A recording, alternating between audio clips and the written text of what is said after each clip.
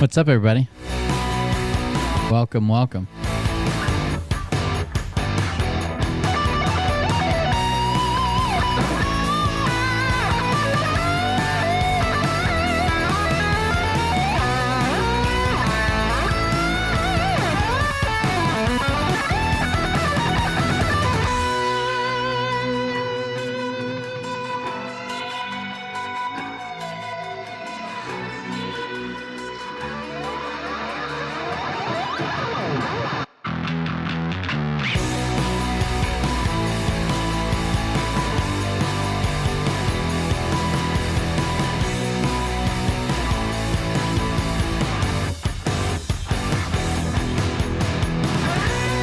Starting a little bit lighter than I was planning on, but it's alright. We're here. I was planning on starting it between 7:30 and 8, but I forgot I hadn't eaten. So we had to go eat.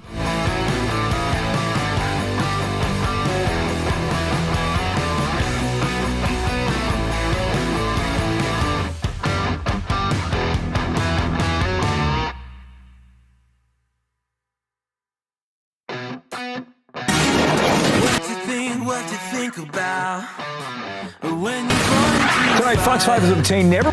Stop it. Let them burn it out. Sell them to the richest buyer. They want to let the world decay. They tell us lies and fade away, fade away. We feel betrayed. We were raised to lose the race. Wake at the back of the pack, kill it anyway. Listen up now, because we're never dropping out. Beat the odds, beat the big house. The brains are bigger than the doubt. We've been thinking for ourselves, never let the truth fade away. We're about there. We're about to get it. This is bigger than Yeah, it's like 8:30 here. the world. Burn away, burn away. We feel betrayed. We were raised to lose the race. Thank you for the subscription, Jim from Florida. Oh shit, there's a bunch of gifted subs or something came. Haters face the world's mistakes. Wake at the back of the pack, we kill it anyway. Thank you for the gifted subs. That was Sima Sapien. Thank you.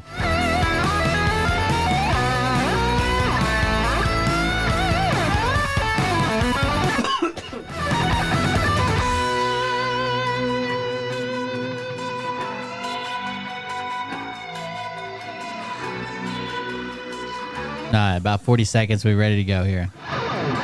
And we feel betrayed. Charity stream tonight.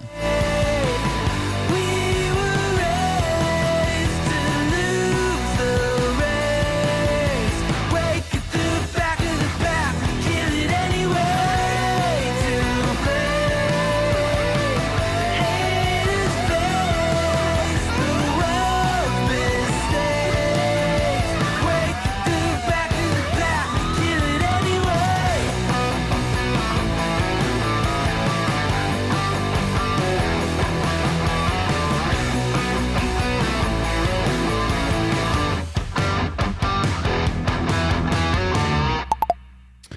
Let me make sure that's right. Okay, let me make sure I get everything set up right. Just a second, we'll roll the intro.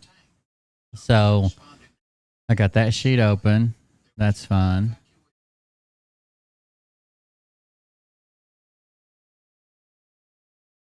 I got that. That's my notes on it. Sure.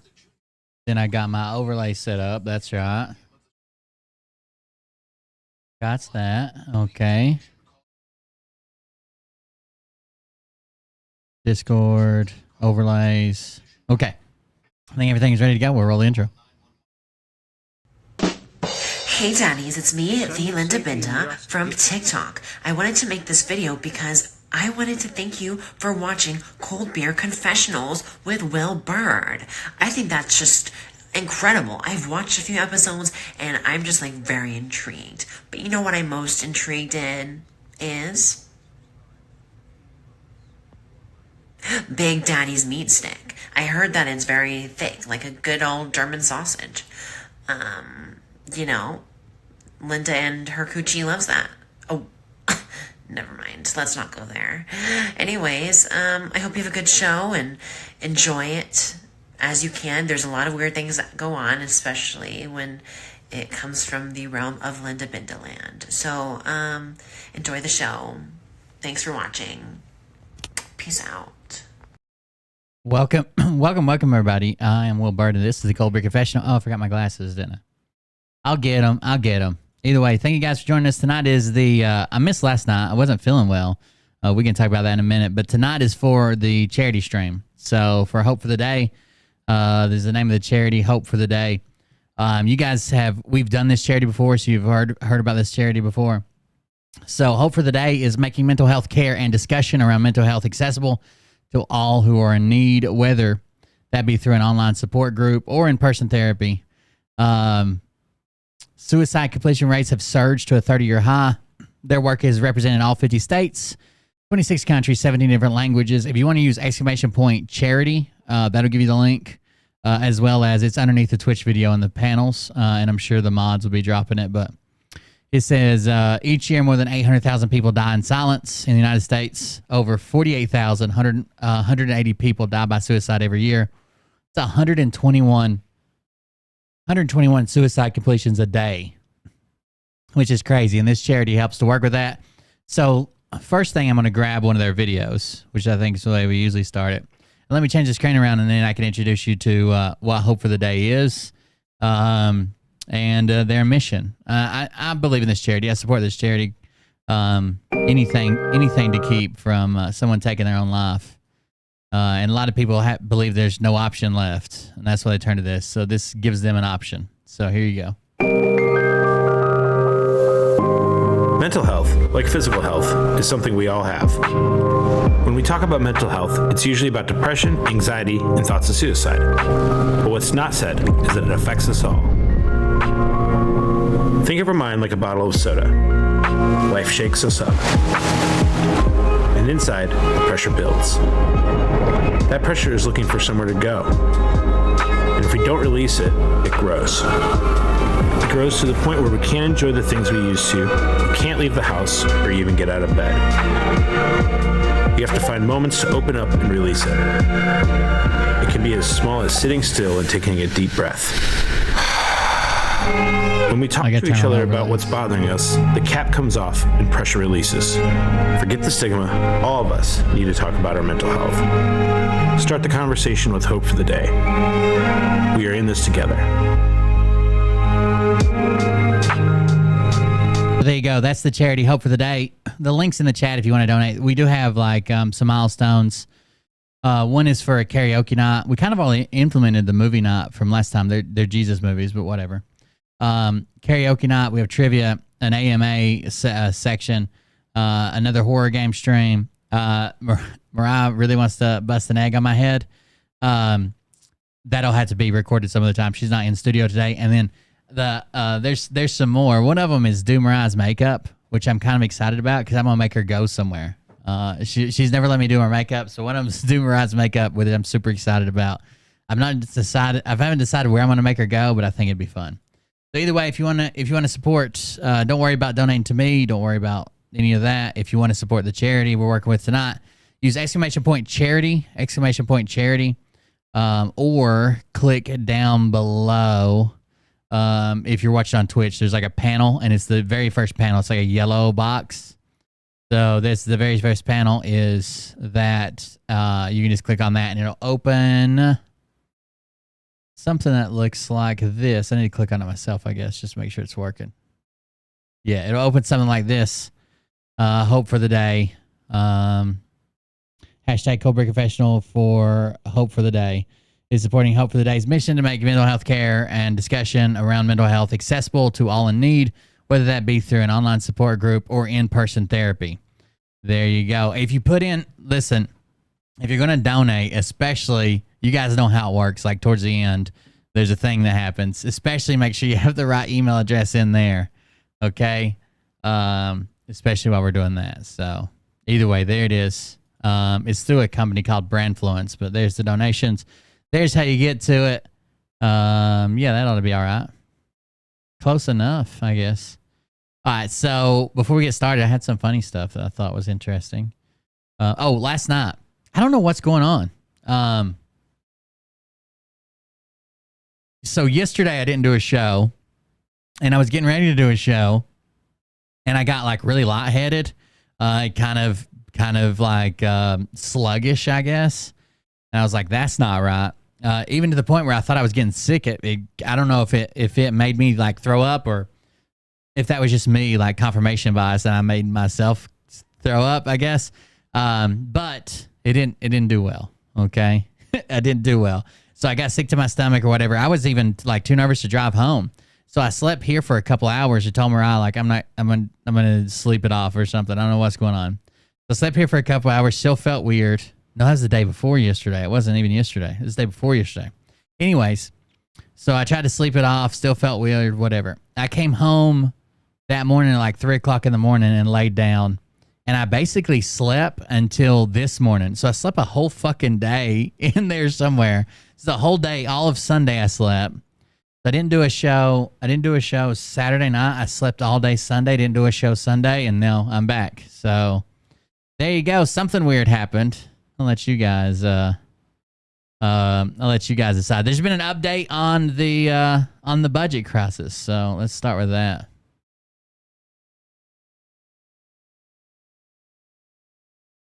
The Speaker of the House just enraged the one group he's been trying to play nice with all year, and now they're going to come for him. He did it because he thought it was the only move he had left to avoid a government shutdown, and he was probably right. The issue is that there are about 20 members of the majority party who want to shut the government down. The Speaker doesn't, so last week he tried to come. There's about 20 members of the majority party there is the Republicans.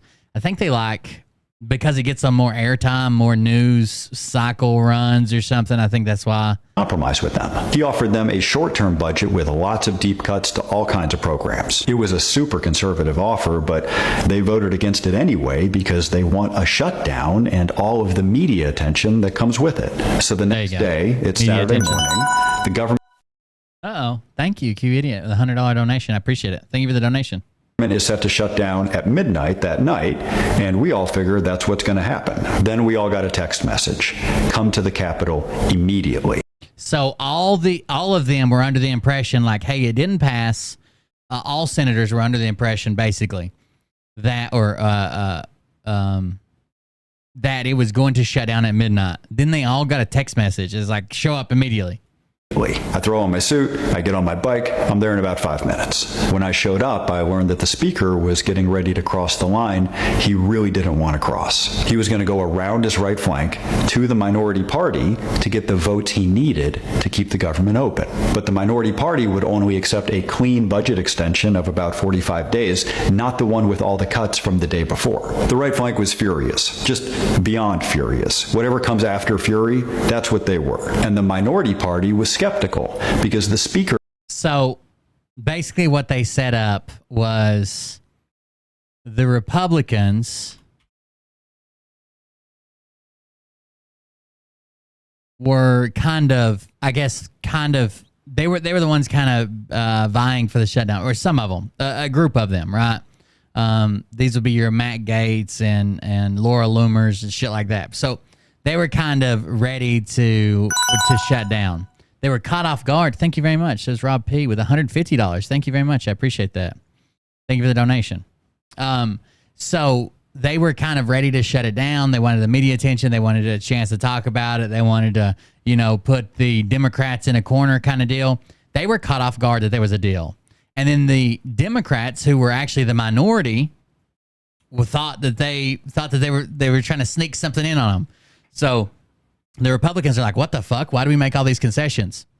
The Democrats are like, what the fuck? Why'd they make all these concessions? They're trying to screw us. So what happened was they wanted to vote on it within 15 minutes. And a lot of people said, hey, we can't read this in 15 minutes. We can't understand this in 15. We can't do this in 15 minutes. So the minority leader asked to speak. And if the minority or majority leader is speaking before votes for a bill, there's no time limit. It's only like if like just a regular person was speaking. There's no time limit on the leaders, minority or majority. So minority leader spoke for like 52 minutes just to give people time to go over these bills, and a bunch of Democrats signed on with it. So Kevin McCarthy actually has a pretty decent speech here where he's like, hey, it's time to step up and pick what's better for America. Who cares if we're working for the other side? Who cares if we... That's what politics is about. And it is. The politics is about compromise. Had just given them a 71-page bill and then tried to call it for a vote immediately without giving anyone time to read it. The minority asked for 90 minutes to read the bill, and they were told no. So the minority leader asked to speak to the entire chamber. And the rule is, party leaders get to speak for as long as they want. He spoke for 52 minutes while the minority party combed through the bill. And they did find one piece that almost sunk the whole thing. So the one piece that was snuck in there that they wanted removed was there was no block for giving themselves a raise, which pat on the back for them for once, I guess. It's not like they haven't been us over the barrel enough, but at least they pulled out the part where they could still receive a raise. There was one piece that would have allowed for congressional pay raises, and that piece was taken out. So we voted, and it passed. Right after it passed, one of the leaders of the right flank marched right up to a microphone and asked to speak to the chamber. The Congress. I don't know for sure, but I'm pretty sure it's Matt Gaetz.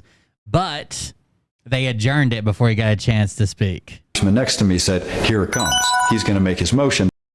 Thank you very much. Connie B, 118, donated $100. Thank you very much for that. Let's see, we're almost at our first goal. I don't know if any of you guys want to call in for karaoke night, but I'll load up some karaoke songs if that's what you want to do. To fire the speaker. But at that moment, the congressman who was presiding over the chamber, who's an ally of the speaker, brought his gavel down and said, we're adjourned, which bought the speaker some time, but the right flank is still going to try and fire him this week. We don't know if they have the votes. We don't. So they're gonna try to take him. They're probably gonna try to take him down. Probably spearheaded by Matt Gaetz. Know if the speaker is going to try and make a deal with the minority party to save himself, and we don't know who would replace the speaker if he's fired. So that's the latest. I'll keep you posted. So there you go. The budget went through a 45-day stopgap measure. That was, I guess, it was kind of secretly negotiated between the Democrats and Biden and Speaker McCarthy. Now, he did have a pretty good quote. Let me see if I can find it.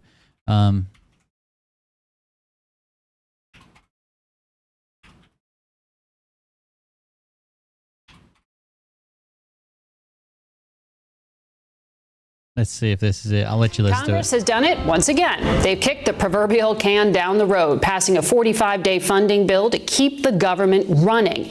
Now, the deadline for getting spending bills passed is November 17th. Joining us this morning, the Speaker of the House, Kevin McCarthy. Good morning. You've had a heck of a week. Yeah. There is a lot to get to with you. I want to start, though, on the news this morning from Congressman Matt Gaetz. He says he's going to seek a motion to vacate. He's going to try to oust you as Speaker of the House. Well, that's nothing new. He's tried to do that from the moment I ran for office. Look. Well, this time he says he's going to keep going. May not get there before the 15th ballot, but it took 15 for Kevin McCarthy. He says he's coming for you. Can you survive? Yes, I'll survive. You know, this is personal with Matt. Matt voted against the most conservative. So the part that really pissed the rest of the Republicans off. So Matt Gaetz is the leader of the Freedom Caucus, and the Freedom Caucus has a lot of well-known, very, very far right. Plus they usually have some Q people in there too. And the reason that a lot of his own party was pissed off. Oh, thank you very much for the subscription. I appreciate it. I still got this turned down. There you go. The reason this pissed off the Republicans was apparently one of the most conservative bills they could have ever hoped to get across was put forward, and they still voted against it because they wanted the shutdown. So basically, like, they had everything they could have possibly hoped to get in a bill, and they still voted against it because we want to shut down, which isn't good for America. It isn't good for the American people. It isn't good for any of us. But they still voted because they wanted the shutdown. So that kind of pissed off the more central Republicans, like more establishment Republicans. And you see what happened. They went around them. Ability to protect our border, secure our border. He's more interested in securing TV interviews than doing something. He wanted to push us into a shutdown, even threatening his own district with all the military people there who would not be paid, only because he wants to take this motion. So be it, bring it on, let's get over with it, and let's start governing. If he's upset because he tried to push us in a shutdown, and I made sure government didn't shut down, then let's have that fight. You need 218 votes to vacate. Has Hakeem Jeffries, the Democratic leader, said that he will? No. He hasn't said what? He hasn't said anything about what he's going to do. Look, Democrats could cross over and follow Gates's lead on this. Yeah, look, Gaetz is trying to work with Democrats. He's reached out to Swalwell, to AOC, and others. But if that's the way we're going to govern, I don't think America is going to be successful. Look, at the end of the day, think of everything we've been able. He's only barely holding this spot. He's in a precarious situation, I guess. We passed the most conservative bill to protect our border, make America energy independent. We've been able to cut $2 trillion, and the 70% sign it. That's not the quote I wanted. I just wanted the quick shut down yesterday. Let's do this. Kevin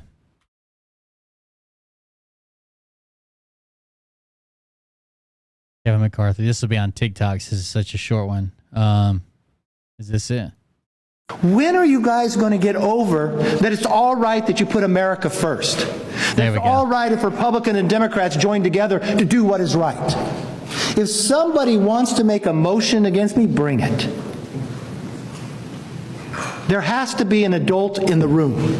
Ooh. I am going to govern which is best for this country. I don't understand how long will it take to understand that. I went 15 rounds. The same individual that voted against us even having a more conservative stopgap measure. The same individual who threatens it, that delayed us from ever getting all of our appropriate bills done. Did the same thing during the speaker's race. That's okay. He has a right to do it. But I'm going to be a conservative that gets things done for the American public. And whatever that holds, so be it. Because I believe in not giving up on America. I'm not going. By the way, I think Kevin McCarthy's kind of talking out his ass here. Like he just did this because he thinks it makes him. So his enemy right now is the two far right people. That he had to have their votes to get speaker, but they're kind of holding him hostage with that. So I think he's full of shit here too, like basically every politician. But he's saying things that a lot of people would agree with. On America. I'm not going to be beholden to somebody who portrays and does something different. When are you guys going to get over? There you go. Not a bad quote from Kevin McCarthy. Not that he really cares, but there you go. There's a quote. Anyways, then we had this story that came out. Now, I guess trigger warning. There's violence in here, but what does it say? This is hard for me to do. What does it say that your content on YouTube is so annoying that when you are doing your content, you get shot point blank in the belly with a firearm, and the jury's like, man, it's kind of self-defense. Like clearly you don't have the following you think you do. Maybe you're using Phil's numbers.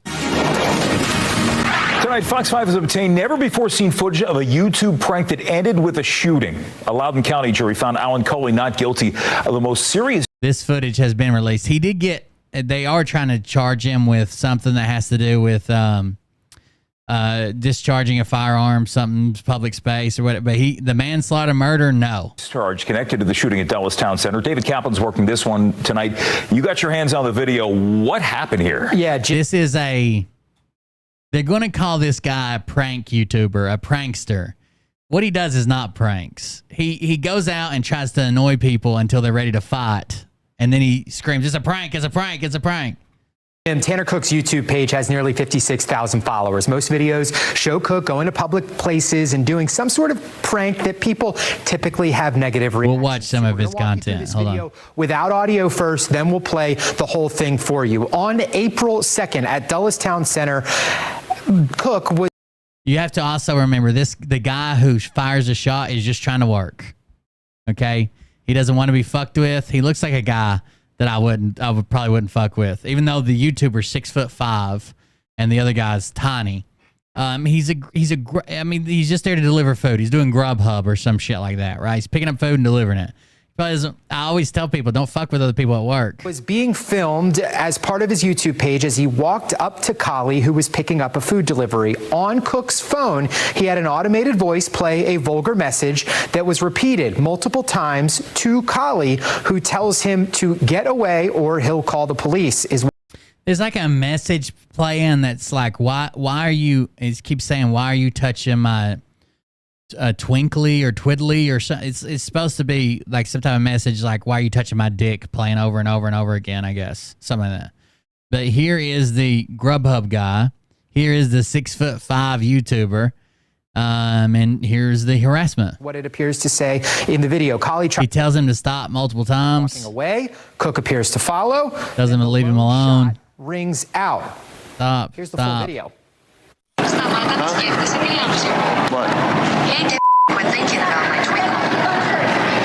Why are you thinking about my twinkler or something like that? Is what he keeps saying. Why are you thinking about my twinkler or some shit like that? What's that? Hey, we're thinking about my twinkle. No. Hey, we're thinking about my. Yeah, I'm thinking about house on the side. He tries to push it away from him. Thinking about my twinkle. Stop. He continues to follow him. He says stop again, and boom, he pulls so he's a concealed carry. He's a concealed carry holder. He pulls a firearm and shoots the guy that's following him that may or may not mean him harm. Apparently, he thought he was going to mean harm. It's always Popeyes. I told you that. And honestly, I figured this guy might have a hard time getting self-defense through a jury, but a jury was just like, nope, it's good for me. It's good. I've seen this guy's content. Fuck that.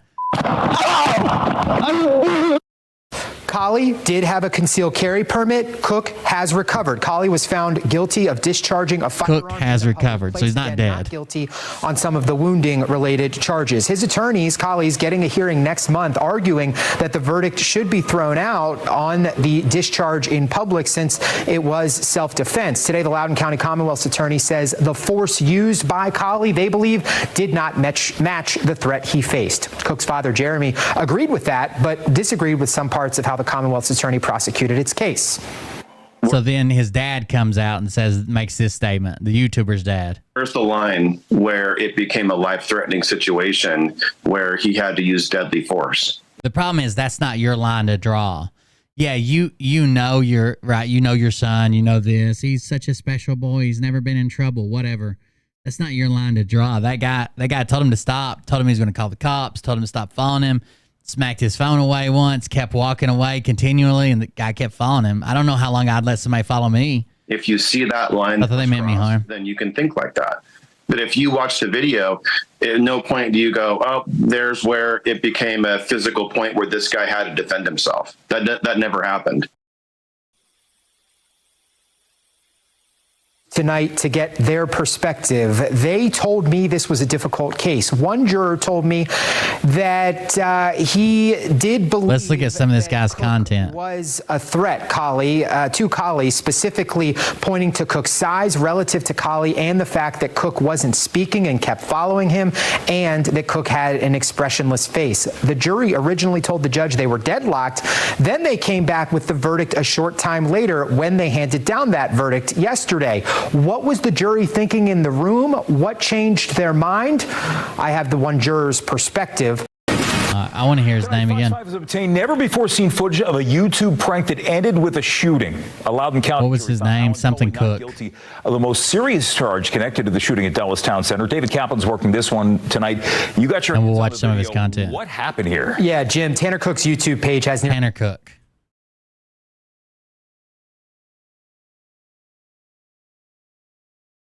There's going to be a bunch of just reacts to not guilty verdict for a man who shot. Oh, he's reacting to the verdict. Oh, that's everything's content, right? Everything's content. Okay, so let's say it's got. Didn't they say I had like 60,000 subscribers? This might actually be it. Classified Goons, I guess. This might actually be the channel. Let's see some of his content. Looks like him. You know what? You're detained. Schneider Frankel, knock it off, or you're gonna go to jail. Quit videoing, motherfucker! Stop! Oh no. All right, so I thought of this idea where I walk around just as like a security guy, and I'm like, hey, I'm with the sobriety patrol unit, and I'm like, I gotta test you out to make sure you're good, so you can keep, you know, going on with what you're doing. And so we're at ASU right now. See if we can get a couple people confused. With the sobriety patrol unit, are you sober right now to be able to be walking around? Yes, Can I do a couple tests on you? So he's just pretending to act like he has some power here to do sobriety tests, I guess. Dude, she's like the hottest person I've ever seen. I'm with the sobriety patrol unit. Yep. Can I do a couple, I gotta do a couple tests on you guys? I'll pass. Well, it's not optional. What are you gonna do, arrest us? It's a 2 double-step test. So I just want you guys, could you guys put your hands together like this? Raise them up. Clap them down at your sides. And then take a knee. Take a knee. Just making it up. And repeat after me. Say, I'm sober and I should not be asked these questions. I'm sober and I should not ask these questions. I'm with the sobriety patrol unit. I'm just going around testing people to make sure. Okay. Hold that stance for 10 seconds. In a security jacket. I can't. What did they do? What is this? What are they doing security here? We got a Tesla. I don't know where the gas tank is in this fucking thing. No idea. Right there. Where? Oh. Seems like there's something blocking it. I don't know how to fill the Tesla. Did you get a owner's manual? Yeah, well, no, because I'm trying to put be honest, I gas took in it from Tesla. somebody yesterday. Got I it. stole it. Hilarious. You stole the Tesla? Yeah. I'm gonna go. You're on your own, bud. So I just put it in there? That's for a plug. That's a male plug. You need. It's a male plug? Yeah, they have male and female plugs. I'm not looking for those. No, I mean this is for an electric charge. You don't put gas in an electric car. Oh. He's right there. Yeah. Can I help you? Hello? Can I help you?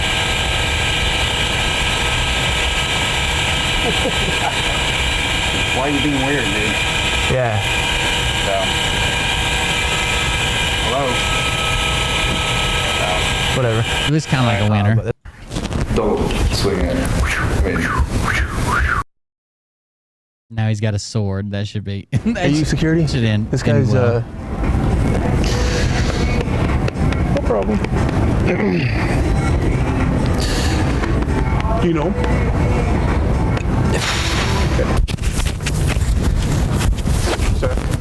Hey, can I get one of the upper management to channel 4?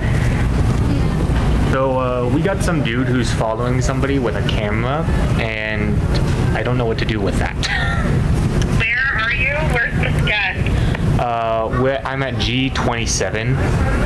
Yeah, he's right here. What the guy's we're looking at. So he's pretending his cameraman isn't with him. This is great. Who's following him, and I'm with the dude who's being. I only approach someone that's filling up their car when I'm smoking a lit cigarette. I want them to know that I'm willing to take us all out. If you don't have a conversation with me, I might just kill us all. Followed right now. If this is a prank, by the way, you're going to be in big trouble. I'm just saying. Because I saw that dude smiling over there. Oh, yeah. What's going on? I have no idea what the legality on this is. Sir, can I ask you to leave? It's the first time this has happened. It's hilarious so far. It just keeps getting better, I think. Fake vomiting on an Uber driver. Clowns versus cops. Let's see. They got this guy to charge a cameraman. I don't know why he keeps running away. He's gonna be a weirdo. That's profanity. We don't say that. All right. Get out of here. No, get out of here! What the hell are you doing? Oh my gosh. Excuse me, sir. Can you hear me? What is this guy doing? What is he doing? You cannot be over here. I have to call a security. No. I need you guys to come out. Come on out, guys. Can't have you hiding in here. Yo, welcome back to another video. So pretty much for this video, I don't really have like a main idea, or I'm out of just troll bit. I'm here with Asif Khan, or you might know him as Tuapri. But yeah, see you guys in there. I don't know how this works. Oh yeah. Am I doing it right? Oh yeah.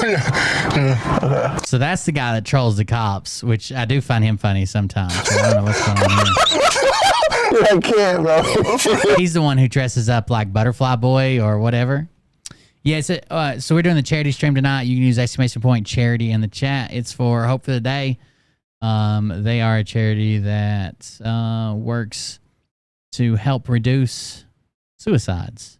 They work in 50 states, 26 countries, 17 different languages. If you want to support the cause, you can donate by using a link, putting !charity in the chat, or clicking the panel down below the Twitch video, the yellow panel.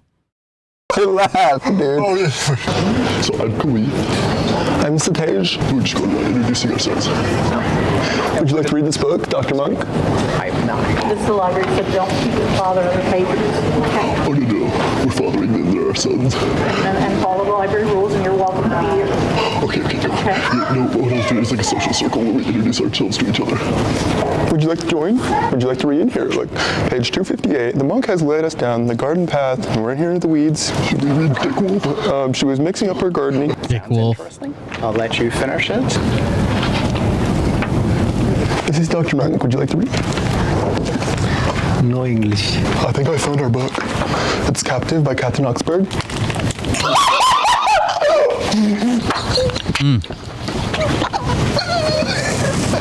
Hello. Excuse me. Hello. Well, I'm excited already. I'm just wondering if you're working on some kind of a For employees and all, we can't. Now the cameraman climbed up in the lumber rack for some reason.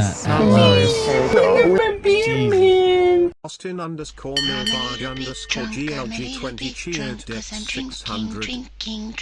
Thank you for the bits, but I believe you missed the charity link. Thank you. These are I don't even know if this is. Thank you for the bits. These aren't even good jokes. Hey, Will, it's me. Oh no! Can you believe it? I found a secret application for McDonald's. You get one McFrosty, and you get another McFrosty for 29 cents. It's a deal of a lifetime. What the fuck is a McFrosty? I think that's the wrong. That's the wrong prefix. First of all, it's not a Mick, and then that's the wrong restaurant. It's a different restaurant that makes Frosties. It's the Wendy's. The Wendy's. We just want to ride this one. Can you ride it, please? No, I'm sorry, we can't. Dude, just for like 5 minutes. I'm sorry. Just up down the aisle, please. No. First, you have to be employee. Here, you have to have a license. I'm security. I do understand you're security. Thank you, man. man. Don't work here.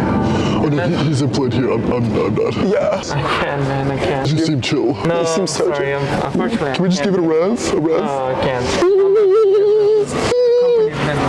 Oh, do you mind if we ask that guy? Hey, sir, can we ask your opinion on something over here? What is it? Just over here.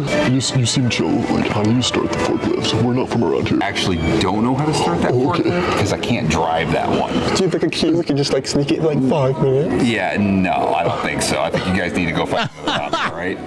No. Jesus, these people are fucking We just had a wild. quick question. Yeah. Because we had a... What's the funny part? The fact that he's dressed like a furry and they're doing weird voices? That's the funny part? Opinion on something? Oh, he's good. Sorry. No, you're not allowed to use the forklift. Why? No, like we're really careful with it. No, you're not allowed. No, you know, we're not like gonna mess around. No, you can't drive the forklift. Just like 5 minutes. That's all. You want to touch my tail? No, not really. We're really careful with making. No, you can't. Why? It's company policy. Just like 5 minutes. We won't tell anybody. I promise. Thank you very much. $25. Thanks for supporting such a worthy cause. I appreciate it. Thank you for donating. Thank you for that. Hope for the Day actually seems to be a pretty legit charity. Everybody's had bouts with like depression, I'm sure, or at least sadness, even if it's not clinical depression, or lots of people have had thoughts about, ending it all. I have. Like, I've gotten in trouble for stuff like that before and had to go be checked in and taken places and stuff. I think it's a good cause. Hope for the Day. Use the ! charity to donate. Thank you. Gentlemen, this is it's a retail store. We sell stuff. We don't allow customers to ride. He has a tail. Retail? Retail my tail. And also I'm security. Yeah, I can see that. And you're doing a fantastic job. But we don't allow customers to use it. It's a store use piece of equipment. I'm so sorry, I know it would be fun, right? I just want like 5 minutes. Yeah, you'll be okay. I promise you. Wait, is there any place? I had an itch. I wanted to try one since I was a kid. Like 5 minutes. Yeah, it's not something we can do. I appreciate it, gentlemen. Is it something that we can help you with in terms of like the product? Anything we can help you? We can't do that. Just turn around. This is so fucking. I don't even get it. The big boss. You have the key for it? Yeah, there's a key probably in there. Okay. Thank you. Unfortunately, I can't even have you get on it. Why? I'm gonna ask you not to get on it because. Do you have the keys so I can just ride it for like 5, maybe 10 minutes? I'll be honest with you, gentlemen. You cannot ride it, and you cannot sit on it, and any of that. Okay. Wait. So if to the employees and the customers, I'm going to ask you to leave. Okay. Okay. Do you have a need that we can help you with in terms of product? I want to see the guy charge the camera. Is he laying down? Somebody's laying down. No, I'm not concerned about that. I just don't want my picture taken. All right. Nobody's taking your picture. We'll deal with that. Okay. All right. So they're trying to get the cameraman in trouble now because he's up in Iraq. More content. Excuse me, sir. Can you hear me? What is this guy doing? What is he doing? Buddy. In a moment, I'm going to contact the authorities. First of all, I'm already here. Sir, get down. I'm trying to get signal. I'm already here. I'm trying to get signal. I know this is the place where he ends up getting shot at. Is this food court? What? I'm trying to get signal. Crazy. Whoa, what are you doing here? Get out of here. No, get out. Come on. So they literally just walked behind the counter where food's being prepared. Get out of here. Yeah, get out. I guess they jumped it. Sorry, he's over here stealing. Get out of here. Get out of here. Go. Get out of here. Out the door. He just called me a weirdo. That's profanity. We don't say that. All right. Get out of here. No, get out of here. What the hell are you doing? Come on. I want to order something. You want him to go? Yeah, get out. Can I order something? Get out. Go. Walk in our kitchen. No, can I actually order something? Get out. Get out. No, tell him to go away. Tell him to go away. Go. Get out. Okay, Get out. but tell him to go away. Like, Get out of the store. He's been following me since Target. Yeah. Oh, this is amazing so far. Oh, stop cussing at me. Jesus Christ. Where's the guy that charges the camera? This sucks. What are you doing, dude? Get out of here. What are you doing? All right, so we're walking to the police station right now. Pretty much it'd be like, I'm making a citizen's arrest. I saw him trying to drink the fish at PetSmart down the street, and he needs to be in jail.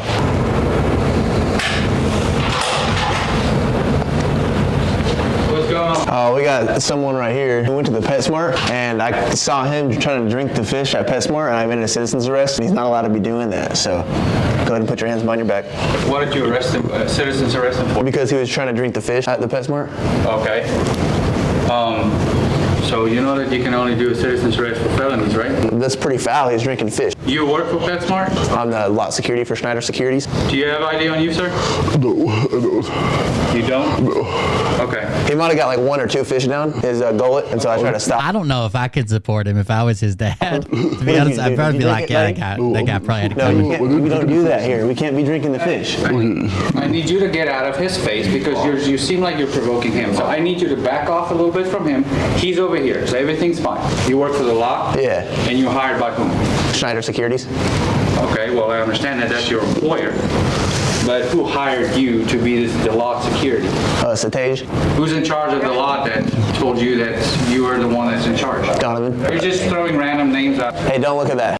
Just making up names. Don't look at They want to know the store or the management company or whatever that hired the security firm. that. You're not allowed to look at that. Hey, what is your problem? All right, we're in Target right now. I feel like it's only right that I give you guys a snitching clip. Following you with the camera. Here it is. Characters, Okay, here's the guy. They're going to torment. Sir. You know this guy? He's sitting here following you with the camera. He's following you with the camera. I have no idea. Okay, should we call somebody? Have they told me? I was trying to store security. Did security already ask him something? Hey, boss, what's your name? Hey, what's your name? What's your name? What's going on, boss? So, okay, what do we do? I don't know. Have you told someone? I don't know why he keeps running away.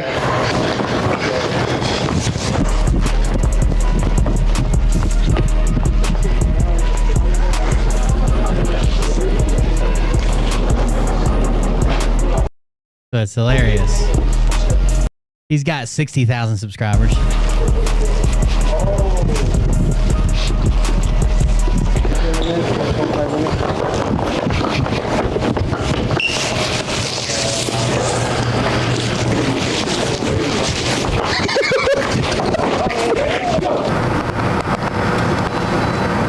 That makes sense.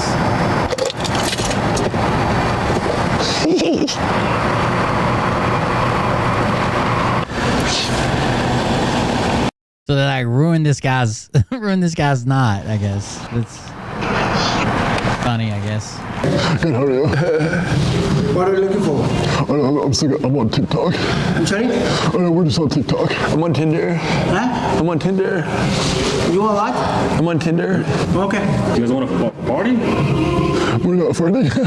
We're not farting in bed. Really? He said. No, so you guys going for a party? Oh no! I thought you said, are you guys farting in bed? Wait! I think I might have one. Nope. Hey guys, my manager is asking me guys to ask you guys to leave for now, but you guys can come back anytime. Oh, okay. Just doing somebody, so. Could you just turn off the music because it's really ruining my experience? I'm actually asking you to leave for now, but you guys come back anytime. Oh no! Okay. Please, just please, I'm gonna ask you to leave for now. Fine. All right? You guys can. You're welcome to come anytime. Okay, that's fine. Come on, let's go. Anyways, back to the charity. Hope for the day. That I can explain. I can understand why that guy went after him. Mental health is very serious, and it can get very serious, and it can be very scary, and people don't want to talk about that. For them, it's often bullshit, or it's just in my head. They were afraid of it. When people think mental health, they automatically think like straitjacket, padded room. I didn't have a proper outlet or a proper voice for a lot of things that I was feeling inside. I've always had trouble with anxiety, depression. In my last year of middle school was my first suicide attempt. I was at a dark point in my life as well, but I managed to overcome with the help of friends, of course, and then also talking and sharing. Asking for help is what saved my life. If you're really lost and you don't know what to do, you can build on that and you can learn. When I started talking about what I felt, it became a huge relief because they were incredibbly understanding. Talk about things, just talk. You can make it acceptable to not be okay. It's okay not to be okay. It is okay, it is okay to feel it. Ce n'est pas mal de ne pas se sentir bien. It's okay not to be okay. It really is. It's okay not to be okay. If you need help, go get help. There's no shame in it. I've had to do it before. I don't know why he keeps running away. I'll probably have to do it again. Who knows? What the hell is going on? It's gonna be a weirdo. Yeah, there's no shame in it. Hope for the Day is our charity sponsor tonight. So if you get a chance to donate for Hope for the Day, I would greatly appreciate it. Uh-oh. There's more. Donated $25. I just begged my mother. I wouldn't doubt it. I heard he's going solo. So he's got one here that says, I got shot. Is this it?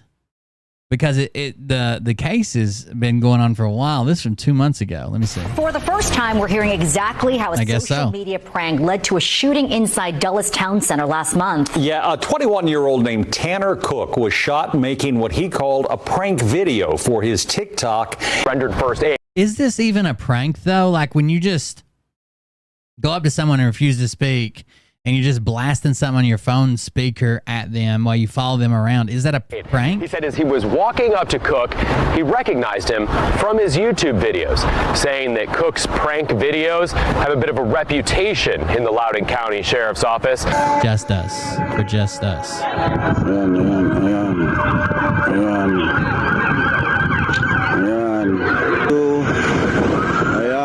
Tingnan nyo, mga rescue, ayan, yung mga rescue, bubuhatin na galing You gotta just be lucky he survived, you know what I mean? Like, I think I would make different content forever. Forever. Under the influence too, this guy with the red hat. He's got his mouth wide open here. It's just unfair. Why is it unfair? Because he's recording me. Oh, are you gonna cry? Yes. Okay, bye. You can go now. Well, guys, we're back. As I told you guys, when we hit 50K, I'm gonna drop merch. There's only gonna be a limited amount. It's gonna be exclusive. So once this drop is gone, I'm not dropping. All right, we're going to the mall right now. As you guys know, with this, you know, quick to the left. Fish for the mall. I wanted to see if he had any footage of the actual shooting, because that happened in the food court in the mall. Yeah, weirdo.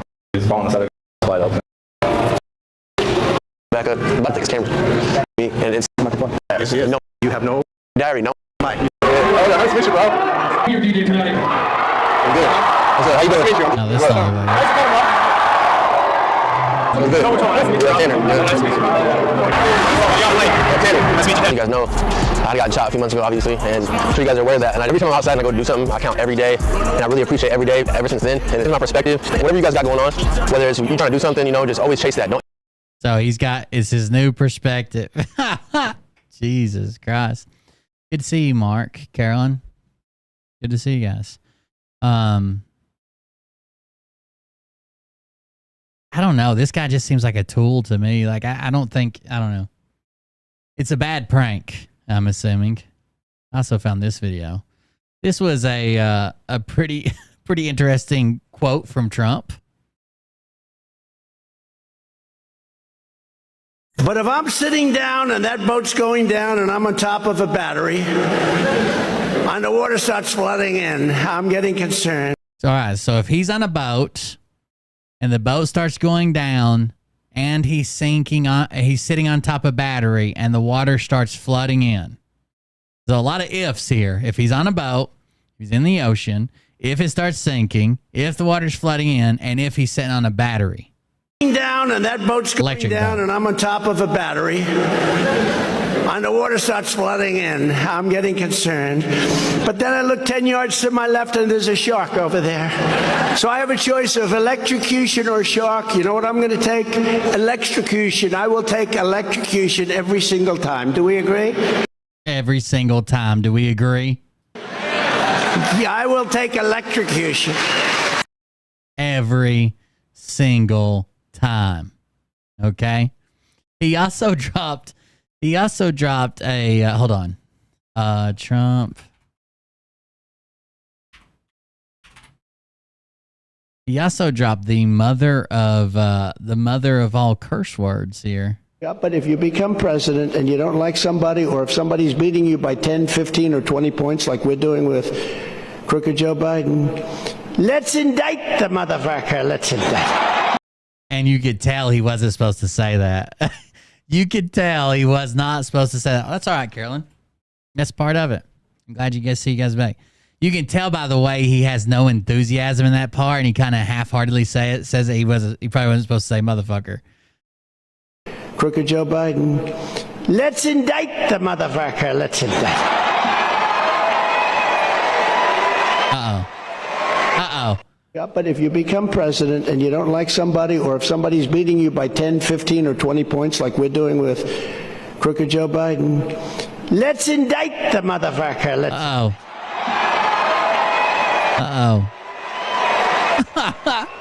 Yeah, but if you become president and he's been having some pretty wild moments out on the electrocution. He could barely say it. I don't know if you guys here. I can go back to it. But if I'm sitting down and that boat's going down and I'm on top of a battery and the water starts flooding in. I'm getting concerned. But then I look 10 yards to my left and there's a shark over there. So I have a choice of electrocution or shark. You know what I'm going to take? Electrocution. I will take electrocution. Electrocution every single time. Do we agree? Every single time. Do we agree? Do we agree, chat?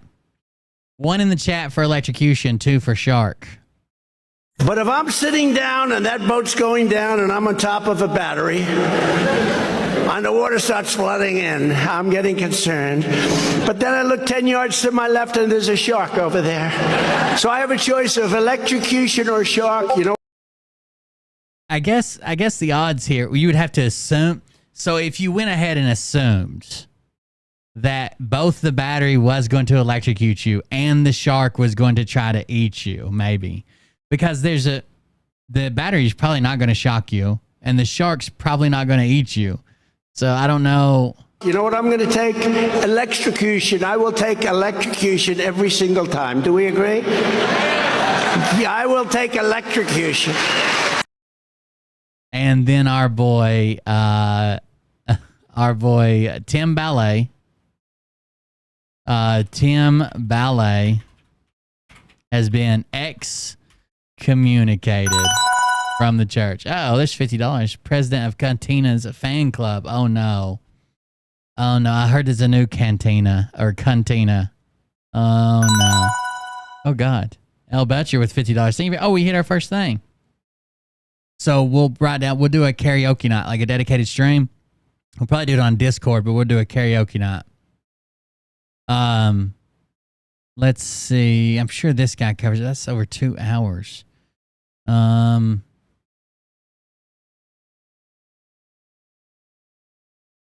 So they issued a rebuke about him. Here, let's see this. I just received word that Tim Ballard has been excommunicated by the Church of Jesus Christ of Latter-day Saints or the Mormon Church. I cannot confirm if it's true. So at this point, it's a tip, it's an allegation, but it comes from a very, very trusted source. It comes from a name that pretty much all of you would know. I asked him what the source was for the evidence that Tim Ballard was excommunicated. He writes, it's a good source, but I can't be explicit. I wish I could be. I think the church is set to announce it, but it's a very close confident that the excommunication happened on Monday, but the letter was delivered last night around 9:45. So that's some pretty specific intelligence. And so far, my tips have almost been 100%. So the way this works is you go in front of sometimes you're invited, sometimes you're not, into basically what is like a peer review board. So it'll have church elders there, plus it'll have people on your level, and they'll be basically making a case for and against excommunication.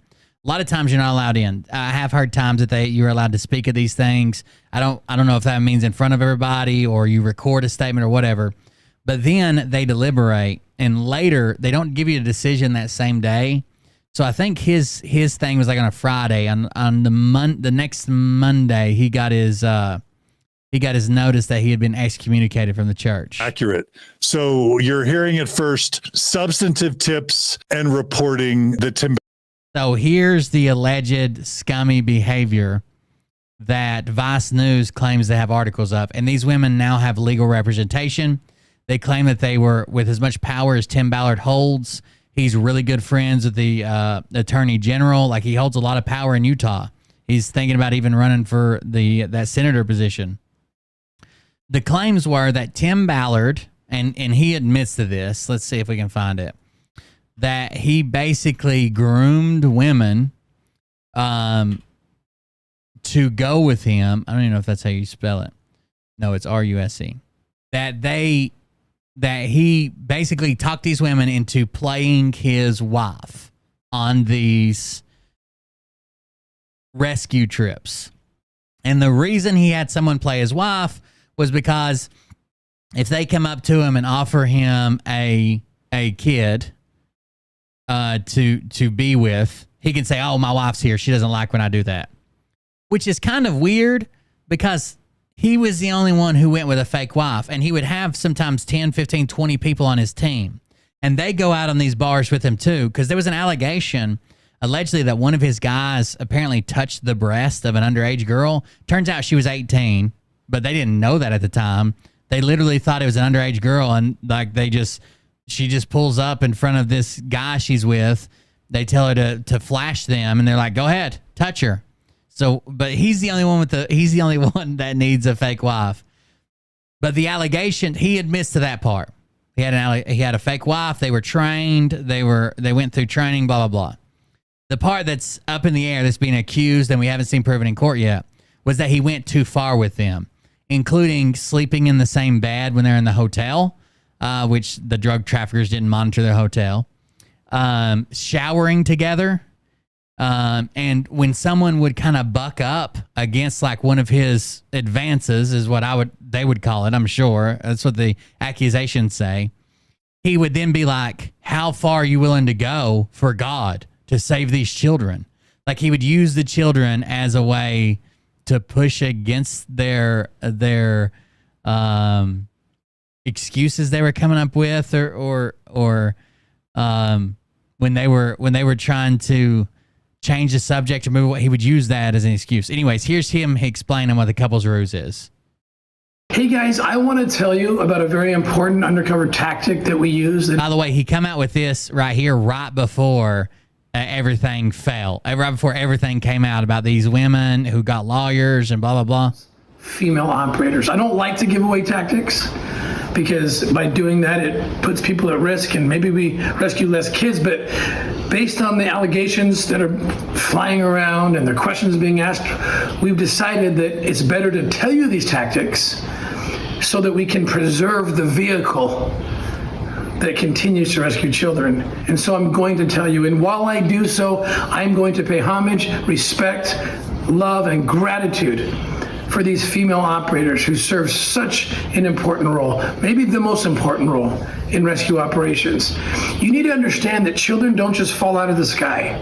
They don't fall into your desk. It's a very proactive work, and it's dirty, and it's ugly, and nothing about it could possibly relate to the world that the rest of us live in. Going undercover to find children is wading through a sewer. These children are found in places like strip clubs, brothels, dirty spas, places where high-end escorts are controlling the situations, traffickers. So if I am a man or one of my operators walks into one... Right now, he's giving me creepy vibes. Like a guy who's got a weird, undiagnosed, like, head injury. And it's, I don't know. And is approached by a trafficker trying to put a child to service on that person, or a sex worker. And that man, now you think about this, and that man, that operator doesn't partake of what's being offered. They lose credibility. They're kicked out of the place. So all that he's basically did for me is, one, I don't agree that you should have a creepy fake wife that you're doing creepy things with. Two, if all of your guys are not going with fake wives, which, spoiler alert, they're not, all that tells me is that some of your guys may have done some fucked up shit with some underage people. And no one's going to get rescued. And so we came up with a concept that we call the couple's ruse, or the couple's tactic, where you go in together, pretending to be a husband or wife or boyfriend, girlfriend. Now you go in and one of you could pretend that, yes, I want to partake in this sex act with this woman or this child, but I can't because my girlfriend won't let me, but maybe we can do it later. So is that cool? Like, let's keep talking and she'll warm up to it eventually. That's one idea. There's 100 different ways to do it, but the bottom line is we block for each other. So got it. Sees the situation, recognizes that I have Rob, 5,252 gifted Night Stalker a subscription. Oh, thank you. 5,252 gifted a tier 1 sub to MSZ Night Stalker. They have given 13 gift subs in the Thank you very much. I appreciate it. As long as no one gives Miss Press one. Hot Boaty Sauce just resubscribed for 4 months. Thank you very much. I appreciate it. Thank you for the resubscription. Every excuse not to partake, and he won't kick me out. And now I have the opportunity to build rapport, to get more intel, to dig deeper. It has worked. Hundreds, maybe thousands of children on my watch have been rescued using this amazing tactic. This amazing tactic. It beats you up. I just listened to my wife on Rod Arquette last night, and I cried as I listened to what she was saying, that it requires great healing. I've been doing this for almost 20 years. I'm grateful to tell you that we draw lines. We have rules, very specific rules, so we keep our morality and my faith, keep my covenants that I made with my wife, and I have. And so all I want to tell you is that just to look at this objectively, Vice News is not really liked by, oh, there's Atsuko at $25. Thanks for doing this, Will. Thank you. Thank you for the donation. All of it going to charity tonight. Thank you, guys. Use ! charity or use the link the mods post or click down below the video if you're watching on Twitch to get the link for Hope for the Day. All the proceeds are going to a charity. Thank you. So what bothers me about this is Vice News, not well liked by the right wing, not well liked by religious communities, especially the Mormon Church. They were presented with the evidence prior to all of this coming out, and it still hasn't all came out, right? Like Vice News is putting this out in series. They were presented with the evidence. They decided to make a statement against Tim Ballard. They decided to excommunicate Tim Ballard. And when he finds out about this, he fucking freaks out. I want to thank all of you who have sacrificed, men and women who have sacrificed so much. I know what you're dealing with because I deal with it. And now, why would the Mormon Church side with Vice News? There has to be some damning evidence, right? There has to be. Now's the time for me to heal. The Sound of Freedom has made it impossible for me to do operations anymore because it got too big, and it probably saved my life. As I've had these talks over the last... Oh, it probably saved his life. The movie saved his life. ...several weeks with these amazing, heroic female operators. They want their voices heard. They don't want their voices heard. They are coming forward to claim that you manipulated them through religion and to the point of like sexual harassment, or maybe more. You to know what it's been like for them working with me and other operators. You, the supporters, you, the donors, it's time for you to look under the... By the way, one of his own right-hand men before this came out was on a podcast and said that one of the reasons he left after doing this for years is that Tim Ballard wasn't the man he claimed he was. The rescues weren't going the way they said they were. And he personally watched him have double digits worth of affairs and ruin fucking families and shit. And you can make your own decision. Did I say he took the donation money for himself? No. I said that he strategically, which is technically illegal, he set up a nonprofit to funnel money. It appears like he set up a nonprofit specifically with the goal to funnel money to for-profit organizations so that he could reap the benefits, he and his family. If you set up a nonprofit and somehow some of the money goes to this person who your cousin owns, blah, blah, blah, that's legal as long as you didn't plan to set up a nonprofit specifically to feed money into for-profits to where you could take the profits. And that, if the whiteboard meeting stuff about him is true, that's been leaked by several people there. We even have the drawing and some pictures and some eyewitness testimony, then that's definitely illegal. About these tactics, but I want to pay homage to these female operators. I want to give them their opportunity to tell their story and bear their witness to the amazing work that they have done working with our teams. So please, over the next several days, listen to their testimonies. Listen to the work they've done and thank God for them, for rescuing. So he's trying to get out ahead of them, saying, listen to them. They've had a hard time too. They want to let you know what it's like working with me, but thank God they were there because the kids. He's almost like he's trying to flatter them and give them, their comeuppance while also disarming their allegations that they're going to make against him. Children. So there's another one. Hold on. Tim Ballard.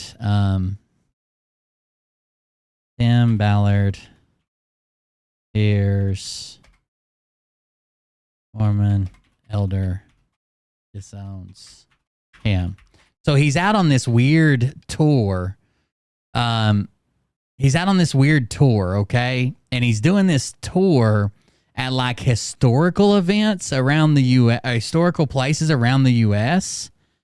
And so he hears basically one of the church elders, the oldest elder or whatever, that he always like latches onto, basically denies, like his last name is Ballard too. Is it Keith? But anyways, he comes out and is like, we're not good friends. And he kind of loses his shit when he hears this. Listen. No. You heard that? Yes. It's not true. Nothing in here is true. Leo, how close am I to President M. Russell Ballard? M. Russell Ballard. That's his name. M. Russell Ballard. I didn't stage this. How do you know this? I know this because a few years ago, Tim brought President Ballard. So this weird reenactor here, I don't know. He starts talking to him. He's like, hey, tell him how close I am to this guy. And the guy starts answering. Nothing in here is true. Leo, how close am I to President M. Russell Ballard? I didn't stage this. How do you know this? I know this because a few years ago, Tim. He wasn't at so M. Russell Ballard was not at the whiteboard meeting, but he was on the whiteboard at the top as if they had his approval and his sign off on this, but he wasn't actually there. Brought President Ballard here. I gave him this tour. I gave him a tour of a walking tour. Yeah, you're right, Rob. 90 years old. I offered him a wheelchair. He said to me, you take the wheelchair, I'm walking. So this reenactor comes back and says, oh, they're really close. They came here, and I gave him this tour, and Tim was with him. One of the most charming people I've ever met. Thank you for filming. You should all film whatever you can right now. President Ballard is like a grandfather to me. He came to me in, I don't know, 2012, 2011. Now he's disowning you. And he told me he appreciates all the things I'm doing and he wants to help me do it. Never in my life. Never. I'm kind of glad, like, if you don't know this, we covered Tim Ballard kind of being a piece of shit a while back with, like, some of his stuff not adding up, his missions not being cool, but it was all thanks to that guy. I can never think of his name, but there's a guy that covers him. He's a former Mormon, and he has that channel. Damn it, I had to look it up now because I can't think of it. Lynn Packer, and he destroys Tim. But we've covered him for years. I'm kind of glad to see it coming around to where he's like getting. You know, this hurts him being thrown out of his church. I used his name. This was before he was even excommunicated. This is just when the Russell Ballard come out and said, no, we're not that close. Well, I know who he is. He knows who I am, but we're not like friends. And he's like, yes, we are. He's like my grandpa. To raise money? To make some business deal? What business deal? I don't have business. What business deal? I don't have business. Just all my cousins and in-laws and my wife and my sister's brother, all those people have businesses that we use as a contractor here at Slave Stealers. It's never happened. But all the press in Utah is claiming that some church representative is saying that I can't get confirmation. At the time, it was an unnamed church representative. Since then, they came forward. Whether it's true or not true, if it was authorized or not, I don't know. So he's upset. This is breaking up my family like you can't believe. My children. It's destroying his family that the leader of the Mormon church said he wasn't friends with. It's destroying my family, guys. You wouldn't believe it. My kids are refusing to eat. They're being harassed right now. Being harassed. Because everybody believes that the Church of Jesus Christ of Latter-day Saints. tell me you can't take a little bit of confrontation without telling me you can't take a little bit of confrontation. Like, he is tore the fuck up. And this is before he was even kicked out. This is just them saying, nah, we're not that close of friends. I'm being harassed. Everybody believes this. I've defended for how many years? I've written how many books? Made how much money? Eat a piece of pizza, by the way. For Deseret book. On my hypothesis books. That's not books. And nobody can tell me. Guess what? Do you think I called my stake president? I said, do you know about this? No idea. I don't believe the church did this. I truly don't. Me either. They did. Can you imagine that the Church of Jesus Christ of Latter-day Saints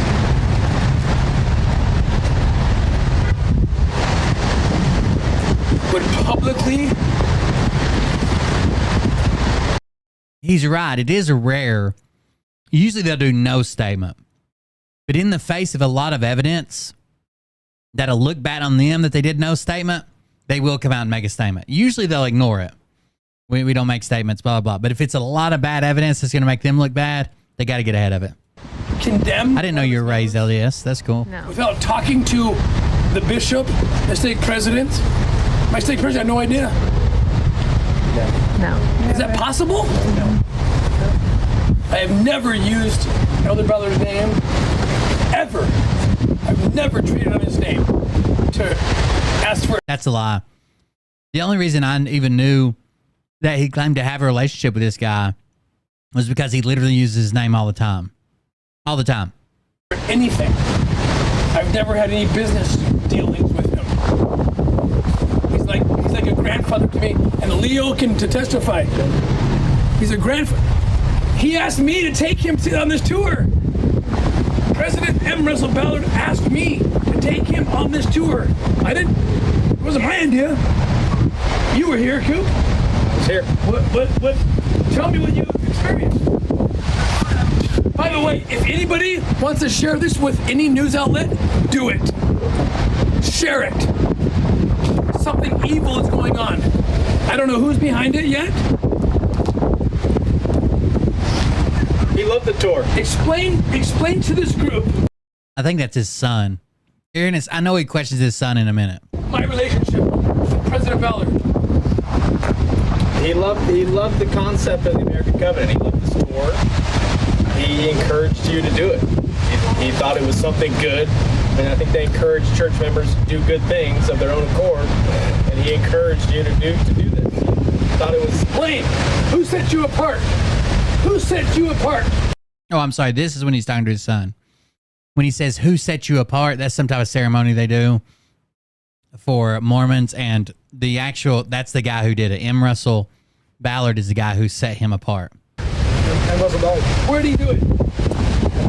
Just a place in the house. And what did he set you apart to do? Be a missionary for the Church of Jesus Christ. President Ballard sent, he invited my son up to, this is the place. You would realize you're participating in history right now? I want you to understand that. Three days before that horrible story launched, it was leaked to the press that I was going to run for U.S. Senate. Do you think that's a coincidence? Not at all. 3 days later, you know Vice magazine? Vice? Well, God told you to run, so maybe God leaked it to Vice. Do you think the church would make a statement to Vice? I can't imagine. Do you think the church would make a statement to Vice News? This is how bad it is. No one thought that they would work with Vice News. So I'm assuming there has to be some pretty damning evidence in this. Would you not think? Vice magazine has done anti-Mormon stories that you can't believe. Vice magazine has promoted the concept that pedophiles should be called minor attracted persons. The sound of femdom. To normalize it. Vice magazine has done more hit pieces on the church than maybe any other. I can't imagine that the Church of Jesus Christ of Latter-day Saints would make a statement to a tabloid. I can't imagine. I can't confirm it. But I can tell you this, that never, ever have I utilized my friendship with President M. Russell Ballard to raise money. I promise you that. This guy's with me. I can't go anywhere without him. I'm serious. My wife told me I can't go anywhere. Have I ever used the name of President M. Russell Ballard? No. To raise money? I keep it as quiet as I can. The truth is, he was the one who revealed our relationship in a speech, in a talk he gave here in Boston. I think it was in October 2019. Yes. And he talked about the American Covenant. He talked about this tour, the very tour you're on. Leo can confirm our friendship. I didn't post about it, talk about it. But somebody is trying to exploit this relationship. Never happened. To get a swimming pool for his yard? Frankly, I wouldn't doubt it. It'd be a horrible.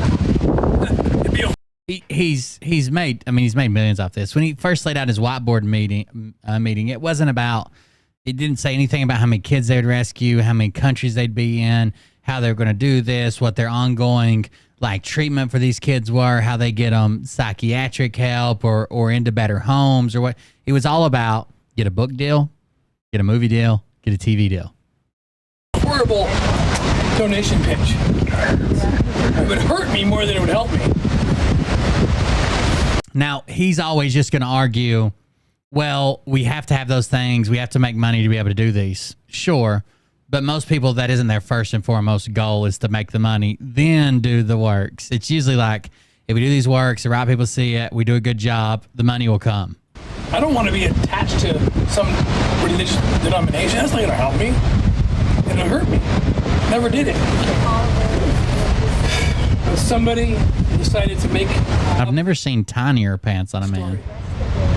My children are being horrified. My children.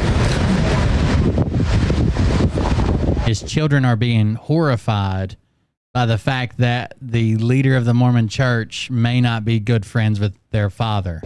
They're horrified. My wife. I don't think he'll run. God told him to announce on October the 10th.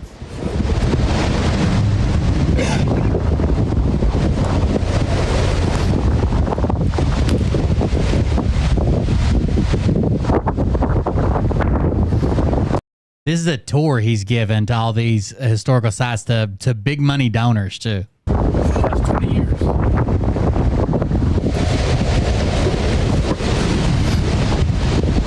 I have missed the majority of my children's sports.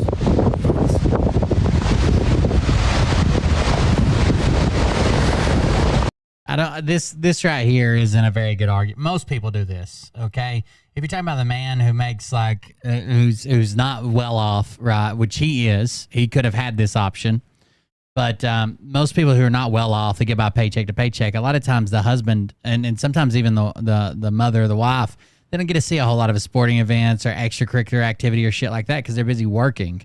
Like I dedicated a lot of my life to that too. You don't see me out here crying about it, do you? But the undeniable fact is this, that our effort... Yeah, it's too far. It's too far for a group of donors. I agree, Jordan. Have rescued over 7,000 women and children. True. He's the exact opposite of a tough military top. That's why he has to play it so hard on his videos. That doesn't come easy. And what do I get from all that sacrifice? I get hate. I'm the bad guy in the story. I'm the bad guy in the story that rescued over 7,000 women and children. We'll see. Those numbers aren't adding up. But you can simultaneously be a not so good guy that accomplished something good, right? Like you might be the doctor who saves 300 kids with cancer and all of them were orphans and couldn't afford it and you did it yourself. But you could also have people locked up in your basement, so you take their body apart and stuff it inside your walls. You know, you could be both. Can you help me understand that? How can I be the bad guy here? I'm not perfect. I'm as human as anybody. But how is it that my decisions and my he can't comprehend, according to people close to him, he thinks he's the second coming of Christ. He's pretty fucking sure he's the second coming of Christ. And he's testified to people, women including, there's even an allegation that might be why he was speaking with women about taking multiple wives. He thinks he's the second coming of Christ. He can't handle that people don't accept him. He just can't. His ego's too high. Actions which led to the rescue of over 7,000 women and children.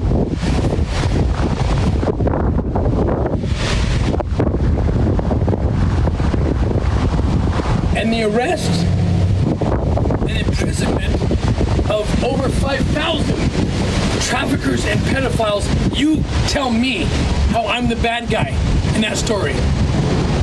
Well, if the story came out that, you know, okay, here's an example. I'm not saying this is the example, but here's the example. Let's say that we find out that the only way that you were able to, let's say it is 7,000 kids and women. Let's say that we find out later on that the only way that you could have rescued these people was by testing the product. And you literally had sex with all 7,000 of those people you rescued. You rescued them, right? You got them out of that life, but you had sex with them as well.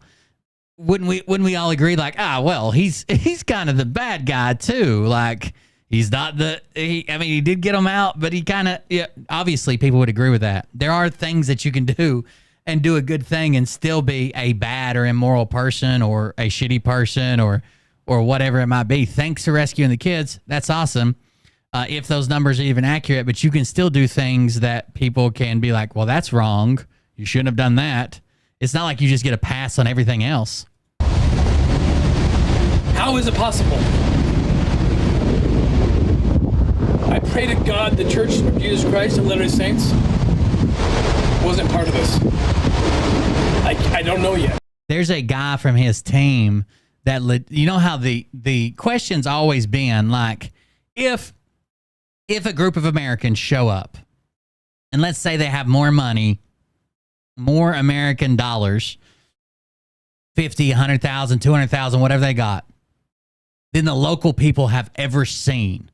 Just say you're a guy working at the bar, you're busting tables or whatever, and these wealthy Americans come in and they're flashing around hundreds of thousands of dollars, okay? And they're asking only for underage girls, young. We want young kids, young. Does that financially incentivize to make a market where there wasn't before?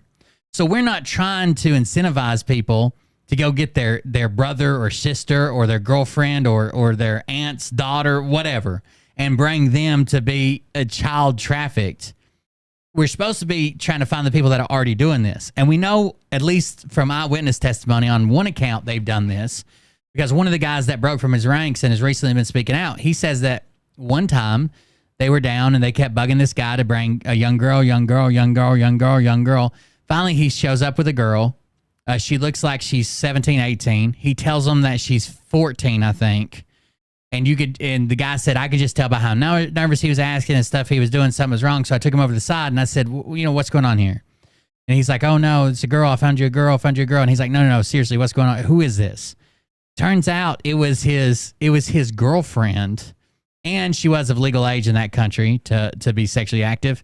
And they just decided they'd split the money. Like, they're incentivizing this shit to go on, right? It would be one thing if they found someone who was already trafficking kids, but they just go sit in a bar and throw around money until someone's willing to do it. They're making the market for it in some places. I don't know. I can tell you this much. My state president knew nothing about it. My bishop knew nothing about it. If the Church of Jesus Christ wants to condemn me publicly before the world, in the moment that I'm trending, and please don't take this the wrong way, but The Sound of Freedom is the #1 movie in Latin America. It's the #1 movie.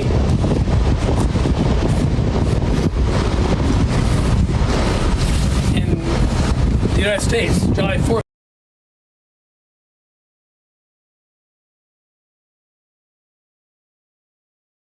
Gitmo's like every American base. It has money that goes into it every year for upkeep, expansion, remodel, everything else. They're never going to be. We've come to the realization we're probably never going to be able to close Gitmo. We don't want those people here in the United States, even in prison, because it makes a target for it, and no other country wants them back. We're not just housing our own terrorists there. There are other countries that have terrorist suspects that are being housed there. They don't want them back either. So we're probably never going to be able to close Gitmo. But it's always got a budget for improvements, remodel, expansion, whatever. The most recent expansion was to change the courtrooms around. They fixed that. But there's always going to be a budget going into Gitmo, and it'll probably never be shut down. So then the church comes out and denounces Tim. This is on the local news there. He is the famous founder of Operation Undercover Railroad and the inspiration for the movie Sound of Freedom. But now, morally unacceptable, they called him. Jesus Christ of Latter-day Saints. Church officials are saying that Tim Ballard used the names of high-ranking leaders to advance his own personal and financial interests. 2 News' Paul Nelson live near the church headquarters with more tonight. And Paul, which leaders are being named? Well, according to Vice, Tim Ballard claims he was in constant communication with acting president of the Quorum of the 12 Apostles, M. Russell Ballard. Those two men are not related. Now, the church did release a statement saying that those two men did have a friendship, but that friendship is in the past. According to the Vice article, Tim Ballard claimed Elder Ballard played a central role in Operation Underground Railroad. The article states Ballard also claimed the acting president of the Quorum of the 12 Apostles was partnering with him on other ventures, like groups named Slave Stealers and Liberty 89. The supposed goal of those organizations was to use the popularity raised through the rescue missions to sway people toward the LDS faith. To use the money and the influence and the notoriety through the movie to make people into Mormons. Toward the LDS faith. The article states he left OUR earlier this year following an internal investigation into employee complaints about his conduct at virtually the same moment that Sound of Freedom, a fictionalized version of his purported child rescuing exploits, became a surprise box office hit. Ballard is the central character of the movie Sound of Freedom, which depicted the rescue of a little girl away from child traffickers. However, church officials released this statement about Elder Ballard's I don't know what, did they actually do anything or make it up and sexual abuse people? I don't know what you're saying. To the OUR founder, saying in part, quote, the nature of that relationship was always in support of vulnerable children being abused, trafficked, and otherwise neglected. Once it became clear Tim Ballard had betrayed their friendship through the unauthorized use of President Ballard's name for Tim Ballard's personal advantage and activity regarded as morally unacceptable, President Ballard withdrew. For Tim Ballard's personal advantage and activity regarded as morally unacceptable. I think the morally unacceptable is a bigger deal than the Tim Ballard's personal advantage. Oh, thank you very much. There's $50 from Red Pill Girlfriend. Red Pill 78 Girlfriend. Thank you very much for the donation. I appreciate it. Hope for the Day is the charity. I'll share a video of theirs in just a second. Through his association, President Ballard never authorized his name or the name of the church to be used for Tim's personal or financial interests. End quote. The statement also says the church never endorsed, supported, or represented. Are you asking if Tim Ballard actually rescued any kids? I'm sure some. Even by accident, maybe he did some. He also kind of created a market in places where there wasn't before, and has done some other crazy, wild stuff in the name of rescuing kids that didn't happen. Not to mention, they run an orphanage that seems to almost their orphanage is in dire straits, right? Like last time there was a reporter down there was like mold and like weevils and shit and all their rice and food. But they like to adopt kids out to the Mormon church for sure. The orphanage is disgusting. The night we watched that shit on Tim Ballard's orphanage, it was so bad. But wealthy Mormons come down there and adopt kids. Presented OUR, Tim Ballard, and I'm sure they make large donations as well, or any projects associated with them. However, in 2015, the church published an article about Ballard saying his faith in Jesus Christ was the reason he founded Operation Underground Railroad. Now, Vice also reported on the investigation being done into Tim Ballard by the Davis County Attorney's Office. We reached out to Davis County Attorney Troy Rawlings, who told us he was not available for a dialogue at this time. You can read the church's full statement on our website, KUTV.com. That's crazy to me that the church came out with and standing shoulder to shoulder to Vice News, actually thanking them for their reporting. Let me grab another link from over here. So this is a charity that we're supporting tonight. It's called Hope for the Day. They've got a couple of videos here. I'll play this one. They're available in. All right, so hope for the day is making mental health care and discussion around mental health accessible to all who are in need, whether it be through an online support group or in-person therapy. Suicide completion rates have surged to a 30-year high. Our work is represented in all 50 states, 26 countries, 17 different languages. Each year, more than 800,000 people die in silence, and that's including 48,180 in the U.S. That's just in the U.S. alone, that's 121 suicides per day. 1 in 4 people report a mental health crisis. Many go unreported. The goal is to provide tools for early recognition and intervention to disrupt the highest risk factors for mental health crisis and suicide. We'll engage all audiences from adolescents to seniors, and we can engage any community space, including academic, professional, or general population. So it seems like they do a lot of work within this space, suicide prevention. It's a pretty good charity. It's called Hope for the Gay. If you want to donate, use ! charity, or you use one of the links the mods are posting. The links that start with donate.brandfluence. A lot of easily accessible information out there for how we can be supportive when someone we know experiences a mental health challenge. This is because the biggest obstacle to suicide prevention and effective mental health care is the silence of stigma. Stigma isn't just a buzzword. Stigmas are the social and cultural factors that try to dictate how we express ourselves. Traditionally, our society is reactive when it comes to mental health and suicide. We wait to talk about these issues until they directly impact our communities.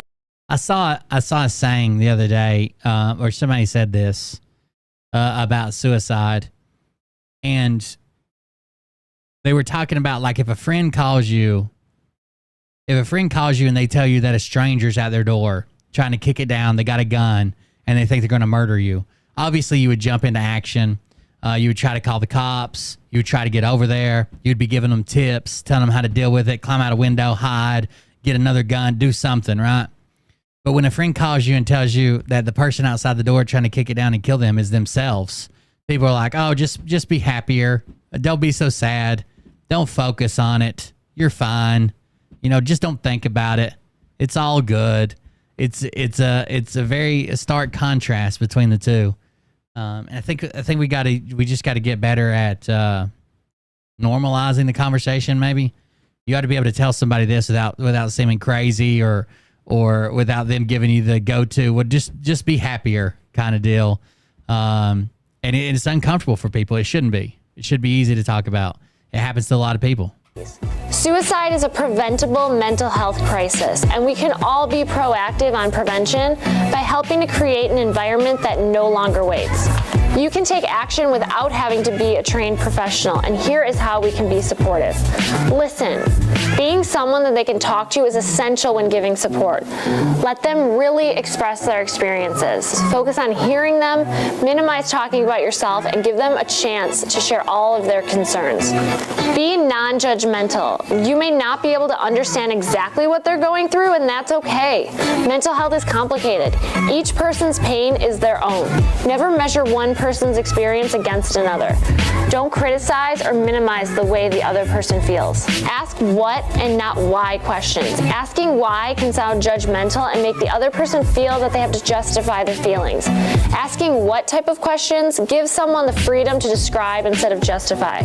For example, what makes you feel this way instead of why do you feel this way?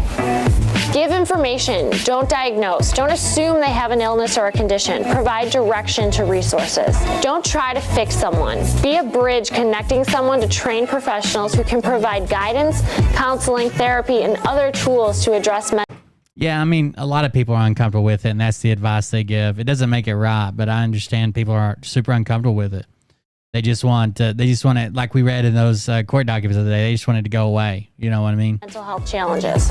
But it doesn't just go away. Solutions don't happen overnight. The first step to being supportive is shattering the silence of stigma by starting a conversation and understanding it's okay not to be okay. It's okay not to be okay. Hope for the Day is the charity that we're using tonight, or that we're going through tonight. And then there's usually a giveaway during these charities as well. So thank you guys for the support so far. I appreciate it. We'll keep going. It looks like we're at what, 575? Yeah, we'll keep going.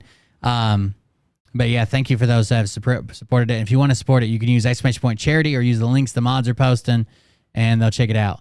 I found this video, honestly, because it's just going viral on TikTok, but you can never find all the links to it. Like we can only ever find one portion of it, right? It's always like the stupidest portion. Now I just want to watch it because this is about how a gas station exploded from a propane leak. And we always see this little animation on TikTok, but they never have the full video. So here's the full video. This is in Ghent, West Virginia, I think. G-H-E-N-T. Ghent. I'm not sure how they would pronounce it. There's a place in Virginia where the railroad starts, or the railroad stops. It's like a, what do they call it? Where people that work on the railroad can have a job, right? And it is spelled D-A-N-T-E. D-A-N-T-E. Much like Dante, right? or something similar. Dante, Dante. None of those are right. It's actually called Daint. And if you say it any other way, you will not be accepted. It's called Daint. And if you say it with any less inflection, it will not be accepted, and they will immediately make fun of you for hours.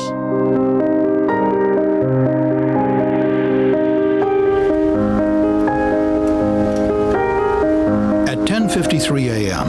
on January 30th, 2007, a propane gas explosion destroyed the Little General convenience store in rural Ghent, West Virginia, near the city. They keep saying Gent, but I'm pretty sure that's not how you would say it in West Virginia. It's G-H-E-N-T. I'm pretty sure that anybody in West Virginia is going to say that different than what they just said. Okay, G-H-E-N-T. Beckley. The blast killed 2 propane service technicians and 2 emergency responders from the Ghent Fire Department. A volunteer firefighter was seriously injured, as were 4 store employees. There's another one. There's another town near me that no one pronounces right except for the people who live there, I guess. This is how it's spelled, and you guess how you say it, okay? You guess how you say it, okay? I'm going to spell it for you. I even put it in chat. It is B-A-I-L-E-L-E-Y. So it's Bailey Town. B-A-I-L-E-Y-T-O-W-N. I'll even put it in chat. You tell me how that one's said. That's a town that's close to me. It's spelled Bailey Town. Bailey Town. Now you guess the pronunciation. I'll tell you in a minute. Who were inside the store when the gas ignited. West Virginia State Fire Marshal Sterling Lewis recalls the day of the accident. It was a scene that was horrific to me because of the familiarity that I had with the area growing up there for 52 years. There was a tremendous amount of carnage. I almost promise, unless you're just guessing the most outlandish things or you live kind of close to me, you'll never get it. We had firefighters down. We had civilians that were down. I believe the main reason that we investigated this accident was that there was a tragic, unnecessary loss of life. In this case, we had 2 emergency responders that were killed and 2 propane technicians. Wow. Is he the coroner? In a seemingly routine operation. Sorry. And from that standpoint, the CSB thought it was important to uncover the root causes and find out why. There's an animation that's the viral part, Nearly by the way. 30 minutes elapsed. That's what we're looking for. The release and the explosion. 30 minutes.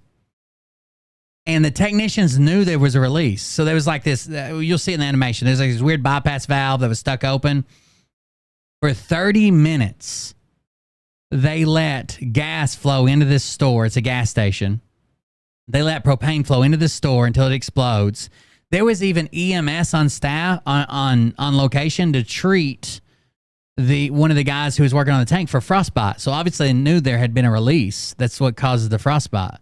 But the 30 minutes they let the gas vapors just wander. The animation's pretty cool, even though it's like, it looks like something you'd see in a workplace safety video from 1990. That's what's going viral on TikTok. The answer of how you pronounce it is Belton. Belton. Belton. And if you say it any other way, the locals will chastise you. G just resubscribed for 7 months. Thank you for the resubscription. Cashiers, North Carolina is pronounced Cashiers. Oh shit, I had to read that. Cashiers, North Carolina is pronounced Cashiers. Yeah, it clearly spells cashiers. C-A-S-H-I-E-R-S is pronounced Cashiers. That sounds about right. So it's Belton. It's Belton. And that's the way they pronounce it, to the point where they'll literally like tell you you're wrong right to your fucking face while you're just standing there saying something. Like we came speaking to somebody else, be like, oh, I think we're in Baileytown. They're like, Belton. It's Belton. Like they get mad about it. If there'd been an evacuation during those 30 minutes. They did not evacuate. In fact, there was a sign on the door that said store closed for gas leak, and people were still going in and out and using the store. All of the lives would have been saved. The Little General gas station and convenience store. Here's the animation. On Flat Top Road in Gent. Inside the wood-framed building, the store sold soft drinks, magazines, and snacks, as well as pizza, which was cooked in 2 propane-fired ovens. In 1994, the Southern Sun Company installed a 500-gallon propane tank against the back wall of the store. Southern Sun sold its propane business to Feral Gas in 1996. The logo on the tank was changed, but the tank itself was left in place. Okay, just the logo Years changed. later, in January 2007, the Little General Company changed propane providers from Feral Gas to Thompson Gas. Okay. Appalachian Heating, a local firm selling propane for Thompson Gas, installed a new tank 10 feet from the building. There were still about 350 gallons of propane in the old tank. So they did install a new tank 10 feet from the building, which I think is probably because new regulations, plus the tank was going out of date. Tanks have to be inspected so often. Even the tanks I take from my grill, which those are usually exchanges. That's why you never see them check the date. But if you go to refill, like a grill tank or any other tank, they'll check the date on them. They're good for 10 years before they have to be re-inspected and re-stamped, like stamped in the metal, not written on it. They're like stamped in the metal, so you can't change it. So I have like 10 tanks I need to take over to Air Gas and get those pressure tested so I can fill them again. They won't fill them at my place. So tanks do go out of date. So the new place installed another tank, but this old tank still had gas in it, which Appalachian Heating intended to transfer through a special valve. They're going to transfer it to the newly installed new Thompson gas tank. To make such a transfer, a technician must first unscrew a safety plug from the top of the liquid withdrawal valve on the tank to be emptied. Liquid withdrawal. So the reason this is always plugged is because no one should be pulling liquid out of this tank, right? We all know that propane is liquid at a certain temperature, but you don't use liquid propane, you use the gas. So just from the liquid in the bottom makes gas and makes pressure, and then you pull from the top and you get gas out. You don't want liquid propane in anything. It's always gas, right? It's always in its gaseous form.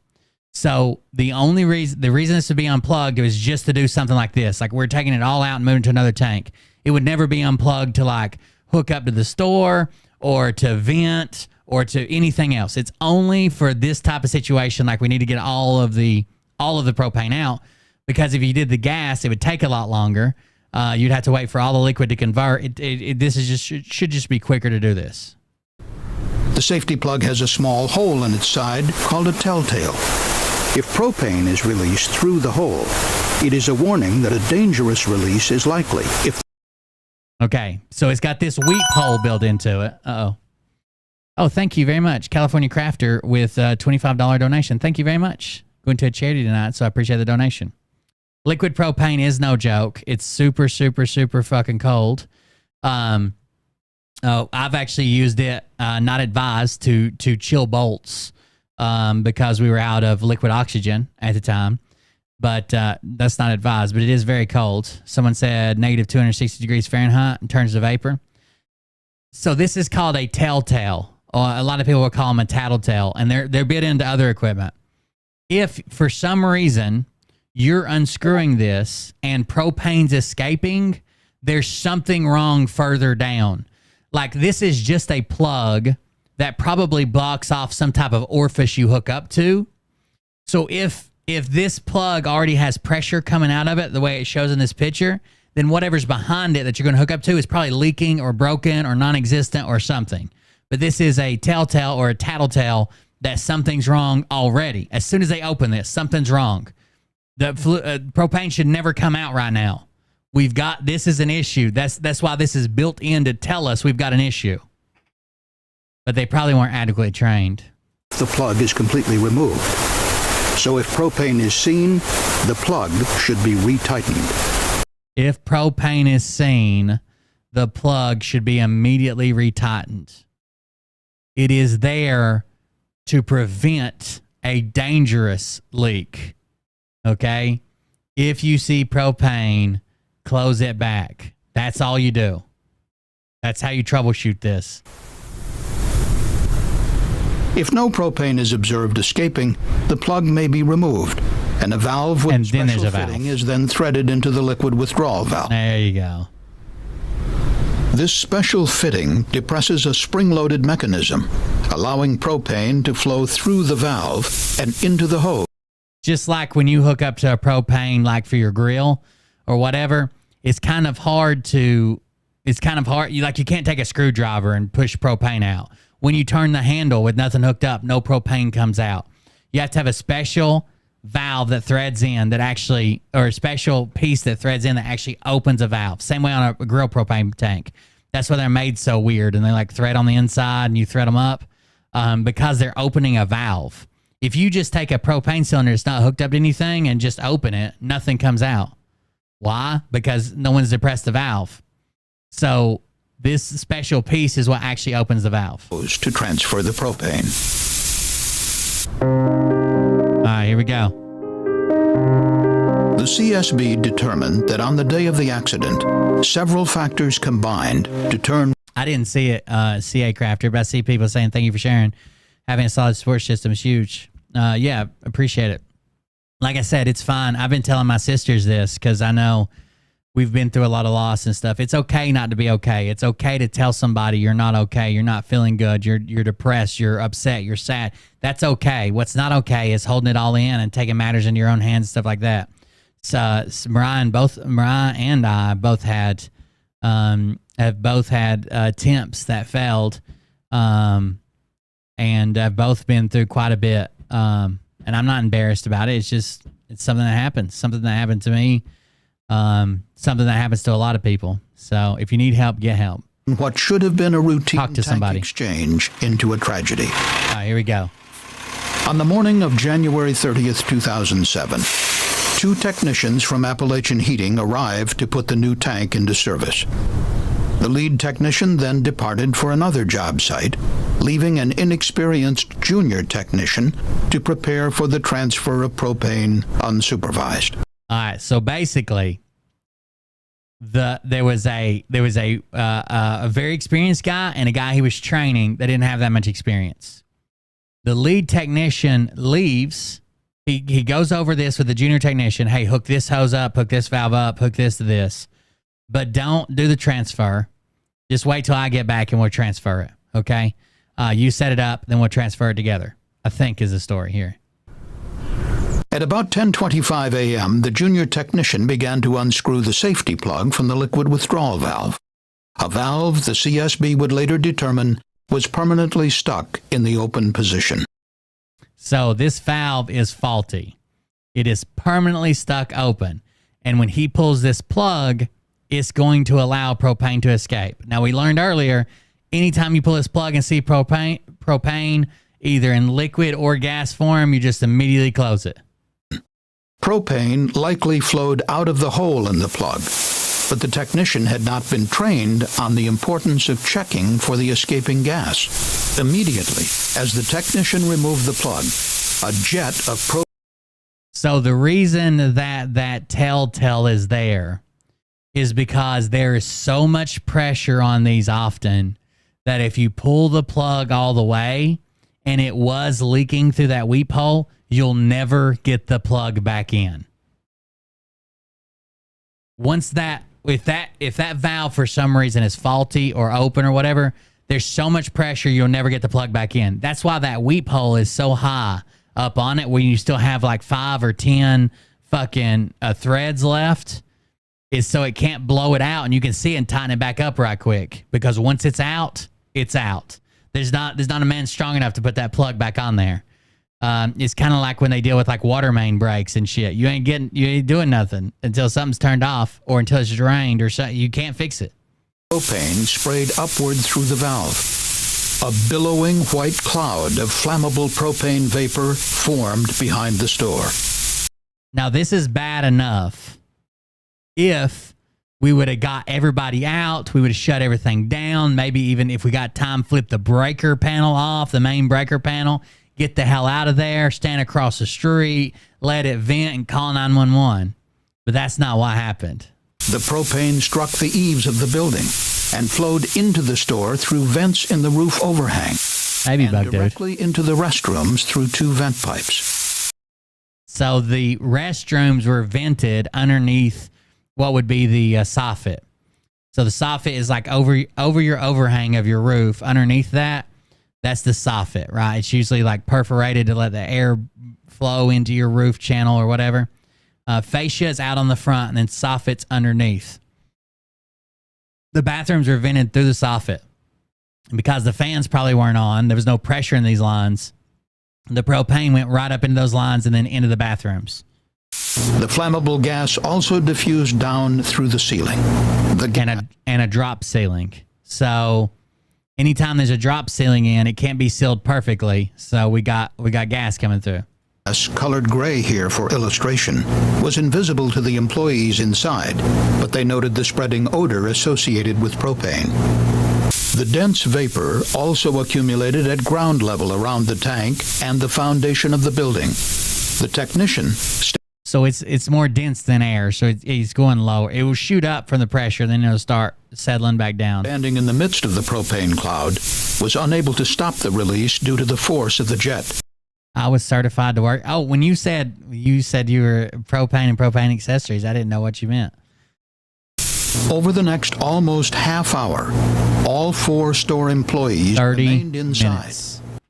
All 4 store employees remained inside. Even though they put up a sign on the door that said gas leak, gas station closed.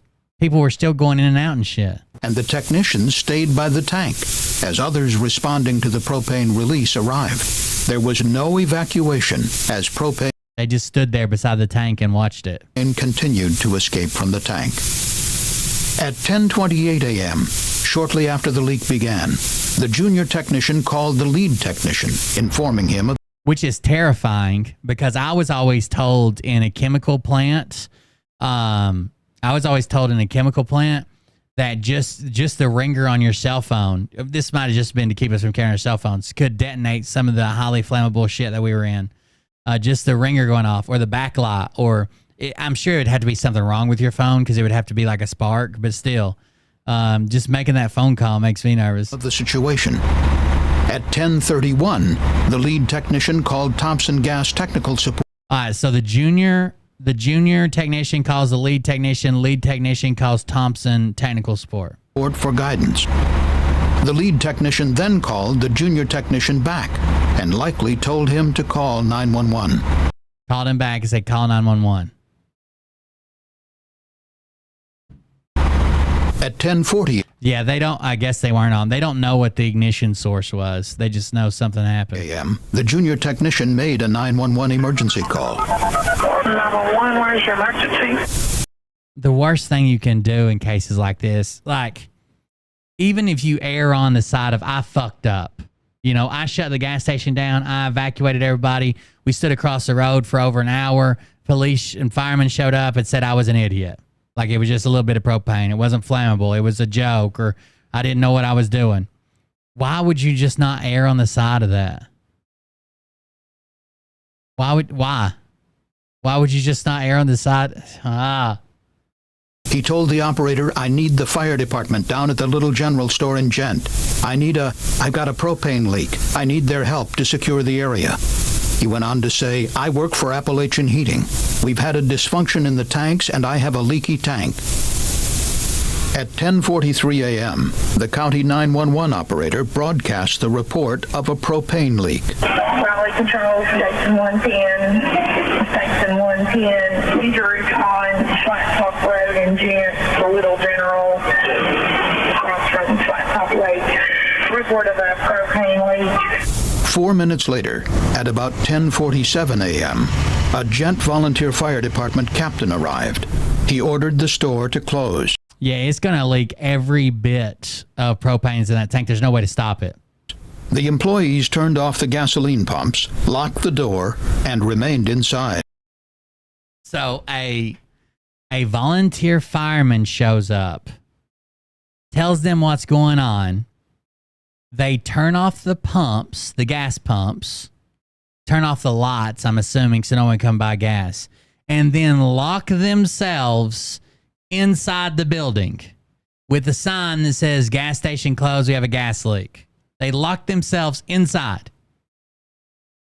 They posted a sign on the door reading, store closed due to gas leak. Despite the imminent... So clearly people didn't know how dangerous this was or weren't. I don't know what the volunteer fireman told to him, but you would think anything that he could show up and say that he heard on the 911 call would probably, just about anything he said would make me evacuate the store. Like even if he would have said, hey, there's a small gas leak, nothing to worry about, we could probably stick around here, I'm still fucking leaving. I don't believe in small gas leaks, okay?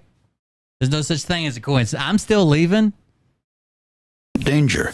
No one inside or outside the building evacuated. Next, 2 emergency medical technicians arrived in an ambulance. They went to the tank to examine the technician for a frostbite injury. So they went back to see if he has frostbite. They never told everybody to evacuate. They never moved him out of the area, nothing. Likely caused by contact with the liquid propane. Just after 10:50 a.m., the lead technician returned to the scene and now the lead technician's back like 20 minutes later. Joined the junior technician at the leaking tank. A short time later, another volunteer firefighter arrived in his personal vehicle and met the others at the tank. And they're all pulling right up to the building. It was now approaching 10:53 a.m. So 2 volunteer firemen, 2 people there, 4 employees. So that's 8. 2 EMTs, 10. 4 employees, 2 gas companies, 6. 2 fire department, 8. 2 EMTs, 10. The 2 propane technicians remained near the leaking tank. Yeah, he pulled up in another propane tank. The fire captain, the firefighter, and... No, this store had propane for like 20-some years from a different provider. And an emergency medical technician stood nearby. The other EMT directed traffic away from the store. The 4 employees... So there's an EMT that will not let traffic come into the store because they're closed. But we've also got 4 employees locked inside with it. These waited inside. The captain told the firefighter, make sure everybody's out. Okay. I think people get comfortable with propane. I think people get comfortable with propane and they don't understand that it'll like level a block. Like it's a huge explosive blast. He directed traffic away from the store. The 4 employees waited inside. The captain told the firefighter, make sure everybody's out, okay? But the captain told the firefighter, make sure everybody's out, okay? 30 seconds later, as the firefighter walked toward the store, the propane found an undetermined ignition source and exploded. Boom.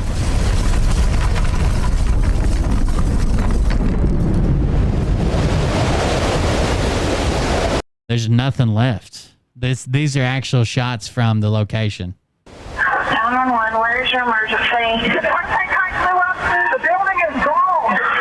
It's gone, lady. The explosion... It's gone, lady. ...leveled the Little General store, propelling... That's what it looked like from the air. This was the gas pumps. This was the store. Building fragments in all directions. The propane tanks landed more than 50 feet away. I remember the store sitting there, and when I arrived, there was nothing sitting there. Crazy, ain't it? That's about the best way to describe it that I know of. The two technicians, the fire captain, and the EMT standing near the leaking tank were struck by flying debris and killed. The 4 store employees, all of them were struck by debris and killed. And the other firefighters survived, but they sustained serious burns and other injuries. The EMT and killed. The 4 store employees and the other firefighters survived, but they sustained serious burns and other injuries. So technically they lived being in the store, and one firefighter, the one that was walking to tell everybody, he lived. But that was about it. Injuries. The EMT who had been directing traffic survived with an arm injury.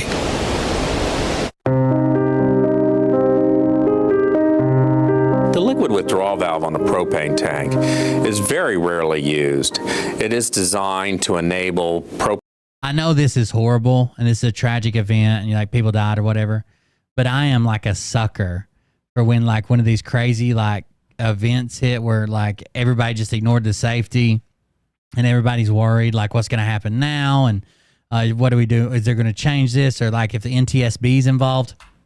I love these investigations because they go so in depth with everything. Propane companies to actually empty the tank of its contents. The CSB performed extensive testing and examination of the liquid withdrawal valve from the tank in Gent. And then they look how they test it, and they have like timestamps up, and they have testing methods and shit. Empty the tank of its The investigations are crazy. Like these, I like. That's why I like reading about plane crashes so much. Especially like if an engine failed or if this or someone panicked, and they always come to conclusions with like who's at fault and what should have been done better and how we can train this differently. Like the investigations are just so thorough. CSB performed extensive testing and examination of the liquid withdrawal valve from the tank in Gent. CSB investigators concluded that a manufacturing defect 2 decades earlier, 20 years, a manufacturing defect 20 years ago set this up, and lack of training, lack of understanding, not being quick enough with some of the calls they made to like evacuate, get people out of their stuff, all that stuff on top of a manufacturing defect from 20 years ago. It caused the valve to jam permanently in the open position. Only the safety plug had been preventing liquid propane from escaping. So for 20 years, that safety plug had been sitting there doing its job. For 20 years. It even does its job when he goes to open it and starts spraying propane everywhere, but he didn't know that. Jeff Wanko led the CSB investigation. This is the actual valve from the incident at Gent. The CSB was able to section the valve so we can take a look at the interior mechanism and workings of this valve. We found that the hole drilled through this lower guide was too small for the stem to move freely. Jammed. So that lower guide is probably a friction fit, but it's still supposed to move through. So they don't want gas leaking by it, so it's got to be tight. But it should also be able to move, right? We can't have it hanging or galding or whatever. With the valve stuck in the open position, propane was likely released through the telltale hole when the unsupervised junior technician, who had received no formal he had no idea, began removing the safety plug. We found that. So the tank itself didn't explode into pieces? No, it was all vented out by the time that the explosion went off. 30 minutes vent at 350 pounds of that into the store. The tank wasn't at the ignition source either. It was in the store. That the propane technician working on the tank was not trained in the standard procedures for the job tasks that he was doing, and that he likely removed the plug without checking the hole for a propane leak. The junior technician who was servicing the tank that morning had no training. He had only been on the job for a month and a half. The propane industry's primary training tool is the Certified Employee Training Program, or CETP. No telling. It was developed by the Propane Education and Research Operating a bobtail to deliver propane. Council, which was established by Congress in 1996. The training cautions technicians to unscrew the safety plug part way and then check the telltale hole for escaping propane for at least 30 seconds. Even if it's minor, if anything's coming by this, it could be a sign that once you open it, you're fucked. So any leakage, you smell it, you see it, it's liquid, it's gas, it doesn't, any leakage here is wrong. The training emphasizes, if in doubt, do not remove the closing cap. But the junior technician had never received any formal industry training. Oh, no. In fact, only 14 states in the country have any training or testing requirements for propane technicians. Only 14 states have a testing or training requirements in the U.S. 36 states do not have any requirements. The state of West Virginia currently does not require that propane technicians be trained in how to perform their tasks or how to perform their tasks safely. The CSB recommended that the government... Now, this doesn't mean they're not trained at all, okay? I'm sure the companies have to put together some type of training for their insurance to be like together. But because there's no state oversight, we don't know what training they're doing. We don't know how in-depth it is. We don't know if they're keeping up with it. We don't know. Like, there ought to be a state something. You have to licensing or something for something this dangerous. I mean, you kill a whole bunch of people real quick. The legislature of West Virginia requires training and qualification for all propane technicians. And the CSB recommended that the National Fire Protection Association amend the National Fire Codes to require specific training and testing for all personnel who handle propane. Federal OSHA regulations require that propane technicians who perform installation, removal, operation, and maintenance work shall be properly trained in such function. However, the rules... Well, I tell you this, I filled up... I had like a one-day little training thing to like take a large propane tank and fill up like forklift propane bottles, right? They probably showed me like for 30 minutes and had me do a couple of them, and that was it. But I can tell you right now, when I go to fill our propane tanks at the store I go to, half those people aren't trained at all. Sometimes I have to give them tips for filling. Like, I don't know if you know this, but like depending on the temperature of the tank, the pressure changes, right? So there's a pressure relief valve built into most consumer tanks that like bypass and let pressure in. So sometimes they'll plug it up and it'll be like taking propane really slow into my tank, even though it's empty. And they're like, oh, seems like there's this, seems like there's that. Yeah, there's a relief valve on the side, or you can just wait. Eventually it'll bypass and overcome. I think industry standard is you're not supposed to use that relief valve, but lots of people do. Or you can just let it go. It isn't going to overfill it. We know how much poundage it takes. We know how much it's supposed to weigh when it's done. But they don't have any, I don't think they have any training. Somebody showing them maybe once or twice and then they're good to go. Because there's several times where I've had to just like take over to fill my tanks because they were just going to turn me away, I guess. They've never stopped me. I guess if I was a maniac going there to blow up the store, they'd just be out of luck. Do not define what constitutes proper training. The CSB called upon the National Propane Gas Association to request that OSHA determine whether the industry's certified employee training program meets OSHA requirements. We found that the propane industry standard training program. So if I get my propane tank, here's an example. So if I get my propane tank filled when it's really cold, I'll get extra propane. But as I'm using that propane tank, when it runs out, it's extremely hot and it's been sitting in the direct sun, and I go and take it to get it filled up and it's still hot, it'll barely look like any propane's going in. And I've noticed they start to get panicky when they feel like it isn't going in fast enough. I don't know why. That sounds safer than it going in too fast. You know what I mean? It's not like it's going to blow something out. Like they're rated for 10 times the pressures they're holding.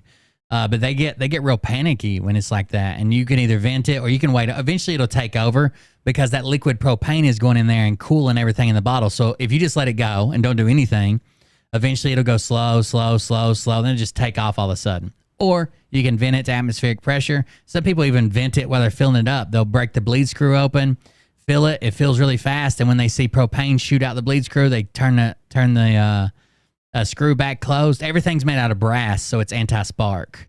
If you've ever wondered why all the fittings on a propane tank are brass, it's because brass doesn't spark. Because if it did, just turning that screw or some shit might explode. Program covers all of the routine tasks that you would expect a propane technician to perform. However, oh shit, Jordan, that's no good. Not cover any emergency tasks, and did I don't think they want you to do that anymore. The bleed screw method, except in cases of like after you tried every other thing. I guess they had people getting froze with the bleed screw, maybe, or maybe venting it into something that picked it up. Hell, cars and trucks will pull this shit into their air filter and run off propane. You can have a runaway vehicle. The chemical plant that I always talk about here local to me, I worked at it, and my brother-in-law's dad worked at it. My brother-in-law worked at it. They had an issue where they were leaking a flammable gas. So this is a weird story. I'll tell it. Story time. At this plant, a cement truck had pulled up to pour some cement. And this plant is kind of like a labyrinth. It's been built on top of itself so many times because it's the Eastman Kodak plant. It's been around since like, I don't know, the early 1900s. Like it's been around forever. So, but they're not getting any bigger, so they build new buildings on top of old buildings, and it's like a maze and a labyrinth. There's some really narrow places, and there's some really weird places to get to. But anyways, there's a cement truck that was kind of in this alley that it had to back into, and it was on a grade, and it was pouring cement or concrete. It was pouring concrete through its chutes, through a window, and into this place where they were pouring a concrete floor, okay, into a building on the first floor. Now, the guy that's running the concrete truck, he has controls available to him to, turn the bed of the truck, right, the hopper, to feed concrete, to stop feeding.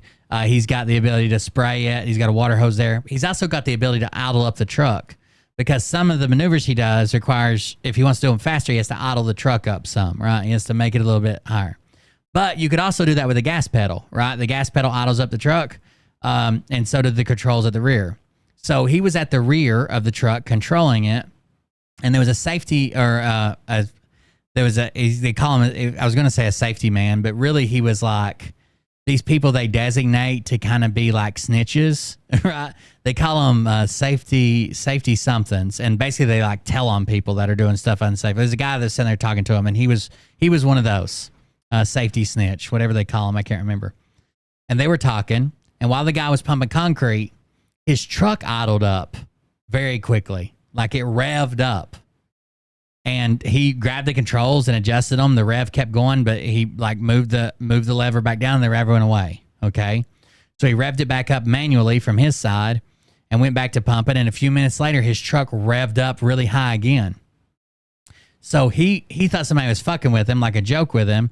So he ran up to the front of the cab and jerked the door open to look to see if there's somebody in there, like hitting the gas pedal, like somebody messing with him, like a joke. There was nobody in the cab. He didn't think nothing of it and went back to the controls at the rear of the truck to pump concrete. Well, the third time it happened, the engine revved up. The truck ran away like a diesel engine, just ran away on fuel it was pulling in, and ended up the whole engine exploded in a big fireball and shit.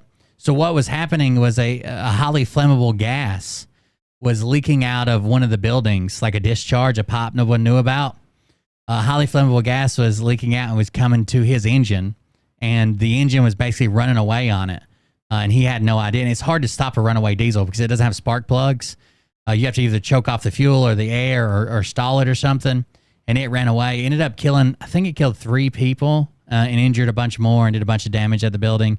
But yeah, it was a runaway. So like even cars can run off propane and other flammable gases and shit. Crazy. Cover what a propane technician should do in the case of an emergency. On the day of the accident, neither of the propane technicians evacuated the area of the cloud, nor did they instruct others to do so. The first priority in responding to a propane emergency always evacuate is to get people out of harm's way, to evacuate the area and make sure people are safe and not in an area where they could be injured by a fire or explosion. The CSB noted that propane technicians are frequently called upon to assist firefighters in responding to propane emergencies. The propane technicians obviously, and you'd also think that even volunteer firefighters would be trained like, okay, we got a propane leak. First thing we do is fucking evacuate the area. Are a very valuable part. Have you ever sat down and counted how many jobs you've had? I've had a bunch of jobs, but that's just the way it is when you're like I don't guess it has to be. But when you're like in the trades on the road, I've had a bunch of jobs. But it was always as a millwright and then a little bit of time as a pipe fitter. A very big asset to us in this situation. We would like to know through the fire service that these technicians are trained to the level that they can tell. So in my industry, like I find a company to go work for, they got a job, it's a shutdown, it's 3 weeks or 6 weeks or 9 weeks or whatever. I go and work that job, and as that job's winding down, I get tipped off that like, hey, layoffs are coming, they're going to cut half the millwrights, half the whatever, half of this.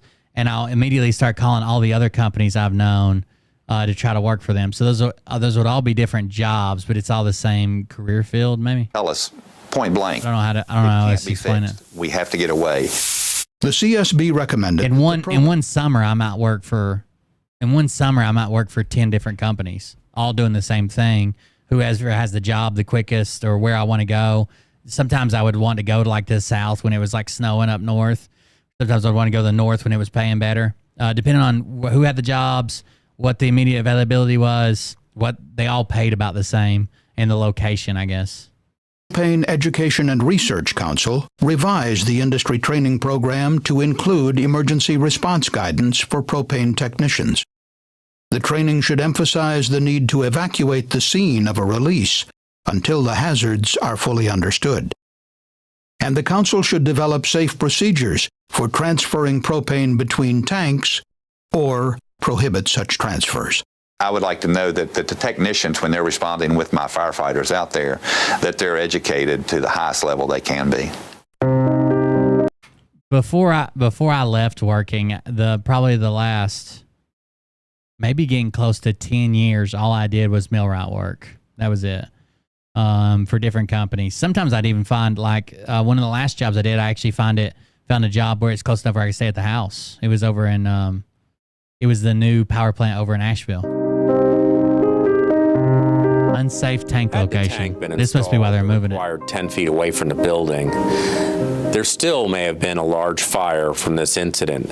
However, it's unlikely that the propane would have accumulated inside the building to an explosive level. The tank was located directly under the roof vents, providing a direct path for the propane gas to enter the building. OSHA regulations and the West Virginia State Fire Code both require that 500-gallon propane tanks be located at least 10 feet away from buildings.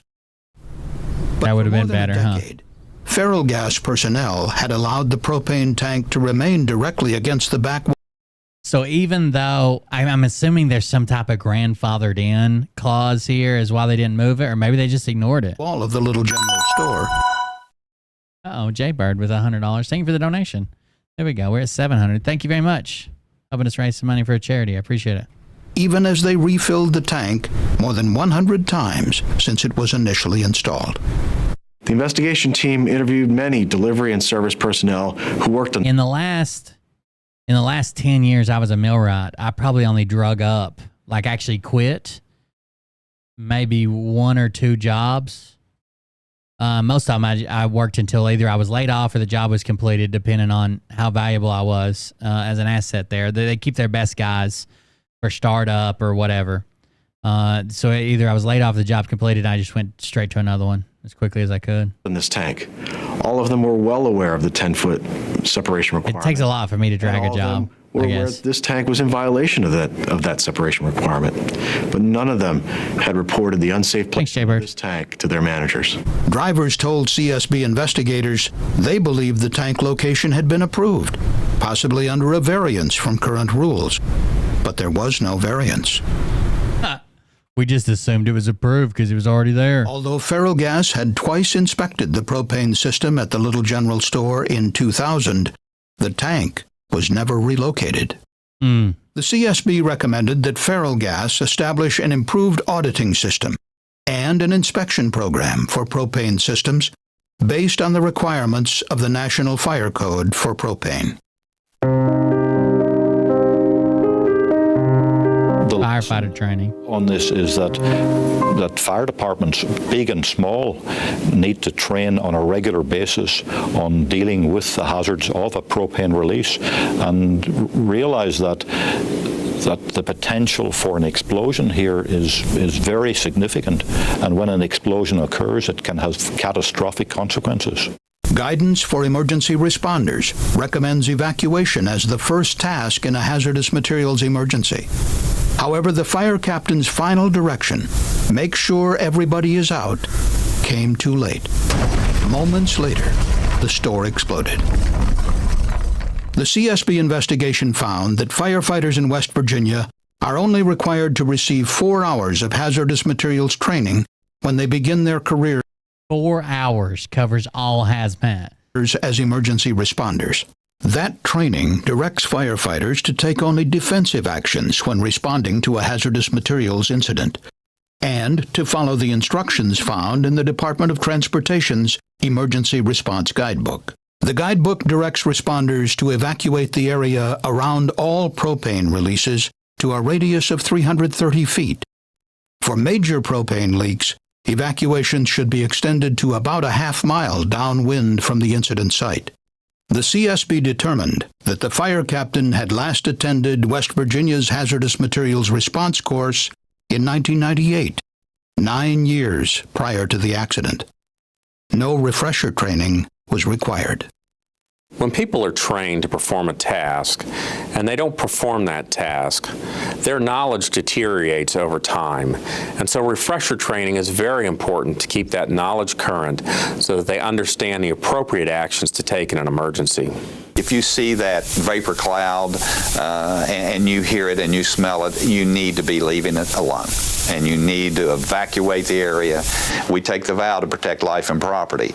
Life comes first. Thanks, Easy Peasy. Let the property go. I appreciate to save those lives. The CS. I don't know. I know this is kind of boring, but that stuff interests me. And that little video snippet, the little animation snippet. Jesus, what is this?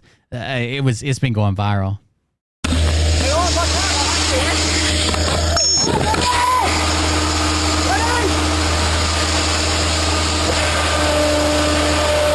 Oh, this isn't going to be good.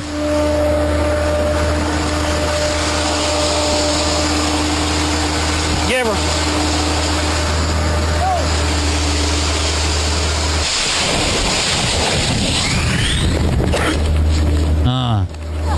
Scott! Get him, get him, get him! Come on, Scott, go, go, go, go! Get your jacket off. Get your jacket off. You're good, you're good. Damn. The heck of an explosion. I wish I still had that video. You guys remember that video of that cop driving up to that explosion? Then he's like full on in reverse with that fireball is chasing him. Just crazy. What is this? Hey guys, I'm out on site in Glenmore Park. This client's been complaining about the lawn losing all its colour. Oh my god, look at that. Look at that, Rodney. Rodney's just pulling this out. This is a giant lawnworm. They eat away at the roots of the plant. Look at that, Rodney. That's insane. That's one of the biggest. Giant lawnworm. God. Anyway, we've pulled this out now. The lawn should recover pretty well. You have that on those big days. Hey guys, I'm out on site. It's a bunch of roots, but still. This client's been. Our tank fires, they just kept the hoses on it. Jesus. Trying to keep it cool. Why did it do that? Why did what do that? Why did he pull the roots out? I was going to say, Uh-oh. Hey! I can't think you're doing. Just stop. Thank you. Easy Peasy donated $25. Thank you very much, Easy Peasy, for the donation. I don't know why this guy in his Speedo is so aggressive. Stop. Finger over here. I was going to say, Hey! I can't think you're doing. Just stop. Stop. I think Speedos make people even more aggressive. Finger over here. I was going to say, Down. You guys want to check on Scott Wadgels? See how good I am. You ever seen that guy who shoots that refrigerator door and it comes back at him? I didn't see. Not very good, obviously. Just above, I think.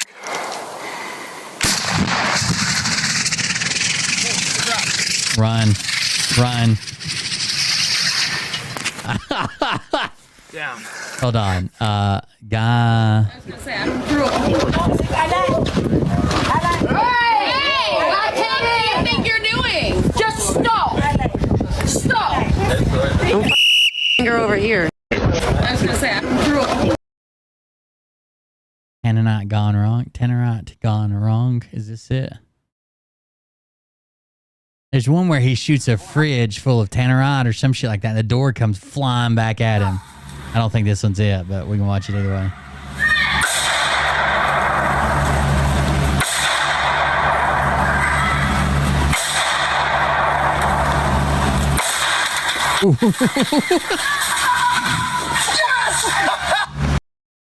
What the? What is wrong with people, dude? This one's it. This is the door one, I think.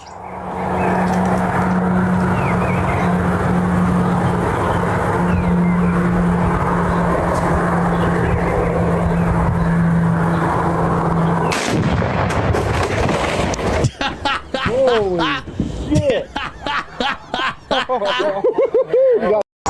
Y'all are so fucking dumb. Look at this door coming back at him.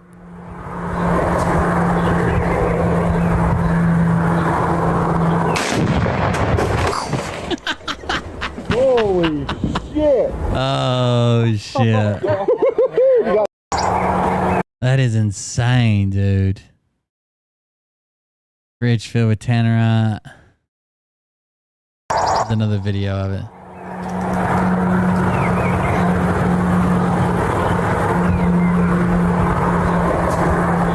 It's a big ass door.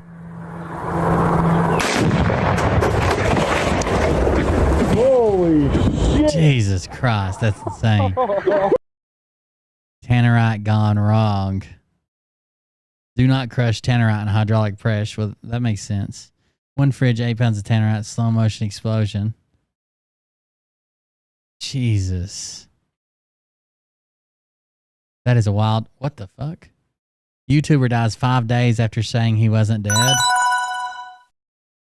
Pebs loves Bam, $100 donated. Thank you very much. We're getting up there now. Thank you. I appreciate that. Oh, there's so many bad tannerite videos. That's FPS Russia there. I thought he was legit Russian when I was a kid. Legit Russian. Let's check on Scott Rogers right quick. I think I got another spider web in front of my security camera. Oh, this is the wrong place. No, this is the right place. I thought it was YouTube for a second. I keep getting these notifications that someone's at my door, but I think it's a spider web blowing back and forth. Let's see what the White Tiger Ranger's up to. Let's say we got at least a new one, maybe? And then that's a repost? I don't know. This is becoming dangerous. We'll just watch it, and we'll talk about it. Okay, I gotta give backstory on this. So the original creator makes videos about her mental health disorders, okay? She makes videos about her mental health disorders, the woman we just saw. And one of the videos, she made something like, it was like a video where like it was like going out, having fun with her friends, or anxiety, and she picks anxiety. Not because she's physically picking it and saying like, I would rather pretend to be anxious than I would. Like instead, like she doesn't have an option, right? She can't do these things. She has to pick anxiety. So someone called her out for faking mental health disorders for views. And she's responding to that, saying, "No, I do have anxiety. It's incredibly poor journalism, I guess, to not go through my videos and take this one video out of context, blah, blah, blah." Now, Scott Rogers is going to respond to that. So you could just imagine the hilarity that ensues. Here we go. This is becoming dangerous. We'll just watch it, and we'll talk about it. What's up, Crazy K? I hope I got your name right. My name is Scott Rogers. I cosplay as the White Tiger Ranger, the Blue Power Ranger, Superman. I used to have Spider-Man. I still have Batman. I lost a cow. And I hear you. because I suffer from mental illness too. One would be anxiety and also depression too. And also, anxiety and depression also too. I also self-diagnose myself. OCD. So he self-diagnosed himself as having anxiety, depression, and OCD. OCD. So that's why he's always obsessively cleaning his room. Like, you just can't help it. All the roaches are mad as hell. Where are they supposed to live? I mean, the reason why I post as the White Tiger Ranger, the Blue Ranger, Spider-Man, all my cosplays, is because that's me trying to fight my mental disability. I'm trying to get rid of it. That's him trying to fight his self-diagnosed mental disabilities. That's him trying to put on a brave new face and be out here in the world where he can't typically be without a shirt on. I know I can't, but still. I mean, that's hard what you're going through. I'm going through the same thing on here. Saying I'm not a ranger and stuff, and I'm going through the same thing on here. I know what you're going through when someone diminishes or completely comes out and claims that you don't even have the mental health disorder that you claim to. I'm going through the same thing. People say I'm not a angel. People say I'm not a angel. Do you hear that? I hope I said your name right, Crazy K. People say I'm not a angel. I'm going through the same thing on here. Saying I'm not a ranger and stuff, and people call me names and stuff. Nah, I ain't right. He is a angel. And I feel for you, Crazy K. And I want to be your friend, too. You know, Crazy K? We can And I'm a gentleman, so I only ask if I want to see your butthole. talk. One day, I want to find me a therapist that does mental health. One day, I'm going to find me a therapist that does mental health. One day. You can bet your bottom dollar. One day, I'm going to find me a therapist that does mental health. Go to the doctor. See if they agree with me. I'm going to go to a doctor. Because right now, only my friend agrees with me. But if a doctor agrees with me, then I know I'm onto something. I'm going to go to a doctor, see if they agrees with me that I have depression, anxiety, and OCD. I bet they will. My friend always agrees with me. And it will help me with my self-diagnosis. It's my former neighbor. She used to do that for a living. I mean, can't get a hold of her though, but my former neighbor just happened to be a psychiatrist who does this for a living, and I never told her, and now I don't have her number. Damn it. Names will not be names. And also, that's right, Michael. There's been updates on that too. This is to you too. And I hope you're also bullying her. That ain't right. I'm made the wolf pack. I own the wolf pack. That ain't what. I made the wolf. I made the wolf pack, and I own the wolf pack. Hold of us. My friend agrees with me. He's in the wolf pack. He's hold of us. Listen, he's going to threaten her with the wolf pack. Anyway, I'm made the wolf pack. I own the wolf pack. I'm the OG wolf pack creator. Now, a few people here that'll vouch for me about that. Their names are not going to be named. Their names are not. I got a few people here that will vouch for me, but you just have to trust it's the white people because I'm not going to name who they are. Okay? There's a few people that'll vouch for me, but you just have to believe them because I'm not going to tell you who they are. So anybody that says that in my comments, that's probably the white person. They agree with me. They will not be tagged. Only person I'm tagging is you, Crazy K. You're a pretty good creator. I don't know. I'm going to look, see how many followers you have. Probably more than me. Who knows? But you're excellent, Crazy K. You're excellent. Excellent. 2.9 million followers. You should look at some of my morph videos too. And they said a long time ago when I have lost the power coin. Now I used the wrong power coin. So they said a long time ago that I lost the power coin and now I use the wrong power coin. That's just like what you're going through. They're saying I'm not a Wangel. They're saying I used the wrong power coin. Isn't that the same as saying that you're making up your mental illness for views? Lots of people agree with me. You probably will agree with me. It doesn't matter which power coin I use. You probably would agree with me. It doesn't matter which power coin I use as long as I believe it's the white power coin. White? What? So this was supposed to be a supportive video of another creator who's struggling, and it turns out he just wants her to agree with him over the power coin. You should look at some of my morph videos too. And they said a long time ago when I have lost the power coin. Now I used the wrong power coin. You probably will agree with me. It doesn't matter which power coin I use, as long as I'm making great content. What? It shouldn't matter. What power coin? I'll show you what I'm talking about. This, Crazy K, I don't know if you know about Mighty Morphin Power Rangers. This is called a Power Morpher. This is called a Power Morphle, and this is a Power Morphle coin.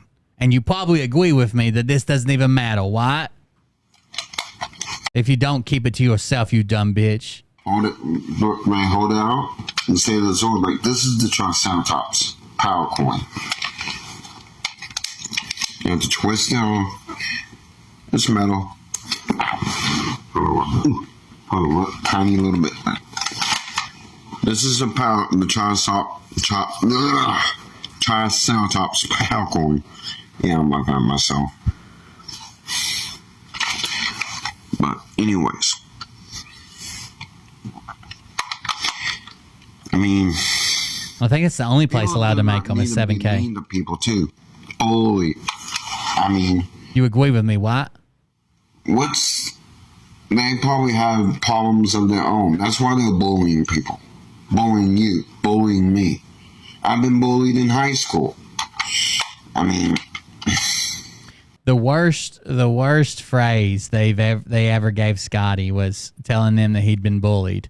That's going to be the only crutch he has for the rest of his life. An excuse he uses every time he fails. And my older stepbrother, ex-stepbrother now. Ex-stepbrother now. He stood up to the bully for me. And, well, I mean, I just really don't know, guys, why bullies bully, you know? And also that me, well, why do trees tree? Why does grass grass? Why do cars car? Who really knows? Stitching too, Crazy K. I forgot one thing to say too. Yeah, that people cannot read their minds. It was something else you agree with, Crazy K. People cannot read minds. Only I can when my dad's sugar's low. Nobody has that power. Nobody. I'm working on it, but nobody has that power. I'm working on it. I can sense when a girl's in a relationship and she wants to show me her butthole. I can. But I can't read their minds. I mean, Head and Shoulders. Not mind readers. If Anna Oop wanted to know, yeah, she should message you and ask questions.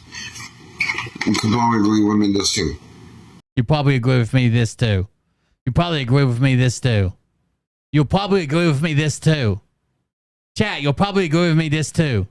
If you ask questions, you get answers. If you ask questions, you get answers. That's not actually true, Scott. I've asked you 100 times to be on my podcast, and I've had 0 answers. So, I mean, that's what I think of it as. It's my white tiger helmet. okay, now we're going to go back into the uniform. You'll probably agree with me. He actually mentions he cut extra weaving holes in this helmet. Ranger helmet. I gotta drill holes in it.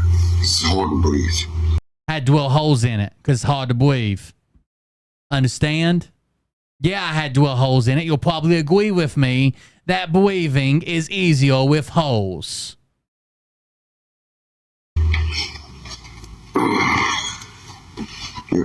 Yeah, I had to drill holes in it. So what? It's just a little strap where we can adjust it. So the helmet can move when my hand moves. I'll show you, Crazy K.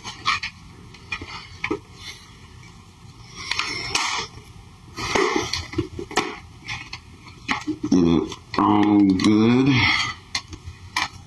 See? Moves. And there's a little knob here where you can adjust the tightness on it. The tightness is where you can move it more, you know? Move your head back, move, see? I got it tighter, so. Yeah, and I know. Cannot hear me that good in the helmets. Basically. I've thought of a way where y'all can hear me. Okay, you can't hear me that good in the helmets, but I thought of a way where y'all can hear me. The holes are just for me breathing. They are not for sound to travel through. Earbuds. Well, not earbuds, but like Bluetooth. Yeah. Bluetooth in my helmet. Then you can hear me. Well, you can hear me better in it.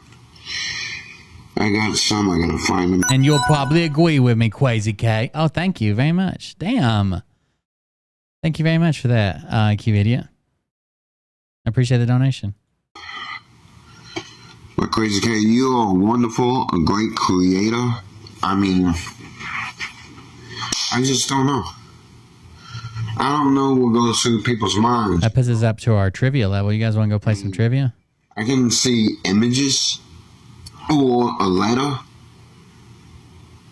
but that's just a guessing game, and I don't like to guess. No, I like to have the whole information. And people who do like videos about being drunk and all, I've been around a few people who are still alcoholics. And my ex-stepmother, she was an alcoholic. She went to AA. She got clean. And I'm very proud of her for that. That's why I only drink sodas. I'm a sodaholic. You can't be driving and drinking alcohol like beer or something, driving down the road. You get arrested for that. But drinking sodas, you can. I mean, Crazy K, this video, yeah, I do suffer from anxiety. My legs give out. Sometimes when I walk, they give out. There you go. His anxiety is his anxiety makes his legs give out. His anxiety makes his legs give out. His anxiety makes his legs give out. I go down. People say, what's wrong with me? I don't know what's going on, but I do know. I just don't want to get that information out to them just in case if somebody else overhears and makes fun of me. That's not going to fly either with me. Making fun of people? Nah, that ain't going to fly with me. Not ever. I won't stand with people who make fun of people. Whoever they making fun of, I'm going to be by their side and talk to the people who making fun of them and say, hey, that ain't right. You know, what y'all doing ain't right. This video is about to end. Crazy K. You have a blessed day. May God protect you, and may the power protect you too. May God and the power protect you in case your anxiety takes out your legs. It's morphin' time. Tiger sword. This is becoming dangerous. We'll just watch it and we'll talk about it. So that was his whole motivational speech for this poor girl. Let me see if I can find her video. And we're not going to watch all of it. It's pretty long, but here's what she was actually complaining about before we go to trivia. Right now, so I'm trying not to be as hysterical as I was about 30 minutes ago. I tried to record this twice, and in both takes, I was extremely, extremely emotional, but then TikTok wiped the video. So I think that was my sign to breathe. This is going to be very long. Please stick to this because it's very important. Okay, there's gonna be a lot to cover in this, and I'm very flabbergasted, and I'm very, very overwhelmed in ways that I can't explain. So, a lot of you guys know that I battle mental health. I do every day, and I talk about it very often. I have a whole cocktail of issues: anxiety, PTSD, depression, you name it. And I'm very open about that. So, that being said, I am never one to talk about drama or bring up drama or even call out creators for bullshit because that's just not what I do. I'm too fun for that. But I do want to call out Anna Oop. Very much I do. Okay. I woke up to a message through my Instagram, which thank you to whoever sent that to me. If I had never seen that, I probably would have never seen the video or something really bad would have happened. Anyways, I'm just very grateful that someone sent this to me. So I got sent a video where I'm in the thumbnail, and the video labeling is TikTokers faking disorders for views is becoming dangerous. We'll just watch. So she got called out for faking mental illness for views. It, and we'll talk about it. And now onto the next clout demon. This one has totally lost it, and she's taking this incredible challenge of, drumrolls please, choosing a mental disorder between anxiety and depression. Guys, we're not just talking about choosing between pizza toppings here. She is literally making a joke of some of the most dreaded mental health conditions ever. This is like a clickbait, like fake ass fucking Chinese channel. I don't even know why she would get so upset over this channel, but I get it. Do I want thriller or horror movie? I'll go with anxiety today. It has more suspense. But that's not even the worst part. She goes ahead and chooses the one and then writes, this one doesn't seem so bad. Yeah, right, of course. It's not that bad. They're just mental disorders and we can joke about them because, you know, who needs a calm, peaceful mind when you have a daily dose of heart-pounding anxiety, right? In Zordon's name, amen. Hide and seek with your own emotions, and the punchline is that you never really find them. TikTok, where even mental health comes with Thanks, a laugh J-Bird. track. By the way, loves, can we We're fixing to play Trivia Crack. I just added it as an extension on here, so hopefully you guys can play with me. diagnosing with mental disorders on social media? It's like a... Okay, so I'll try to get through this the best I can. Hi, Anna. I am Crazy K, which a lot of people are telling you that in your comments and you were doing nothing about it. I have been battling anxiety, PTSD, and depression since I was very, very little. Specifically, okay, this is gonna be really hard for me to talk about because I never thought I would get to this point of my life. Especially anxiety. I have had anxiety since I was very, very, very little. And I have it worse now. I don't eat because of it. I don't finish food because of it. I don't sleep because of it. And there's a lot of things in life that I can't seem to really do because... So clearly she was very upset about whatever happened through this channel that was talking about her, and Scott Rogers made it all better by showing her the breathing holes of his helmet. We'll just watch it. And you probably agree with me, don't you? You probably agree with me. All right, let's see what we can do with Trivia Crack. You guys ready? I'm going to have to go clean that fucking spider web out there. I keep getting notifications that someone's at my front door. All right, here we go. Trivia Crack. Then what does it say? Number of questions. How many questions do we want? Let's do 25. I think. Oh my God, it's not in English. Wait, shut it down. Shut it down. I think it said something like you guys might have to register, but I guess if you don't want to register, you don't have to. We'll just do it on here and then select. Let me go change it to English. How the hell would it be in Spanish? English, duh. Save settings. Settings saved successfully. Okay, let's try that again.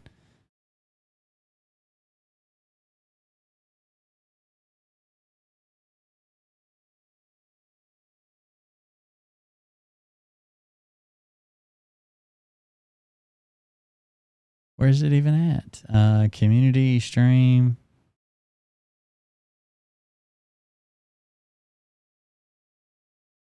Now somehow it's not showing up. Hold on, let me refresh. Does it only work in Spanish? Because that's gonna be really fucking hard to get to work, considering I don't speak Spanish. Trivia it's crack 25. Oh my God, it's only in Spanish. I'm gonna try again. Configure. I want it in English. And I want to hit default settings, but in English. In English. Save setting. Settings saved successfully. Close that. Open this up. We just might go to the website because it's not wanting to go with me at all.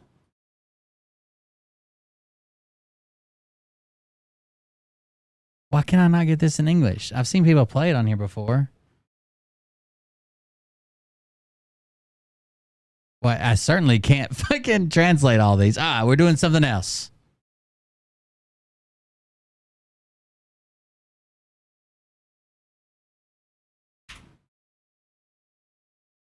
It's not my VPN. It asked me to set it, and I set it, and then it just never saves it, I guess.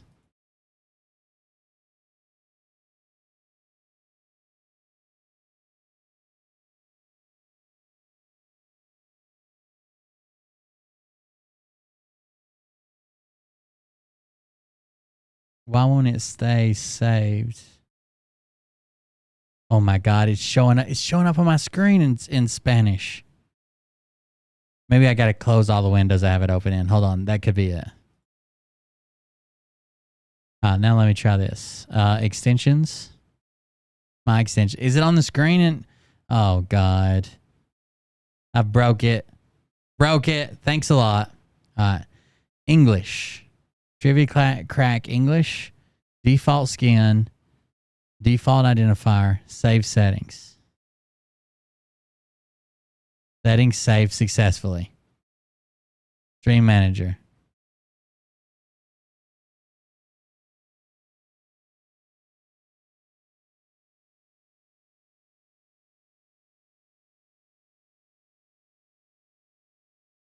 Refresh, maybe?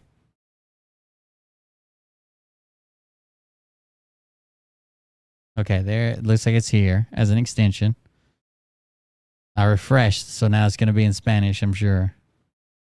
It's all in fucking Spanish, dude. How do I even do that? Like, the controls are all in English, but the questions are all in Spanish. All right, cancel this. Cancel, or no, accept that, whatever. You will cancel the experience. Are you sure? Oh, it won't even let me accept. Hold on. Oh, I guess because I never clicked start game. I don't know how to end this, though. I closed it. Open it again. Still in Spanish. Accepts. Even create game is in English. Everything's in English except for the actual questions. Oh, I got it. All right, are you guys ready? Are you guys ready? It's in English. It's in English. Thank you. Do you guys have to register? What do you have to do? How do you guys start? How is it going to let you guys vote? Do you guys see an extension on my screen that you can click on? Like there's always one there for like sound alerts, but there should be another one now beside it, Trivia Crack. It says edit your extension while being live, engage and interact with your audience. The extension is to swap your active extension, visit my extensions. But it says nobody's playing, but that's all right. If you don't want to register, we'll just do this. What volcano destroyed the Roman city of Pompeii? What volcano destroyed the Roman city of Pompeii? 15 seconds.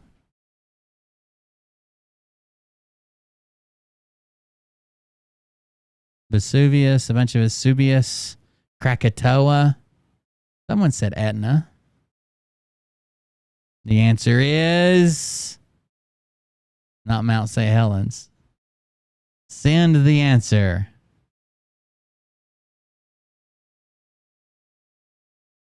The answer is Vesuvius. The eruption occurred in AD 79 near the current city of Naples. Vesuvius.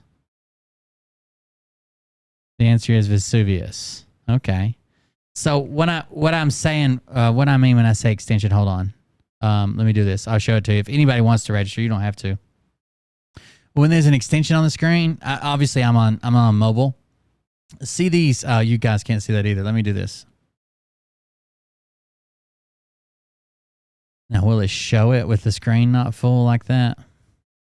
Well, see these extensions right here? One is for sound alerts, and this other one's for Trivia Crack. If I click on it, it gives me options for it, but I don't know what it gives you options for. But that's an extension. It's over here on the side. When you like highlight the video, it's over here on the side. Anyways, that's not important. Next question. Where'd it go? Okay. View next question. In what constellation can the star that indicates north be found? In what constellation can the star that indicates north be found? 30 seconds.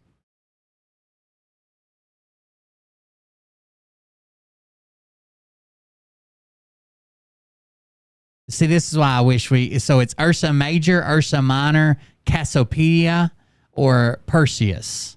Ursa Major, Ursa Minor, Cassiopeia, or Perseus. I should have read the questions. I forget we're not actually playing along, or you would have seen the questions. It would have popped up on your screen too if you register through the extension.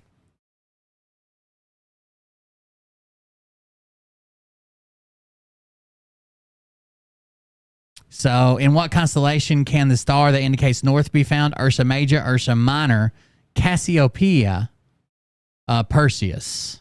And the answer is... Well, send the freaking answer. What are you doing? Are you froze? Oh my God, this extension sucks. No wonder nobody's using it but me.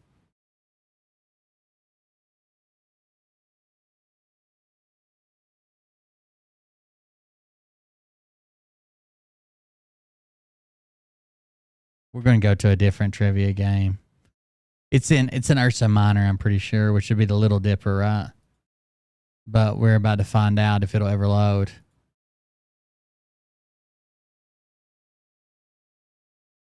Well, I guess you guys can see where I'm frozen at. I'm just fucking froze. Already hit send answer. There's no one playing, no one watching, and there's no time left on the timer. So there you go. Let's find a different bucket.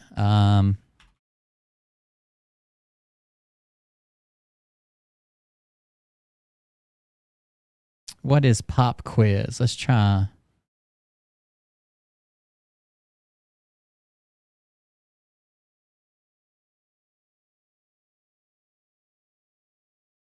About trivia quiz. Okay, what do we want? General knowledge. The fuck was that sound? Was that from here? What oh shit, they're timed? Oh, we're gonna have to restart this then. Because it's already timed. Okay. All right, here we go. We're gonna start one and it's timed, so you guys gotta be on top of it. You guys are gonna make me look like a genius, okay? Okay? You ready? That was Vesuvius going off. General knowledge. Here we go. You got to be on top of it. Which of these countries is not located on the continent of Africa? Liberia, Libya, Lesotho, or Lebanon? Liberia, Libya, Lesotho, or Lebanon? Not on Africa. Not. Libya, not an option. Many people saying Lebanon. Oh, we got it.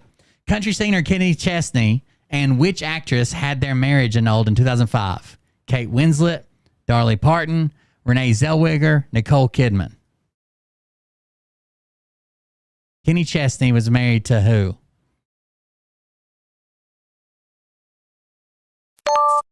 Got it. In which language does Itsutsu mean the number 5? Come on. You got to know this, Atsuko. Itsutsu. Atsuko, where you at? Waiting on you. Who sang the theme song for the 1997 movie Titanic? Janet Jackson, Celine Dion, Melissa Etheridge, or Mariah Carey?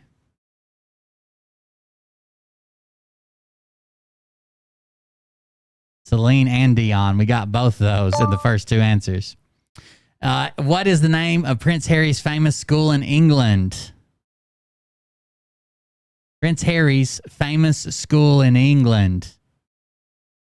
We need one of our we need what's his name to be here. Bit from the bean. Eton. Cambridge is not even an option. It's so good. Do you read English? Which of the following is the closest meaning to the word compliment? A polite expression of praise, a formal acceptance of an invitation, number of people required to crew a ship, something given without charge.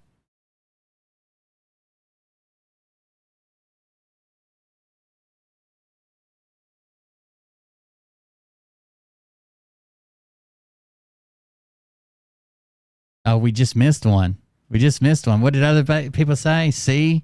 A, C, 1, D. A compliment. Oh, something given without charge. That makes sense too, right? Formal acceptance of invitation. Something given without charge. Number of people to crew a ship. What does he mean when a detective is talking about dabs? Fingerprints, mugshots, blood samples, stolen goods. Dabs. What does he mean when a detective is talking about dabs? Blood samples? That's what Q-Idiot said. That's wrong. Someone said A, fingerprints. It's fingerprints. What does the Q stand for in IQ?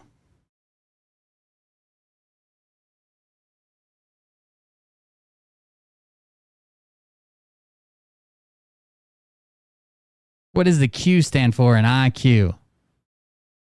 Q-Idiot.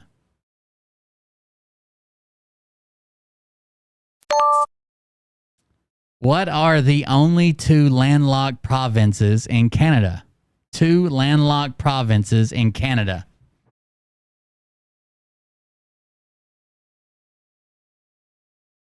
Somebody better be pulling a map.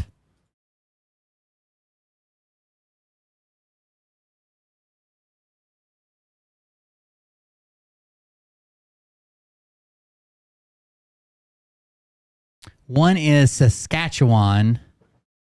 And the other one's Alberta. Is it A? Alberta is over beside British Columbia. It's landlocked. And Saskatchewan. It's Alberta and Saskatchewan, I think. Do you guys know better?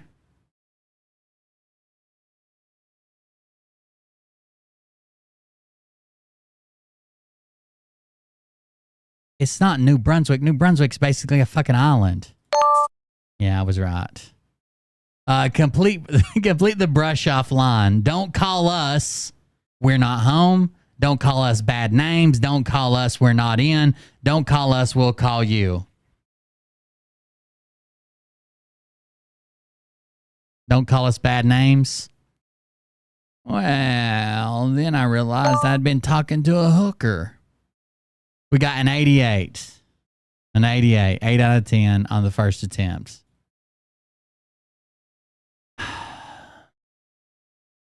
History. Which queen was not a wife of Henry VIII? Catherine of Aragon, Lady Jane Grey, Anne of Cleves, Anne Boleyn. Was not a wife of Henry VIII.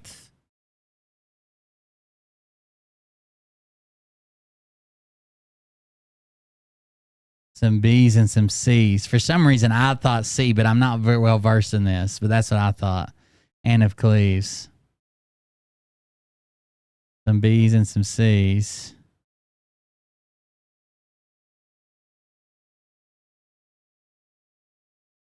I'm going to try C first. That's wrong. B was right. You guys were right. The tradition of the Eisteddfod dates back to at least the 12th century in which country? Eisteddfod. Eisteddfod. Which country?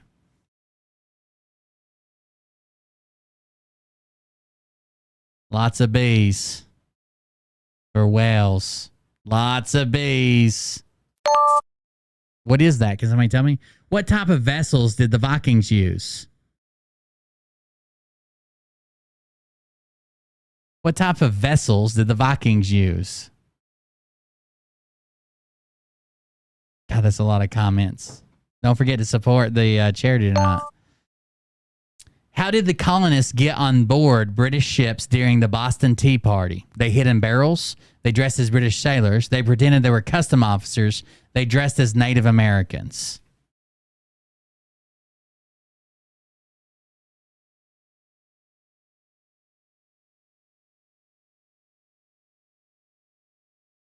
The fuck did you just share here? A Temu link? D. Dressed as Native Americans? You got it. Who was the youngest president in the United States to take office? Who was the youngest president in the United States to take office?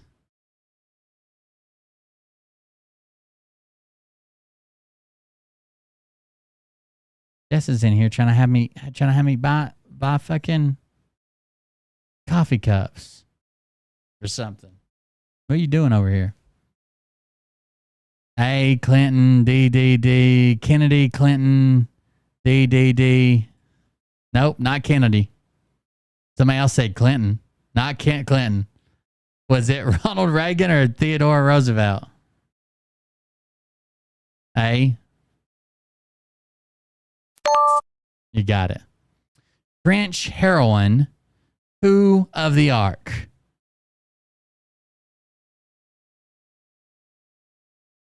Of Ark, not the Ark. Ark. Joan, Jane, June, Jean. Which Australian scientist aided in the discovery of penicillin?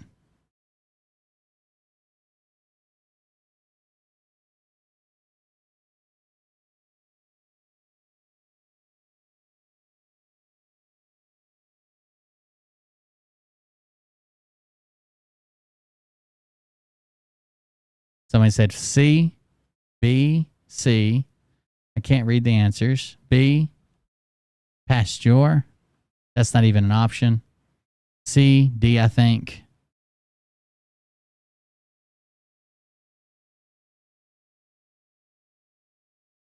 Is Jim Peacock, James Arthur Prescott, Carl Kruszelnicki, and Howard Flowery?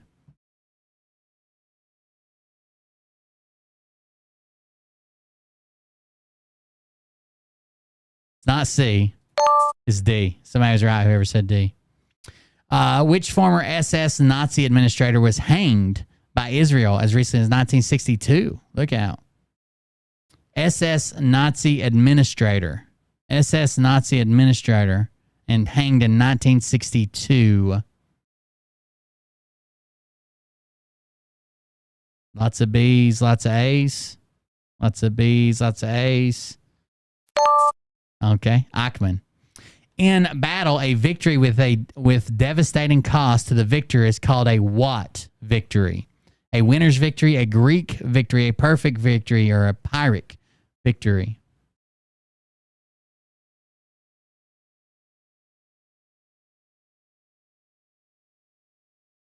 A victory with devastating cost to the winner, to the victor, is called D, D, D, D, C, D. It's D. Who was the last queen of Pakistan?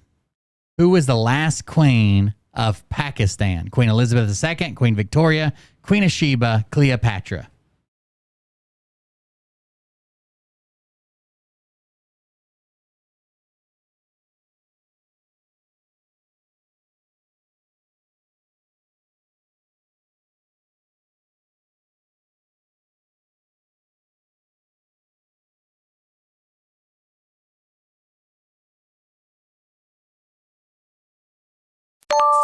Queen Elizabeth II.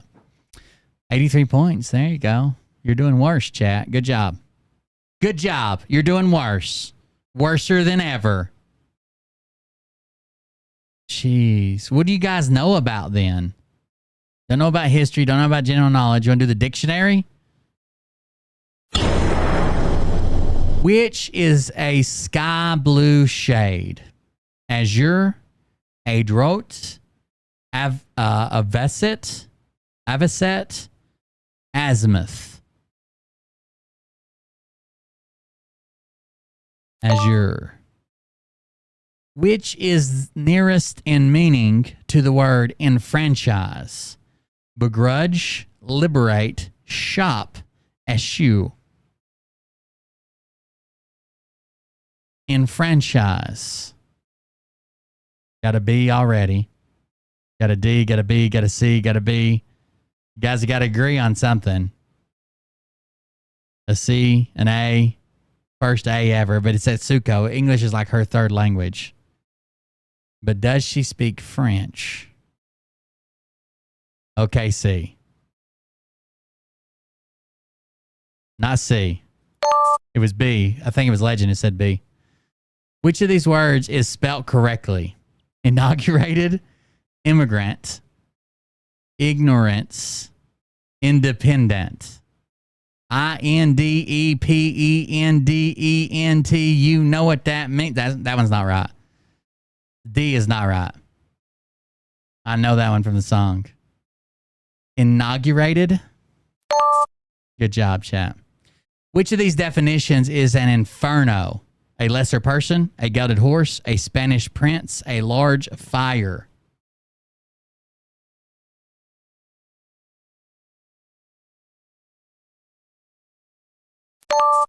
Okay, we got that one. Which is the closest in meaning to impetuous? Impetuous.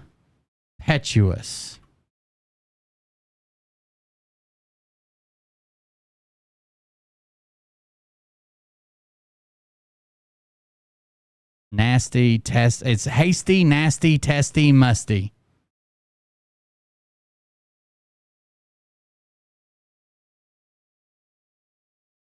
It means done without thought or utter care or due diligence. So I'm guessing hasty.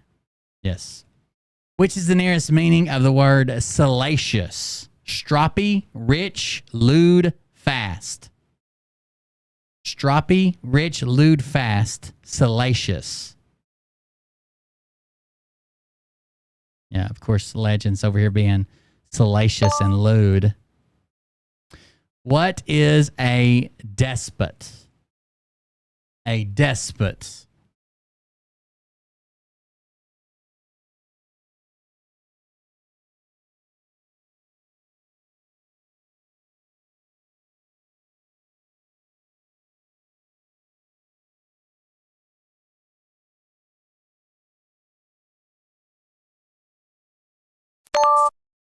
A tyrant. What is the meaning of the word austral? Austral?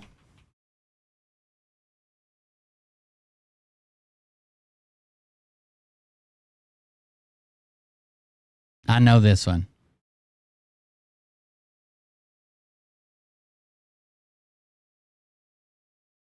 Because it means it has to do with the southern hemisphere, right? Oh my God, Spicy. What are you doing? Do you even speak English anymore? Did you revert? Which word does not mean to search for food? Ravage, forage, scavenge, hunt.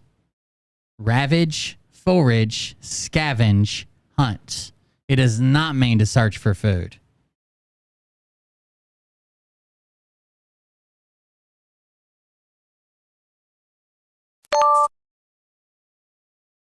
A person who gives a lot of money to charity is called what? A philatelist, a philatelist, a pessimist, a philanthropist, a pharmacist. A person who gives a lot of money to charity is called what? A philatelist, a pessimist, a philanthropist, a pharmacist. There you go. Be a philanthropist tonight. We're raising money for a charity, okay? 95. That's all right. I had to help you a couple times. I didn't want you to keep doing worse and worse and worse. I wish there was one we could all play together. If anybody would call in, we could have people call in and winner stays up. But I can never get people to call in, so unless they want to just be the co-host and hang out all day. All right, return. Let's see what else we got. I had to help you with a couple of them. Here's Americans' pet peeve. Which Middle East capital is known locally as Al-Qahira? Qahira? I've seen this written.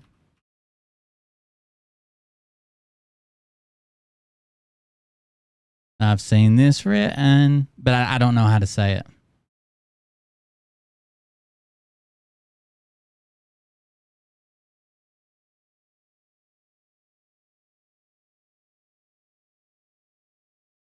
It's the nickname for Cairo. In what country are the Drakensberg Mountains? Does anybody know about that? Uh-oh, there's a donation. Shadananon donated $50. Thank you. Drakensberg Mountains?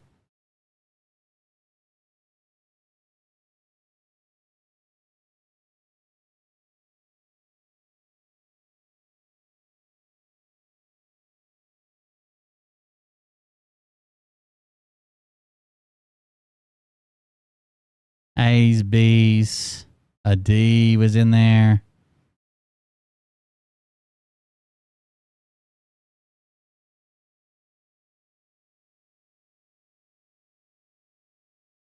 Does anybody know for sure? Because I have no idea. Slytherin? That seems to make sense.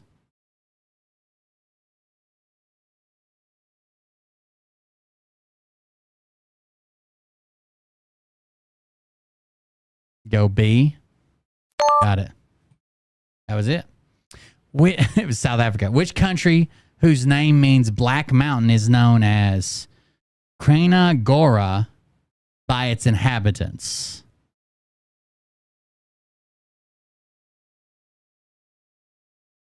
Which country whose name means Black Mountains is known as Krina Gora by its inhabitants? That's Croatia, Montenegro, Cuba, or Ireland?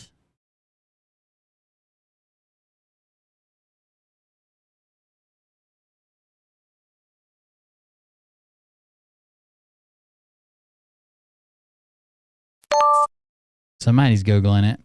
In what state or territory of Australia would you find Darwin? In what state or territory of Australia would you find Darwin? Queensland, Western Australia, Victoria, or the Northern Territory? Let's see, an A, a D, an A, an A, a D, a D, a C. Atsuko don't count. A D, a D, a D, a D. Lots of Ds. You got it, boys. Most of the top 10 countries by population growth rate are on which continents? Most of the top 10 countries by population growth rate are on which continent? Asia, Africa, South America, or Europe? Asia, Africa, South America, or Europe?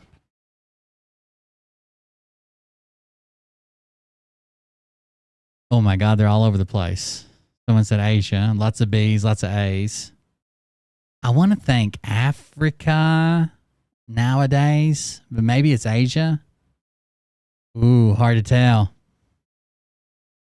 Spicy says A. We're going with anything Atsuko says. Wrong. The other big one was B. It is right. Good job. Which of these European countries is the largest? Ukraine, France, Spain, or Germany? I think this was deceiving. Ukraine, France, Spain, or Germany? Which one's the biggest? 3 Ds, 2 A's, a D, and A. Ukraine. People are saying Ukraine. Ukraine's correct. And Mancunian, a Mancunian is a native of which British city? A Mancunian. It's a British city. Comes from where? Cardiff, Mansfield, Macclesfield, or Manchester? Manchester. I'm pretty sure I've heard this. It's D, but I'm not positive. There you go. Which is the largest city in Morocco? Largest city in Morocco. Casablanca, Marrakech, Rabat, or Fez?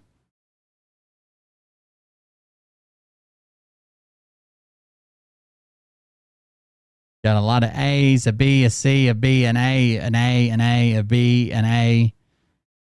Go with A. A was correct. Casablanca. In terms of population, which is the third largest city in Israel? The third largest. Jerusalem, Tel Aviv, Rishon LeZion, Haifa.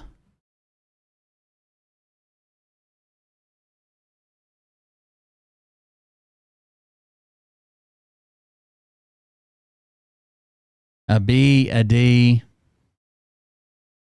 a D, a D, a B. I think Tel Aviv's probably too big. I don't know these other two cities. Lots of D's. Let's try D. D works. Which is the capital of the Republic of the Congo?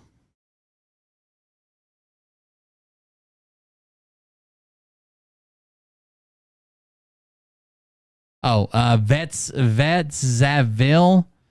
Soxaville, Pantzaville, Brazzaville.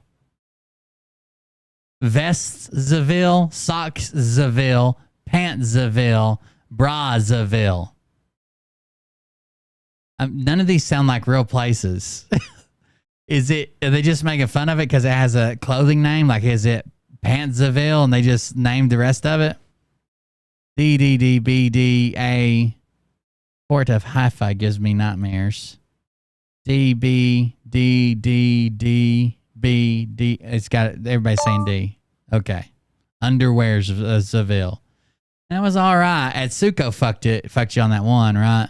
Atsuko's like, hey, of course, I'm Japanese. I know. It's Asia. Meh. Underwear's Zaville. Thank you guys for the donations to charity. By the way, all donations tonight, if you use the exclamation point charity, go to Hope for the Day. Hope for the Day is our charity that we are sponsoring for this charity stream. And I don't know where my notes went, but I'll grab them. It is Hope for the Day. It's a charity that deals with suicide awareness and prevention. This is Hope for the Day is making mental health care and discussion around mental health accessible to all who are in need, whether that be through an online support group or an in-person therapy. Suicide completion rates have surged to a 30-year high. Our work is represented in 50 states, 26 countries, and 17 different languages. In the United States, over 48,180 people die by suicide every year. That's 121 suicides a day. That's a ridiculous number. To be like the best country in the fucking world, the most developed, with the most financial means, we have 121 people a day kill themselves. That's ridiculous. That's so insane. 121 people. I didn't fucking graduate with 120. Well, maybe around that number, 121 people. That was my whole senior class a day. Globally, over 800,000 suicides are reported each year, with many going unreported. In the U.S. alone, it's 121 a day. The goal is to provide tools for early recognition and intervention to disrupt the highest risk factors for mental health crisis and suicide. We engage all audience, from adolescents to seniors, and we engage any and all community spaces, including academic, professional, and general population.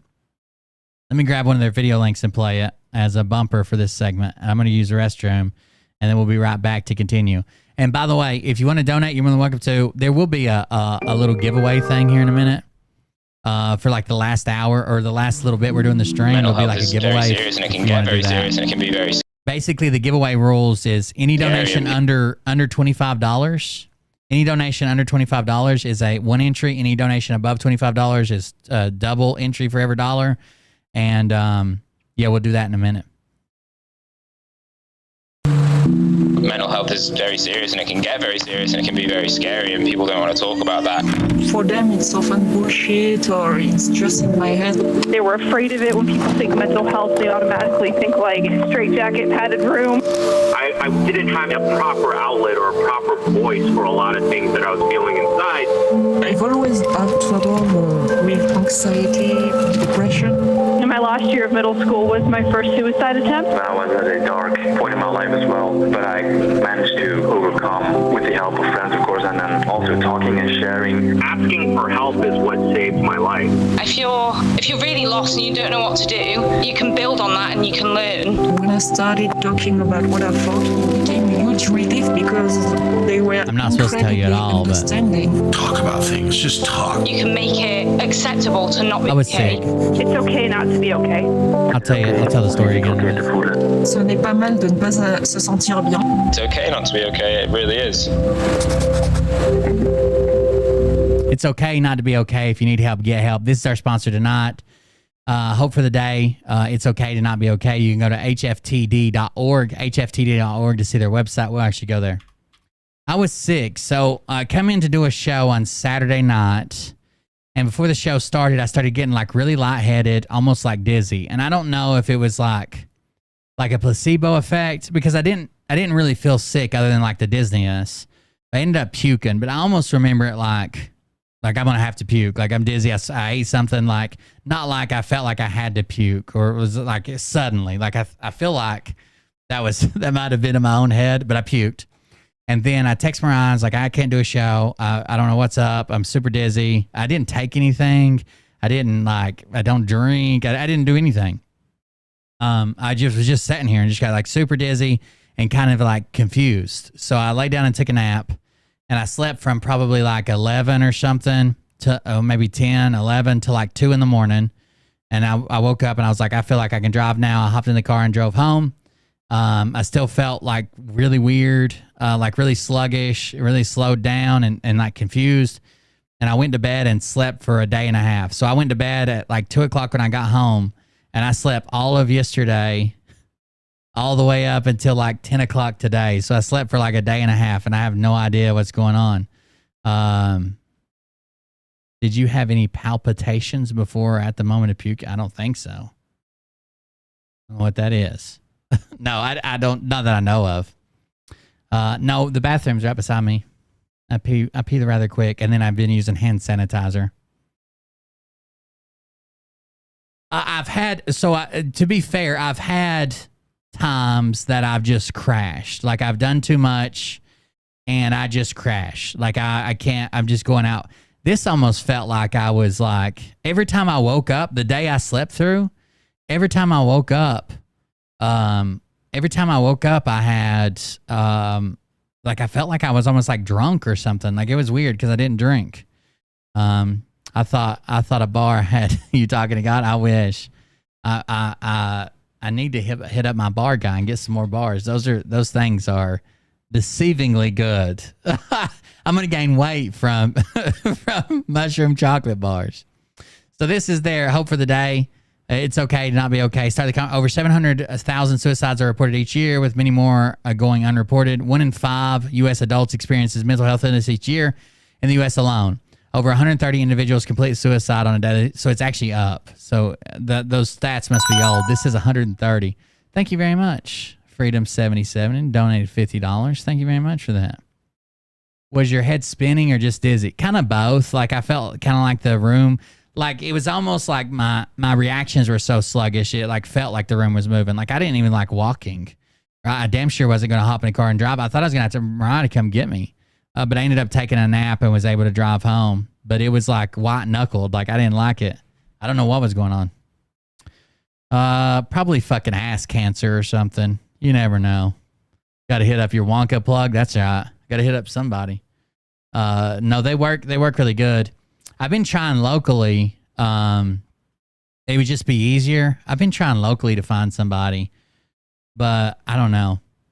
I've had what I thought were a couple good, like, oh yeah, I can do that. You know, I can get those kind of, and then they just kind of fall through. And then I have one guy that's working on it, and I don't know.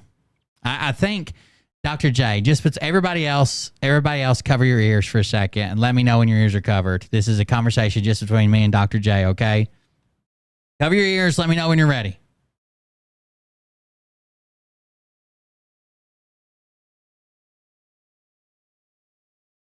Every head bowed, every eye closed. Cover your ears. Dr. J, if I come to Colorado as like a drug tourist, can I sleep at your house? Can I crash at your place in the driveway or something? Anyways, back to the show. Nothing changed. You can undo your ears, okay? You can undo your ears. Anyways, nothing of importance. Hope for the Day is a nonprofit movement empowering the conversation on proactive suicide prevention and mental health education. Through outreach, education, and action, we can equip people with the right tools to be proactive in their communities. Together, we can break the silence around mental health. Use our resource compass to search for free and reduced cost mental health resources in your community.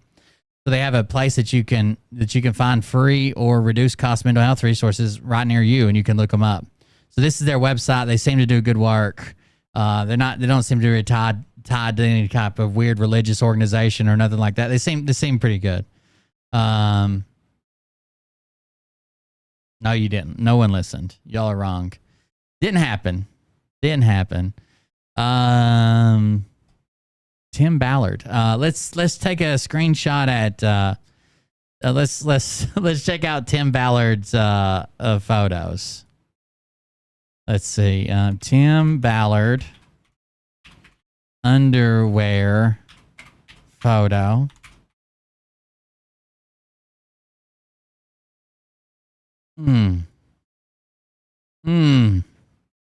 Why, Tim Ballard? Why?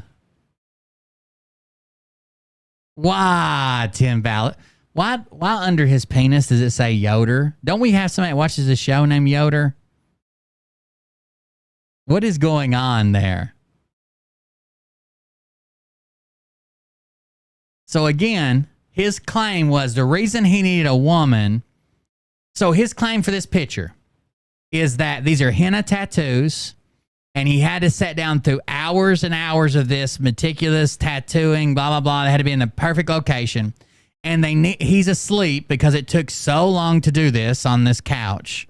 He's asleep, and he needed all these tattoos to look like a bad guy, a party animal, he says. And if he ever has to re-get these tattoos to go back out on a job, because they don't last forever, they're henna, they have to redo these tattoos exactly the same, because a bad guy would notice if your tattoos moved 1/8 of a centimeter. Okay?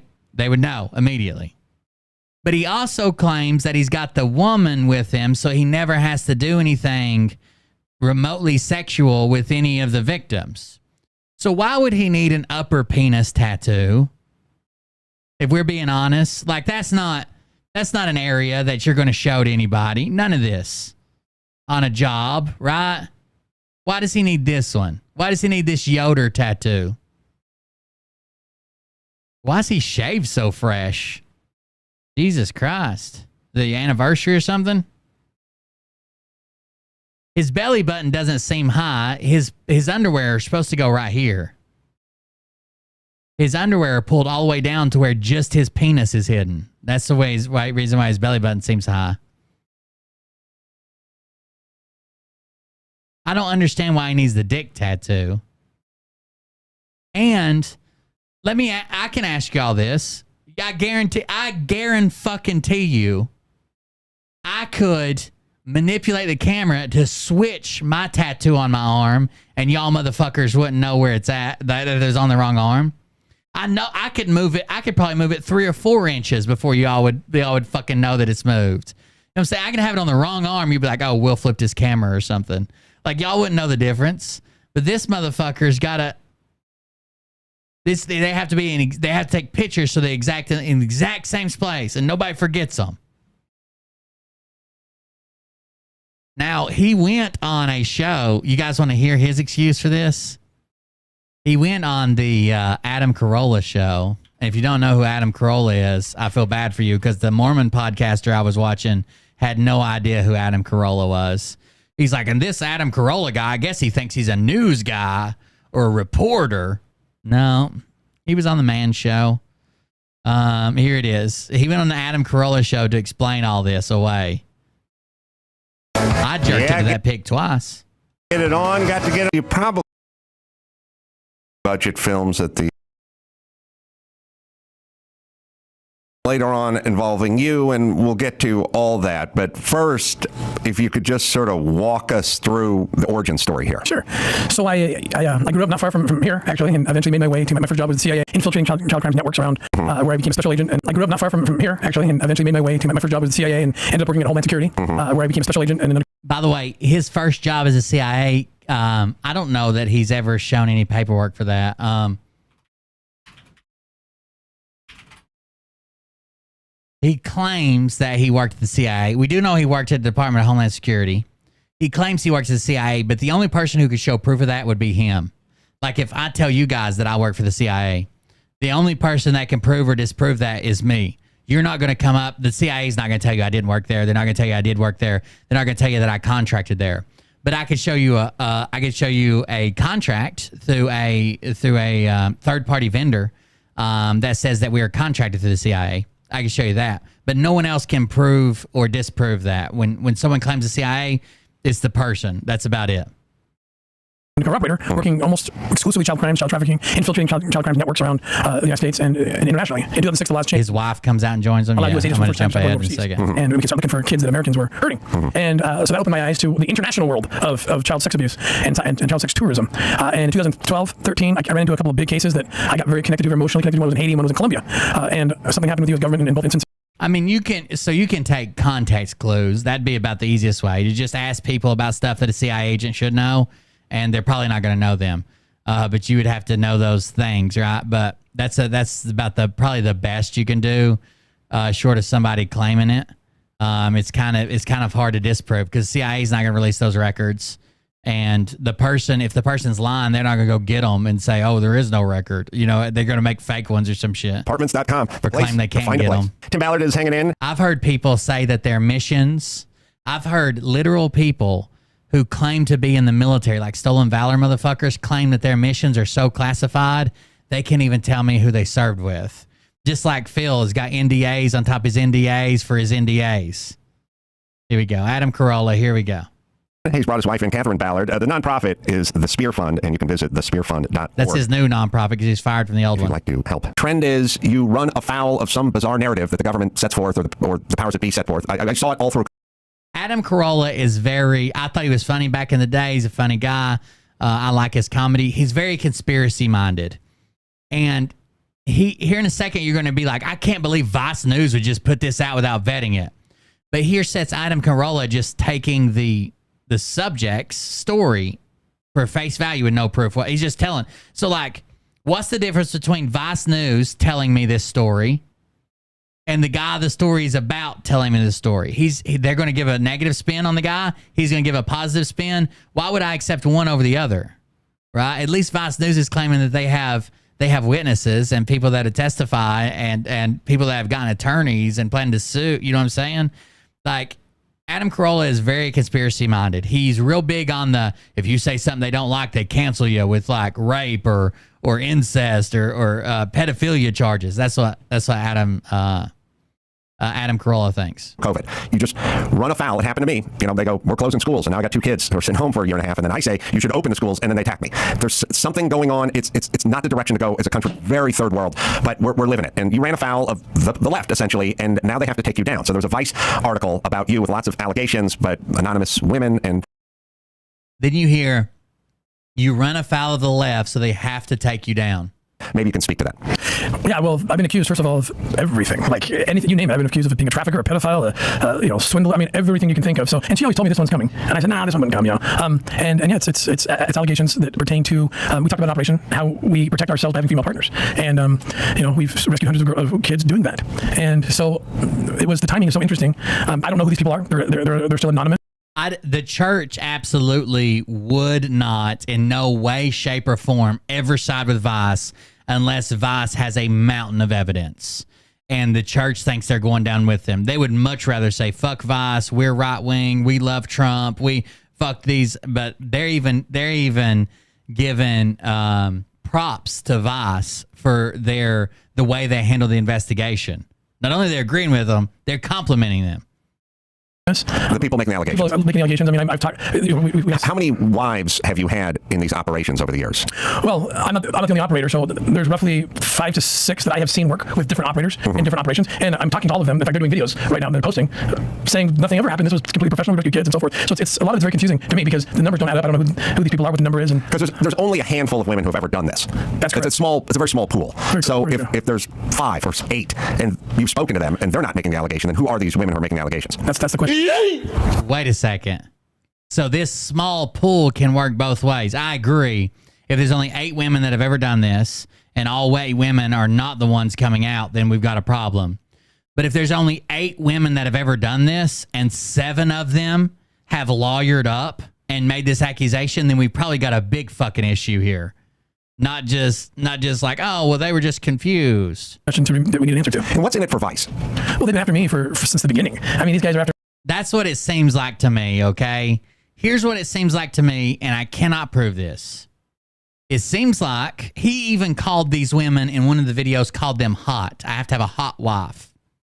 It seems like he is taking a bunch of his buddies to proverbial paradise and hanging out there, playing military a little bit, trying to feel good about himself, but taking basically a 5-star vacation with a beautiful woman he makes pretend to be his wife. And sometimes there's kids found, sometimes there's not. Seems like a hell of a way to take a vacation, to be honest with you. For me, the very first hit piece they did in 2020 on me had to do with the most ridiculous thing. I testified for Congress about the border wall, and I mentioned the story of a girl who we rescued herself, but she'd been trafficked through a wall-less section of the border and ended up being raped for years in New York City. And she rescued herself. I wrote an op-ed how she rescued herself. I testified for Congress how she rescued herself. But in a Fox Ed op-ed that I wrote, I said that we helped her out of her hell. Okay, and that was written. We helped her out of her hell. You claimed to help her at all. You never had any contact with her. She rescued herself. Contemporaneous to the other testimonies I gave. And they said, look, Tim Ballard taking credit for rescuing her when she rescued herself. And they knew darn well that I had clarified. They did a whole story just on that. So that was 2020. They've never let up. We got to find something wrong with this guy. And I think it has to do with the fact that I showed up with Trump. Now, this is going to feed Adam Carolla's bias, and he's not going to validate any of this either. Yeah, well, you said if we built a wall at the Mexican border, then that would help this horrible process that you're involved with. And then they heard wall, and now it's you and Trump, and now the Trump derangement kicks in, and now you must be taken down, even if your motives are to save children. That's right. And every story about the allegation, it seems like there's a picture when I'm briefing Trump in the White House. So once you have that picture up, then the left, or leftist, I'll say anything you want now. Right. Because he's sitting next to Trump talking to him. Yeah, so the allegations were you showed them a picture of you you your tattoos and your underwear. You insisted on sleeping in the same bed with them and showering with them and things of that nature. Can you address that? Yeah, the picture is so funny. I have it. I'm talking to my team. So the picture's so funny. I have it. I'm talking to my team about it. I'll show it to you. It was taken by the tattoo artist. I'm completely asleep on a couch with my hands and arms propped with pillows, and it takes hours to do this. It's like an actor, like a movie. I have tats all over my body, so I'm in my underwear and I have tats on my leg. I'm asleep. It takes hours. You got to lay there for like a couple hours while it dries. It's a henna tattoo. Oh, it's a henna tattoo. Yeah, it's a henna tattoo. I'm getting ready for an operation. So the tattoo artist named Katie, she's done a video. She took a picture because I have to go back many times in that cover role, in that role. So she took a picture while I'm asleep. It wasn't sexy. It wasn't anything. It was just to take a picture, and then she sent it to a couple people and said, hey, keep this archived so that when Tim goes back into this case, I can redesign it exactly the same. We can't be off here. And that's so keep this archived. I'm going to send this to a couple people. You keep this archived because we got to have these exact. They'll know if his dick tattoo has moved. The entirety of the picture. That's it. So these, well, can we see that picture? Sure. Well, tell your team to send it to our team. Yeah, they'll put it up. You'll see it. I mean, yeah, no, so this is the kind of nonsense that, again, you just have to, I don't know, it's a new world order. We have to just deal with this on a daily basis. So you would get tattoos as part of the role, part of the character that the kind of guy who would be into this would be the kind of guy who had tattoos. Is that? Are you kidding me? The kind of guy that would be in this is the kind of guy that would have tattoos. I don't even think that's fucking true. Like, it's almost like he gets to go play bad boy billionaire, and this is part of his weird fetish is to have the tattoos. Why you did that? Absolutely. But you didn't want permanent tattoos. No, we do. We'll do the fundraiser here in a minute. Hold on. Or the They get giveaway. us looking like crazy partiers and tourists. Mm-hmm. The other was insist on sleeping in the same bed with the woman. No, I mean, the closest that allegation would come from is like the story I told you where we're getting a couple's massage and we're blocking for each other so no one's actually getting touched by the sex worker and we're having credibility. So that would be the closest to that. But you're on separate beds. Yeah, you're on separate tables. Yeah, but how would it work if you're posing with your wife and you come into town? Do you have to stay at the same hotel? Do you have to stay in the same room? I mean, you never know who's watching, who's talking. Right. It makes a certain degree of sense even that you sleep in the same bed.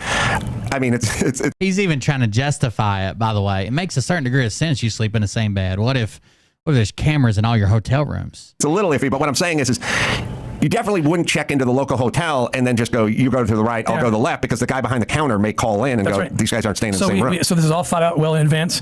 Well, you're thinking of this as if they're taking down well-established kingpins in an area that have these people watching for them, and they got these people paid off, and they paid the police. But what they're actually doing is convincing poor people to go out and find underage girls that may be related to them or their girlfriend or a girl down the street or their friend's friend because they've never seen this much money before in their entire life and they don't have people paid to watch the hotel. And we get hotels that are suites, or where there's multiple people renting a house. And so, because we have to be careful, it's true, they could be watching us. Okay, are they still a couple? They're going into a hotel. Where are they going? So I have logistics guys on the ground that they'll either get hotel rooms that are suites, and they're in there already. And I'm always hanging out with someone else. Like, oh, my buddy's traveling with me too, right? So yeah, I mean, we can consider ourselves undercover the whole time, and we'll go into what we call the sting house. And usually we do Airbnb because that's easier. And we just go in, and so if they see us go in, and there's 5 bedrooms in there, and the bad guys aren't coming in the bedroom into the house to see that you're not in the same room. So. Right. And then shower together? Yeah, that story is a true story that I've told. He's got this amazing true story that he told together right here for all the people who always get, how like all massages take place in a bathing suit? Because that's how massages work. And I'll tell it again. We rescued 27 kids. It was this one time ever that this happened. We were doing the couples ruse in a spa called the Spa Bon Javo in Dominican Republic, and the intel said that kids were being sold out of that place. So I was actually working with one of our operators. Her name is Marisol Nichols. She's actually an actress and an operator, so she does a very good job. And we were doing the massage thing, but we ordered like a mud thing because the massage thing leads to having to fight the sexual touching stuff with the sex worker. So we said, let's start with the mud, and I'll get the intel before it's over. Well, I didn't get the intel before it was over, but I was this close. She was about to tell me where they were. So we said, hey, can you order a different thing? Can you order a different service? Well, we have some massage. I'm like, all right, I had to stay there because I'm this close to getting them to tell me where the kids are. So they say, okay, so I open this door and there's I had to get a hand job because they were almost going to tell me where the kids were. There's a shower. So go, shower up. And we're like, oh, you going to leave the room? And they're like, no, we got to clean this mess up and prepare for the massage. So they said shower up, and we're just going to watch you shower while they were cleaning up the mud. Okay. So we're like, oh crap, well, here we go. You know, I told my wife about it. So we went in there, and you have to think on your feet. So I throw a towel over the window so they can't see. And we're wearing clothes. You're wearing your bathing suit. You know, you don't go naked in these things. And so she goes in, I go in, and we don't even touch each other. And the towel conceals that we're not. You know. Right. And so we told that story like that was crazy. That was awkward. You just tell one person, and then it goes boom, boom, boom. Oh, we take showers. Right. And I know that's where it came from. You know, I was like, oh, you're taking a shower. And Mary's like, yeah, well, not really. And by the way, the 27 kids who were rescued in the particular case, they were from Colombia, Venezuela. They were being kept in the chicken coop. And this is the part that everyone likes to leave out of the story. They're being kept in a chicken coop with a padlock on the outside of the chicken coop, and that's where. Wow, those could have been very, very tricky chickens too, right? I saw a chicken play tic-tac-toe one time. They lived, and they were brought out at night and raped for money by sex tourists. We rescued all of them, and if I had not got into that shower and stood in the corner and touched nobody, that wouldn't have happened. You got to stay in role. If I wouldn't have been such an honest, good Mormon in my Jesus panties. How do you hide your Jesus panties from a sting operation? Anyways, stood in the corner in my Jesus panties and touched no one, then I wouldn't have been able to raise those kids. Save them out of that chicken coop. You would have been made if you said, I'm not going to take a shower with my wife. Correct. Because that would have made it seem like you were exactly who you are. Exactly. God, I don't know how folks like from Vice and many of these people that write these articles, I just don't know how they sleep at night. Again, I don't know how people from Vice sleep at night. You're taking his word while there's multiple victims coming forward. I just don't understand this. Like, I can understand being like, okay, nothing's come out yet. Okay, we haven't seen proof yet. Okay, we haven't went to court. We haven't talked to these women. We've just gotten a statement. Let's just remain neutral. But saying like how these pieces of shit sleep at night where they're trying to take down all our good child rescuers. I don't know how they call themselves journalists. That's the part that drives me insane. But all right, so as he just accepts a guy's word for it. Oh yeah, that makes perfect sense. Thanks for clearing that up. How are these other people who call themselves journalists? Oh, those were the three, or at least the big three. And then as everyone, and maybe Catherine, you can speak to this. The saddest part about this is everyone's knee-jerk reaction. Oh boy, we got to distance ourselves because some rag publication wrote a hit piece on you because they think you voted for Trump. And now people distance themselves, you know, the church or the organization or what have you. Yeah, the church is very well known for distancing themselves from right-wing people. That's what they do. They want to distance themselves from the right wing. That's what the LDS church does. They're like, oh my God, this guy may have voted for Trump. Get him out of here. Bring me a new pyramid scheme. We're ready. That's the scariest part. And I think the people that write the article know all we have to do is just float something out there. And well, you know what's crazy? Every other article they've written about Tim Ballard, every other article they've written about any member of the LDS church, every other fucking article that involved the Mormon church, they haven't fucking excommunicated anybody. They haven't come out and denied those people. They haven't made these wide sweeping statements saying, oh, I don't know about this guy. We're kicking him out. It's weird. But this one that claims to have all the evidence and all the backing, suddenly the church jumps on it. You know, if you're Russell Brand, we'll float some stuff out there and YouTube will drop you and your sponsors will drop you and people will distance you before any vetting, any trial, any conviction, just guilty until proven innocent. Catherine, any thoughts on that? Well, it's definitely been very difficult. We live in a very tight community, Stop stroking his hand. That's creepy. We are a very faith-filled family, and we've really oriented ourselves around being faithful to our religion. He's been feeling more than faith, if that was her real name. And to Christ, and these details about Tim are not things that most people want to hear, and I get that. I don't like hearing about the work about what he has to do to rescue children, but he's rescued. I don't like hearing about those mandatory hand jobs at the spa. Are you kidding me? I thought the happy ending was the kids being rescued. I didn't know it happened before any kids were rescued. Children. And I know that he has done it in a way of complete faithfulness to me. And so it's so hard. And we have this big family of... He was only letting us soak. That's right. We're a family of 11, and it's so hard for these things to be spread around. Like you said, someone just floating the idea without looking into the facts of it, and people wondering, wait, so is Tim a good guy or a bad guy? And fortunately, we have so many friends and so many people that are behind. Soaking's where you just put it in, but nobody moves. Nobody moves. Nobody fucking like a bomb's getting ready to explode. A snook. That's what they called it in South Park. The snook. Behind us, but it is out there. Those statements are out there, floating these allegations against him, when in reality, he has worked so hard and dedicated so much of his life to rescue kids and remain completely faithful to me and to God. I think we have that picture ready. Well, I heard it says on my screen it's ready. I'm not embarrassed by it. I mean, there it is. Oh dear. Sorry, Catherine. Wait a second. Why'd you say something like, I'm not embarrassed by it? It sounds like, oh, we're really going to do this? I'm not embarrassed by it. Sounds like you are. Look how small they made it. I mean, look at my eyes. Zoom into my eyes. I'm completely asleep. Right. I'm laying there for hours. Right. And the person taking the picture is Katie, and she's took it. He even said, sorry, Catherine, when it came out. I zoom into my eyes. Well, I heard it says on my screen it's ready. I'm not embarrassed by it. I mean, there it is. Oh dear. Sorry, Catherine. I mean, look at Sorry, Catherine. my eyes. Zoom into my eyes. I'm completely. Sorry, Catherine. Here's my dick tattoo. Completely asleep. Right. I'm laying there for hours. Right. And the person taking the picture is Katie, and she's. Other people shake the bed. That's right. I only soak on a trampoline at Just Jump, the kids' obstacle course. She's took it and sent it to a few of the operators and say, hey, keep this archived. So I'm going to go back in undercover with that. Luckily, this case is dead. Right. This particular case led to the rescue, by the way, of many children who were being beat up and raped. Of several many children. This exact picture, this case, led to the rescue of several many children. By these Dutch pedophiles in Mexico and Ecuador. Huge case. So I had to keep going back, and they only last a few days, right? The henna tattoos. So does that look like I'm doing some kind of sex pic? No. Does that look like a sexy pic I'm sending to someone? No, but does it look a little like Hunter Biden at his worst? A little bit. Just shades. Shades. Not trying to draw a comparison. I'm just saying there's a slight physicality there. With the beard. That's all. So, yes.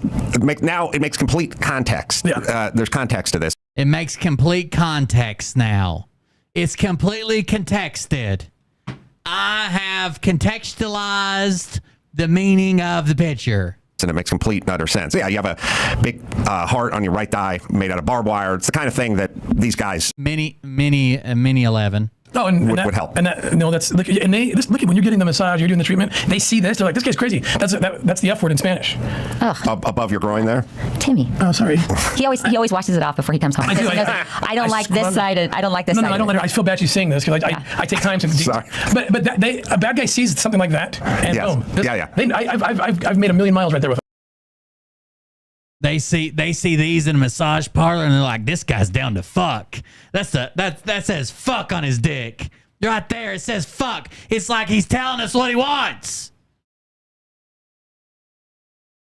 Why didn't you get fuck and then put it under the number 18? That way they know you want to yoder minors, because under 18, you get it?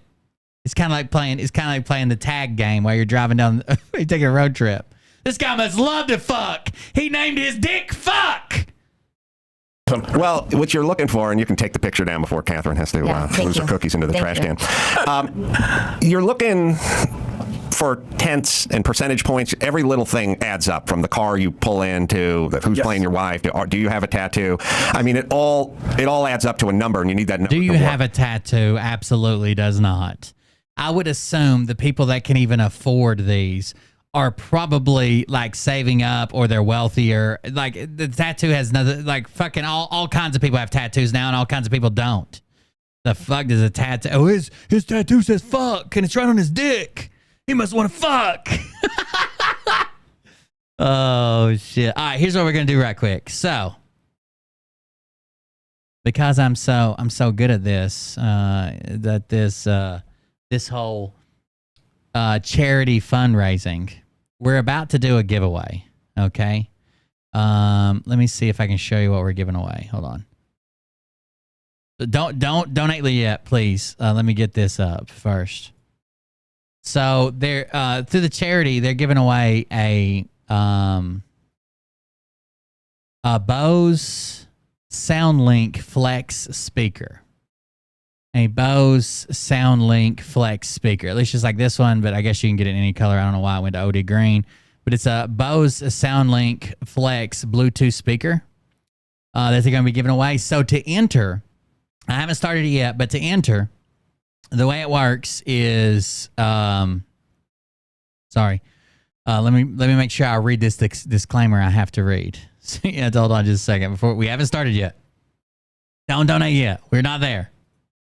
But let me read this. So it says donations under $25, so $25 or less than $25 are worth 1 entry per dollar. So 24 would give you 24 entries. Donations 25 and above are 2 entries per dollar. So $25 would give you 50 entries. The more entries, the highest chance to win.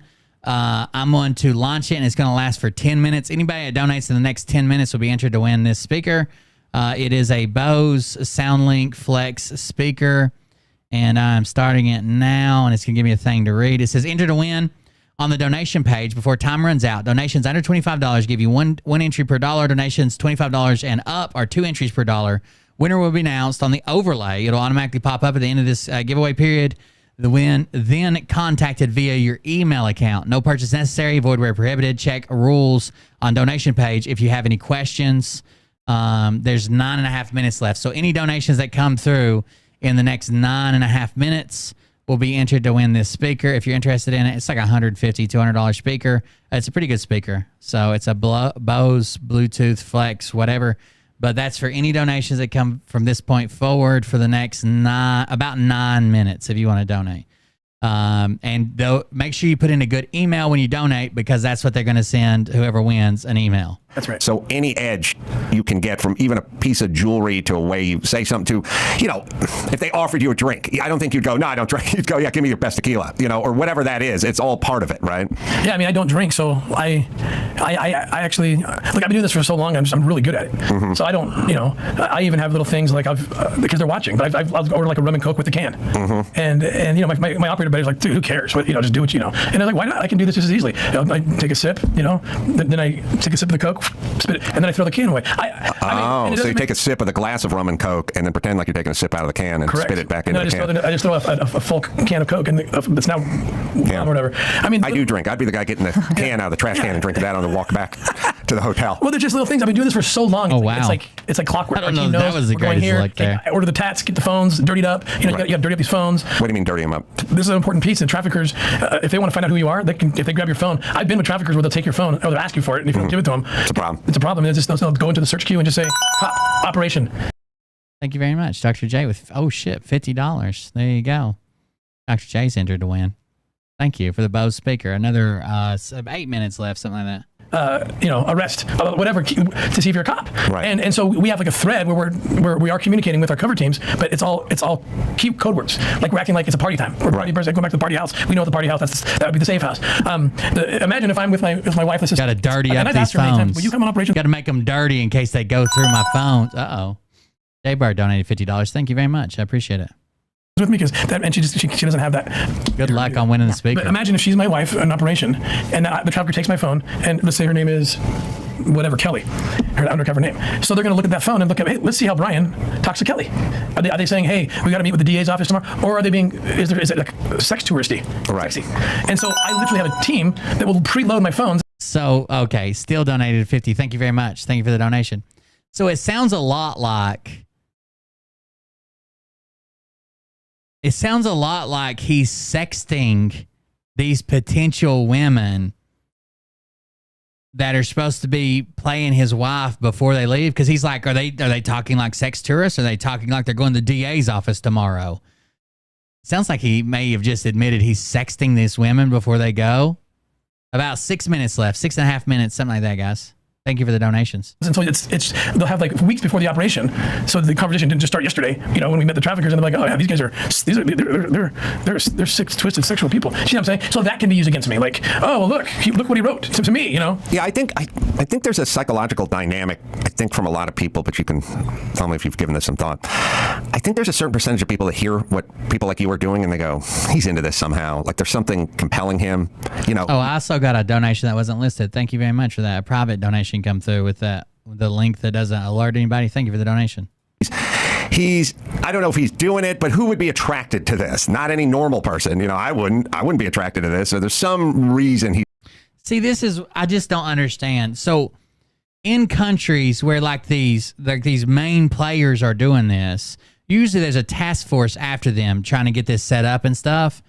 But it seems like Tim always catches these like low level guys that like I'm afraid that he's making the demand for it. That's what I'm afraid of. That he's making the demand for it. We never find out what happened to the kids. We very rarely find out what happened to the people that were arrested, how they fared in court. It's just very strange. And I'm worried that he is making the demand. About 5 minutes left, guys. If you want to enter to win the Bose Bluetooth speaker. It's actually a really good speaker.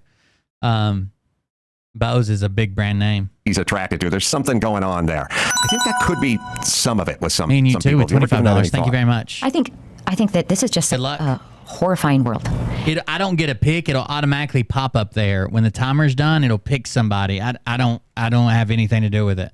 It's set up automatically, so they can't say I influenced it. And if you didn't know about child trafficking, the very idea of it is. That's what everybody says, entrapment.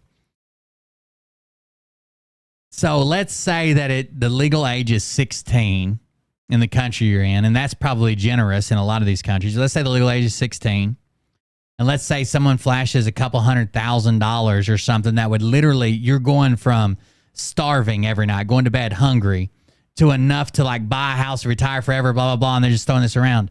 And your sister or your friend or somebody you know, can you just tell them you're 14 and just do this? And we have this, I'll be there. I'll help you. It would change our life forever. Some people might take that offer. California Crafter donated $50. Thank you very much. I appreciate it. Good luck on the giveaway. I don't know. I'm sure some people would take that offer, and I can't blame them. My life isn't that bad. You know what I mean? I can't tell you what I'd do with my life if I was starving to death. It's horrifying. I'd be robbing some motherfuckers, someone though. Do this to a child, and then you hear that someone is rescuing them, and you're like, "Oh, great! He must be the most perfect, amazing, heroic person ever." It's Zuko with 25. And then Thank someone you. floats some of the tactics that they have to use in order to rescue, and like you're saying. Oh, you don't have to. I forgot to say this too. You don't have to take the speaker. You can take the cash value for it, whatever they appraise it at. Some people take the cash. Some people take the actual item. The last item we gave away was a Nintendo Switch, and I don't know which one they took. But Nintendo Switch, because me and Mariah were talking about we should do it, but it would look bad because Ollie needs a new Switch. He broke his, but it would have looked bad. But yeah, it was a Nintendo Switch. It was pretty cool. The Switch It's Lite. like, well, wait a minute. That doesn't look clean, and like he's sitting at a library, you're reading good books, and then he rescues a child. You know, like that doesn't jive. That looks dirty. What he's doing looks dirty. So he must be a part of this dirty thing. And I think that I can understand that. I mean, I don't like looking at the pictures. He likes to send me pictures of him in the wig, and it's just like nasty to me. I don't even recognize him because. What's the wig for? Wig is just more cover. I mean, my disguises got better and better because he likes to send me pictures of him in the wig instantly. What's the wig for? I was still doing media before I Come was on. still, I'd be on Fox News or doing different things. And so we had to up the disguise, and we ended up getting into, I dyed my hair to the point that I think I wrecked it. Yeah, it's still not the right color. Yeah, it's never come back. So then we got into wigs. So yeah, I mean, the disguise just got better and better. And he looks like a sicko. Yeah. He looks like a sicko. And anyone looking at that. So he looks like a sicko because he's got tattoos and a wig. So it's really the tattoos, because he could have any color hair he wanted, right? Like, it's really the tattoos. It looks like a sicko. It looks like a real sicko. I would think, well, I know what undercover work does, so Tim must participate to a certain extent in the name of rescue. Got to raise that money. Between children. But the truth is that he hasn't. And the 2 movie minutes left is for the awesome, and giveaway. they've done such a Thank good job. you, But one guys. of the things that they really misrepresent is the team that Tim is always surrounded by. In the movie, it looks like Jim Caviezel and maybe a couple guys, and it's just him. And then he goes out solo, and that is never. Well, you guys did the movie. Why he just finished saying it was a real life account of what actually happened, 100% true on a podcast, and now she's saying, hey, the movie makes it look like he's by himself. None of that's true. What the fuck? Never the case. They go in as a huge team. There's multiple couples. There's support groups. There's couples. There's tons of police. local law enforcement. So that's a part that no one's thinking about as they float these accusations. They're thinking about Tim as Jim Caviezel just being out there solo doing his own thing, and he's never alone. He's never alone. So the future. I feel like his wife may be like stupid, naive, and maybe like a fan of the money, kind of like a Carrie type scenario, maybe. But yeah, that's what I think. Who knows? Who knows? Doesn't seem like he's doing too well. 50 seconds, guys. 1 minute left. Less than a minute left. You want to donate? Let's see who won this thing. Let's see. We're at 30 seconds. Let's see who won. 30 seconds now, I guess. It was at 40 earlier. 30 seconds. I want to say who won this shit. She's dumb as fuck. Hope they take him down. I do too. I hope he at least gets what he's coming. I hope somebody goes after Madison Marquette as well. That she makes me so mad with that GoFundMe that she says she's given to kids and women she rescued, but she hasn't rescued any kids or women, which is wild to me. But whatever. All right, here we go. 6, 5, 4, 3, 2, 1, and the winner is Still Resolve. Still with the win for the Bose speaker. They'll send you an email to whatever email account that you donated through. They'll send you an email, and then you'll be able to talk to them about if you want it, if you don't want it, if whatever. There you go. That is whoever's. I think it's Still Resolved, but it's Still either way. And it's got your email address registered, and they'll be reaching out to you. So look for an email for them. I think it takes them like a full 30 days to even process the email, but it'll be coming. So just don't forget about the email coming. Sure. Tim, thank you guys very much. What do you think? And does the notion of you floating out that you may want to take Mitt Romney's place? They tell me not to. They tell me not to do. They tell me not to announce it because it'll like maybe I guess people come in and maybe donate or charge back or just try to win it or whatever. They tell me not to announce it until I'm going to do it. But there you go. There it is. Good job. Congratulations. Is that, you think, the cause for some of these hit pieces by Vice and other publications? Well, the timing was certainly interesting. I was back in Congress, testifying before Congress about what? The border wall. And I did call out the president by name and said, I asked, do you not care as much about foreign children as you do about American children? I believe you do, so let's treat them, I made a big deal about it. I testified before 2 houses in Congress that week, and it did leak that we were prayerfully considering a run for the Senate, and it was 5 days later. 5 days later, all this hit. Wait, you said 3 days later. In your last video, you said 3 days after it leaked, all this hit. Now it's 5 days. Right. That's the new world order. So sad. But the sad part isn't what Vice is doing. The sad part is the scared people that are going along with it. This has all been was my COVID theme. It wasn't what's Fauci and the LA Times doing. It's what are all the citizens doing. That's the part that scared me. That's enough of that. What else, guys? What you got? Oh, I'm sure the mods have sent me shit that I haven't covered in a while. What have you guys been sending to me? Tony, you guys remember Zero Dark Tony? Tony is being named in a lawsuit. Let me show you something. Hold on. Tony, Zero Dark Tony is being named in a lawsuit. Let me see if I can grab this. So this says The Underground Bunker by Tony Ortega. Now, this isn't Zero Dark Tony. This is a different one, but still. Sworn testimony on Scientology harassment in Leah Remini's lawsuit. She is the wife of Kevin James in The King of Queens, which is one of my favorite shows. She's in a bunch of other things, but King of Queens is one of my favorite shows. She's Carrie in that show. So it says, last week we told you that Leah Remini had augmented her lawsuit against Scientology by submitting a motion to the court asking for an injunction. She wants the court to issue an injunction that would stop Scientology from continuing to harass her, something she says has only gotten worse since she filed the lawsuit on August 2nd. By the way, Tony's not with Scientology. He came out against Scientology, then the community kind of was weird to him. Then he went after the community around that because the way they were fucking acting like retards.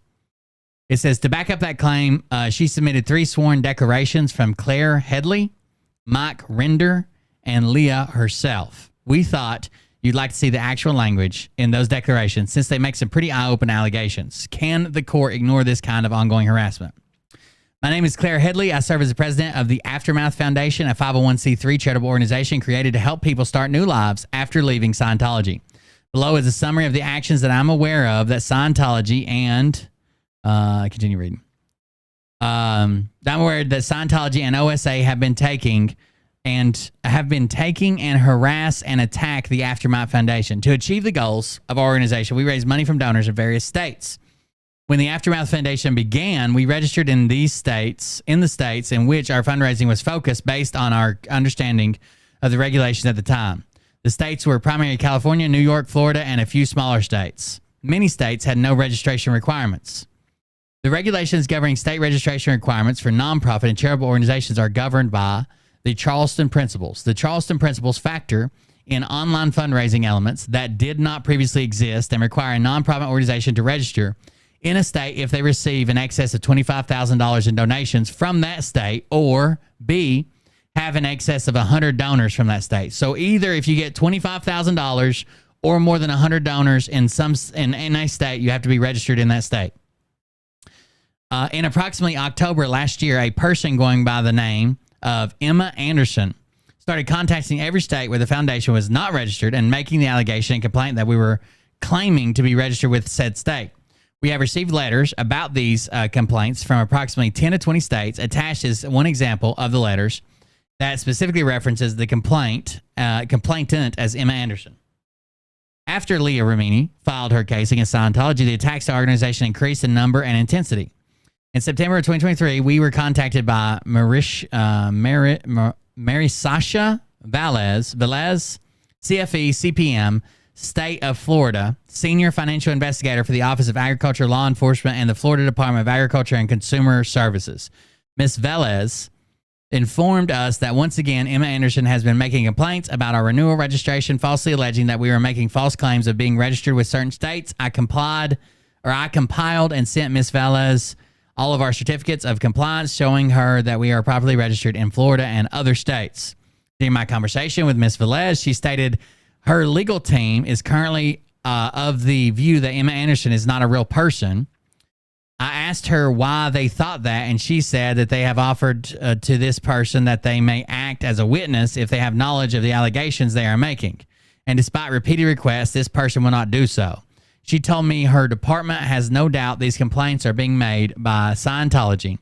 She mentioned that they have never seen anything like this in terms of attack of a charitable foundation. Ms. Velez also mentioned that during the course of looking into this matter, she has spoken to charity officers in other states, and she mentioned that they also brought up the name Emma Anderson as the person filing these complaints. Okay, there you go. Scientology they do have this policy called fair game, which basically means anybody that's talking bad about Scientology, left Scientology, trying to get people out of Scientology, you can do whatever it takes to take them down. 9. I've had similar conversations with other state investigators who have been contacted. For example, the investigator of the state of Tennessee mentioned he has never been so aggressively hounded by someone complaining about a charitable foundation. In this case, we were not registered with the state of Tennessee as we did not meet the parameters outlined by the Charleston Principles, and yet we opted to submit registration paperwork regardless. The investigator offered to fast-track the registration for us, which he did. Additionally, there's a private investigator who has been making phone calls to the social workers as well as the camera woman who worked with the Aftermath Foundation in producing the documentary, The Story of Sergei Obelinsky. This private investigator goes by the name Gabriel Sanchez. We have verified he's a licensed private investigator operating in Encino, California, and registered with the state of California. On September 1st, 2023, he called Rachel Hastings, an independent contractor of the Aftermath Foundation, and left a voicemail message in which he stated he's a private investigator looking into the Aftermath Foundation, specifically their irregular fundraising methods and the handling of funds they receive. He stated the foundation is under investigation by a state agency, and I saw your name on a recent documentary the foundation is putting together as a fundraising tool. I was hoping to get some information regarding your interaction with them on this documentary. The state agency is also looking for witnesses, so if you're not willing to speak, possibly you know someone who might be able to. Once again, I'm a private investigator. My name is Gabriel Sanchez, and I can be reached at this number. Additionally, We are aware there is someone going by the name of Zero Dark Tony. Zero Dark Tony on YouTube, who is telling people to donate to the Aftermath Foundation and then demand refunds. He has also been going through all state registration forms in great detail on his channel, attacking the foundation. Now, Tony has, as far as I know, and I've seen most of these, he's never told anybody to donate and then fucking to demand a refund. He's told people in general, and specifically in this, if the money's not being handled transparently, if you don't know where this money's going, or it's not going where they say it is, or you can't see the effects of your money, ask for a refund. Like, if that's because there are some allegations this money isn't going where it's supposed to be going, blah blah blah. So they're just saying this. If it's not going where you think it should, then you can ask for a refund. If you do any donation anywhere, you could do that. But he's being named in Leah Remini's lawsuit against Scientology, which is crazy. Crazy. As a former Scientologist, I recognize these efforts as an attempt to destroy any individual or entity that rejects Scientology. The constant harassment of the Aftermath Foundation and the charitable purpose it exists to accomplish has the potential to scare off both donors and workers, both of which we rely on to carry out our purpose. I declare under penalty of perjury under the law of the state of California that the foregoing is true and correct. Claire Headley. So there you go. Tony's being named in their lawsuit. Zero Dark Tony on YouTube if you want to watch him. He's been kind of wilding out. I'm gonna try to have him on this week. There's your speaker, by the way. Try to have him on this week about it and see what happens. He's been kind of wilding out lately about the shit going on. What the fuck was that? Needle pit? Saw 2 behind the scenes needle. What? No!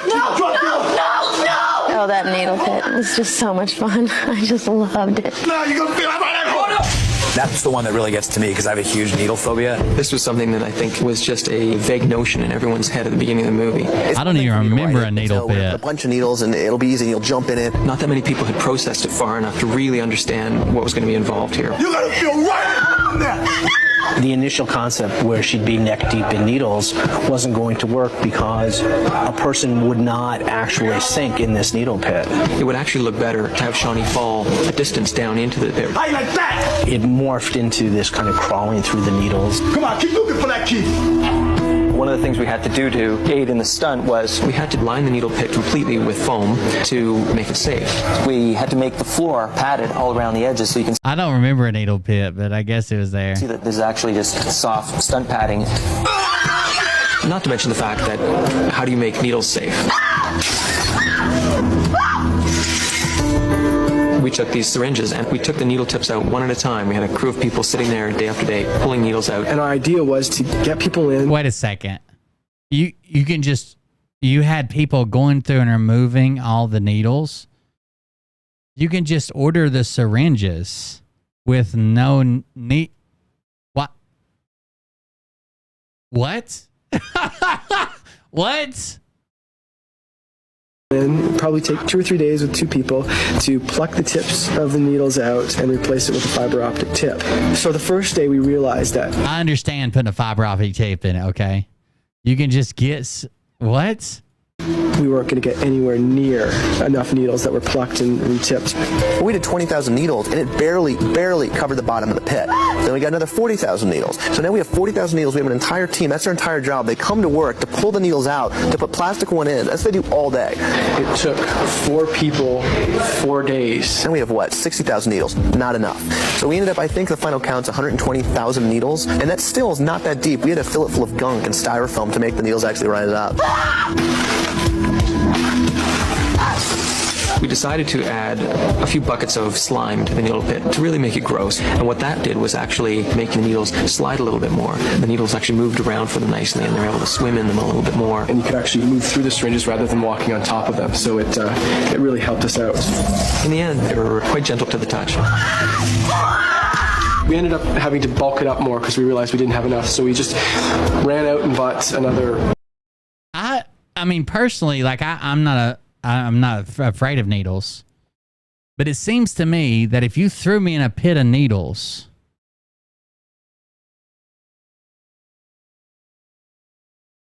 I don't feel like I'm going to get stabbed by hardly any of them.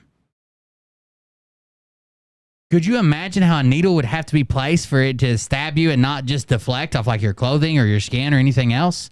Especially used needles are not nearly as sharp.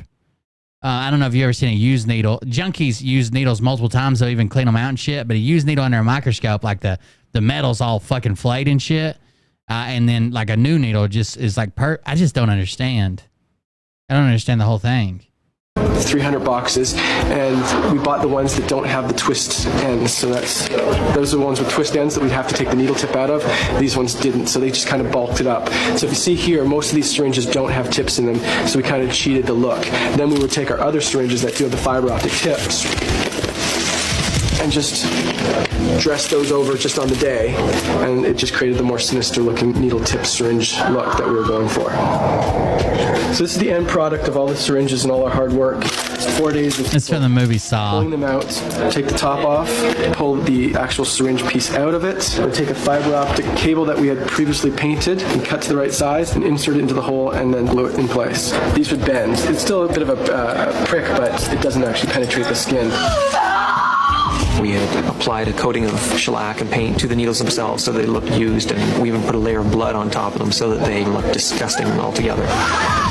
Do you want to rehearse with Allie while we stick needles in me? We had to figure out a way to stick syringes into Amanda, and we had to do that in a safe way.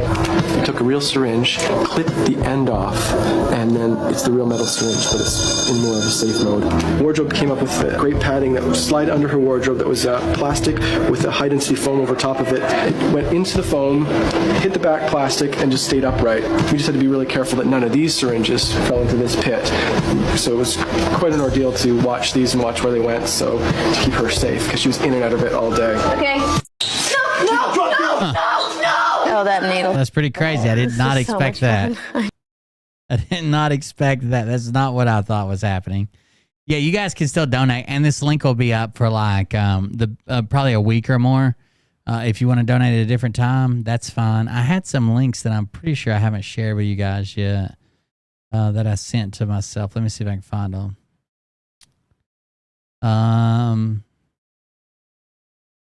No, I did share some of these. I guess I was just sick yesterday and sharing those. Fucking Trump's speech in Florida or in California was wild, dude. I'd rather get electrocuted. Are you with me? But if I'm sitting down and that boat's going down and I'm on top of a battery and the water starts flooding in, I'm getting concerned.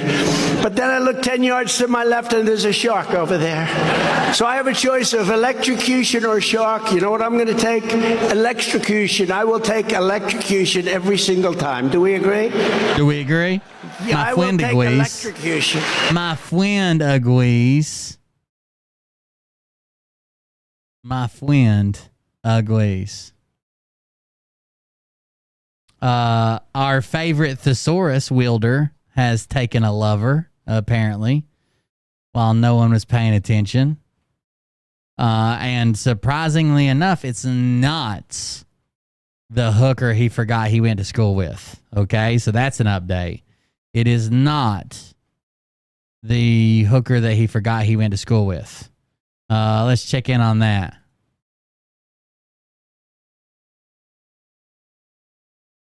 I'll do my closing out. This has been, let's see. This has been an official Progressive Patriot Hour. We made it an hour. This has been overdue, and I've enjoyed every moment of it. You all make this so worthwhile, and I can't wait to come. Does anybody believe that just like every show, he's just pouring his heart out about the love of broadcasting? It seems so fucking fake. I'm back at you with the topics I've been holding on to. I'm excited. Everybody, I saw the word cat. Are we talking about an actual cat? Are we talking about my homeboy, Big Cat? But either way, those of you that are here, mutated, keep the peels. My brother, thank you again. C. Fowls, D. Libby, Queen Survivor. By the way, does he make money? He can't make much. Announcement, guys. Queen, you ready? I want you to get your blushing out of the way if you can. I don't know. She's not ready. She isn't ready.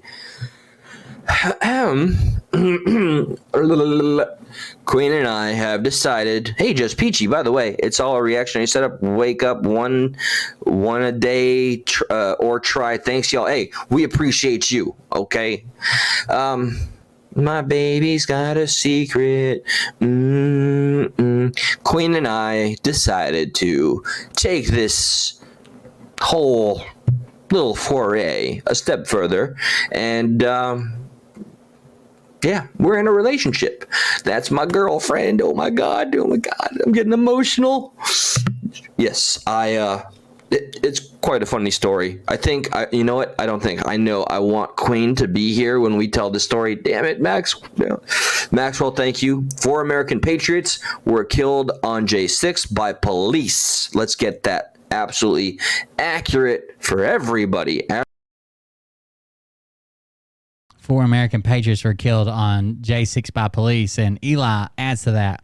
Let's make that absolutely accurate for everybody. Ashley Babbitt, Roseanne Boyland, Kevin Greason, and Benjamin Phillips. Happy belated, brother, and thank you for that. Thank you, sincerely.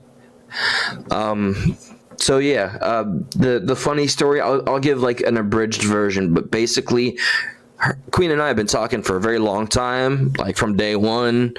10 months ago or so, and it's been challenging, via distance and all that, and then just it was like a eureka moment. We were talking, and it was simply just spelled out, Eli, I'm gonna be there in a year. I was like, wait, what? Like 1 year? 1 year, 365. Oh, okay, because I had it in my brain space, my head movies. See, I thought it was like maybe like 5 years. I don't know why I thought it was like 5 years. I thought it was like a forever work in progress, and I just didn't know. So, wait, oh my! So where is she? Where's she coming from to get her green card by living with you or whatever? What's going on here? God, well, I've waited this long. 1 year? That ain't nothing. Okay. So I'm actually actively simple check with all of my friends that work in real estate to help and find a place, and I'm excited. And Nicole, I love you. All right, cheesy. Oh my god, I got cavities out the wazoo now. Stop it, Maxwell. You're not allowed to say that, okay? Ooh, gushy. All right. So, gotta get manly here. Less. Oh, guys, you know me. I'm a rebellious spirit. When someone says less, what do? You give them more. So, I remember there was this one time at band camp. Queen was there. I was there. Trump was there. Dan Rather was there. I don't know if Shamrock, there you are. Oh my God, welcome. To be fair, I don't know if he's being getting scammed by someone online, but I do know whether he likes it or not, he will end up with a Harvard Master's of the Arts degree, no matter what happens. Yeah, you're late. That's okay, but we love you forever. We were all there. It was a campfire. Toasted my marshmallows, and I couldn't help but get distracted. There was a twinkle. Never go full Eli. There was a spark. I don't know if you know this, Bug Dude, but we used to say that in the background. Like, never go full Eli.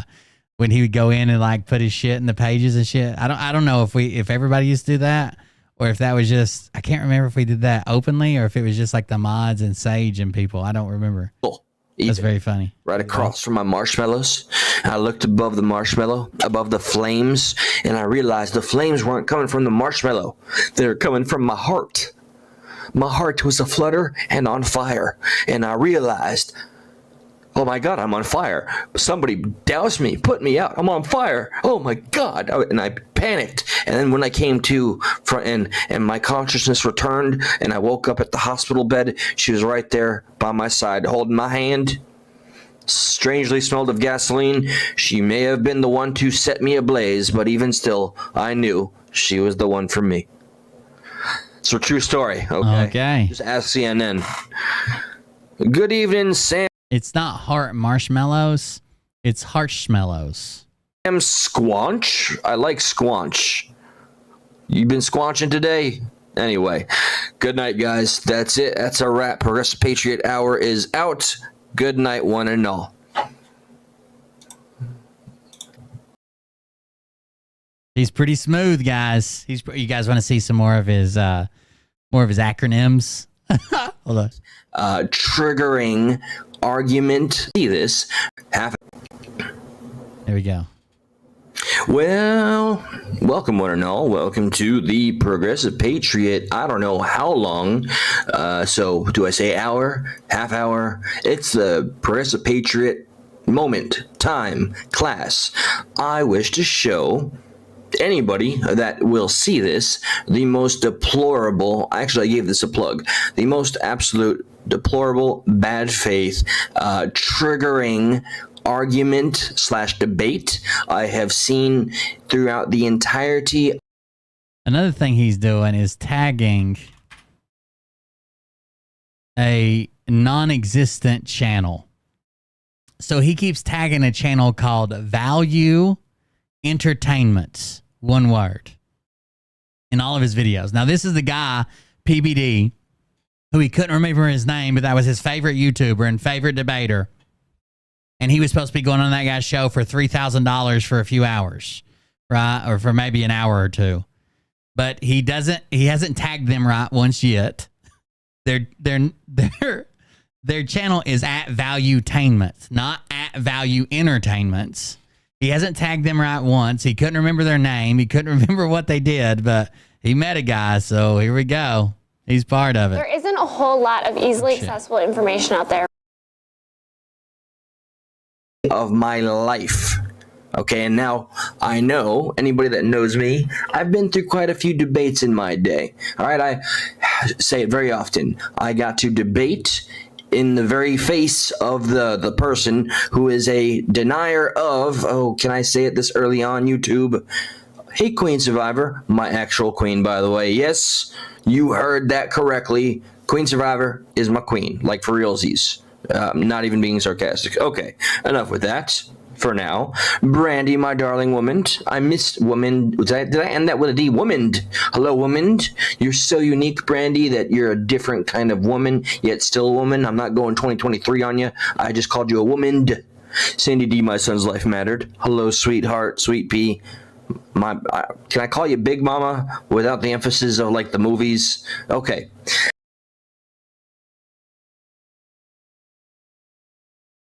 Are you getting why so many people watch him? Look at this intro. Could you imagine? I'm gonna start every show like this. I'm gonna start every fucking show like this. Every fucking show. So, getting right to getting on here. I am gonna show you a clip that to me it's going to be viral if it's not already viral. If he did take one piece of advice from my channel, it was to clean up his fucking room, dude. My audience was so hard on his went hard for weeks on his background and drawing fucking graphs and arrows and shit, pointing out different things. What the fuck is this? I can see half of this. I think it's this bottle. Like, they went hard on his shit. Hoot, owl, holler. Hello. I haven't seen in a bit, so thank you. Welcome back, Shelby. I'm specifically grateful that you're here because I'd love your insight as to this very it's gonna be disturbing. And knowing the audience here, knowing you guys, my wonderful supporters, community, or at least independent thinkers that are willing to call me out on something. At least independent thinkers who are willing to call me out on something. I would like your opinion and your thoughts and your genuine speech. I would like that to be conveyed through chats or text, or you can call me on my personal cellular device. I would like to speak with you and maybe congregate, spitball some ideas. We can go over a couple things, and you tell me where you really lie on this disgusting, disturbing, deluded topic we are covering tonight in this very show. Thank you for that, by the way. And a minimal shout out to the hate watchers / bushwhackers that find the tiniest fraction to go ahead and bitch. With that energy, I thank you, salute you, and I ask that you keep and carry that energy with you all the way to the polling station. So without further ado, let me see. Anybody? Okay. I'm going to open up By the way, this channel that I'm showing you guys is the channel of the of Patrick PBD, the man that came to my store and said, "Yeah, we can give you a tour of the building." And I'm still in disbelief, but he could. Wait a second. Wait a second. I thought they asked him to be on the show. Now he's being downgraded to a tour of the building? Confirmed. This is the show. This is the show that...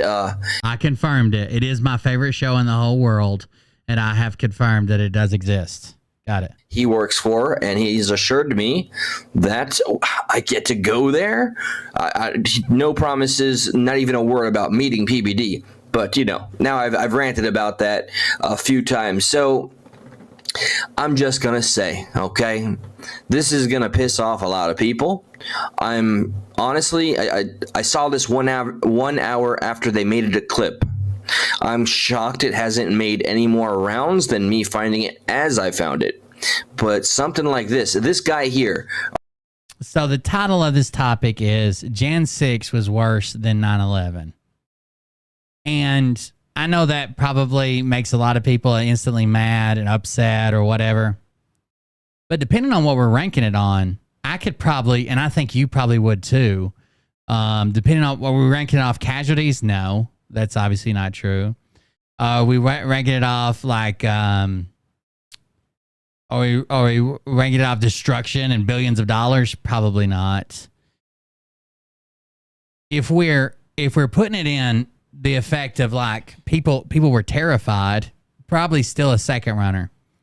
But if we're taking it from the fact that it wasn't religious extremists from another fucking country, it was literally religious political extremists from your own fucking backyard that showed up and tried. They were literally trying to hang the vice president. Like, it's pretty fucking bad, okay? It's pretty fucking bad. They were trying to hang the vice president out front. Like, it's not great. I'll tell you that much. It's not great. It would depend on what we were ranking it on, I'm sure. But I could probably get some people to agree with that. Even if you're first caught off guard by the statement, I could probably get some people to agree that it wasn't great. Did Phil go live tonight? Is that what we're looking at?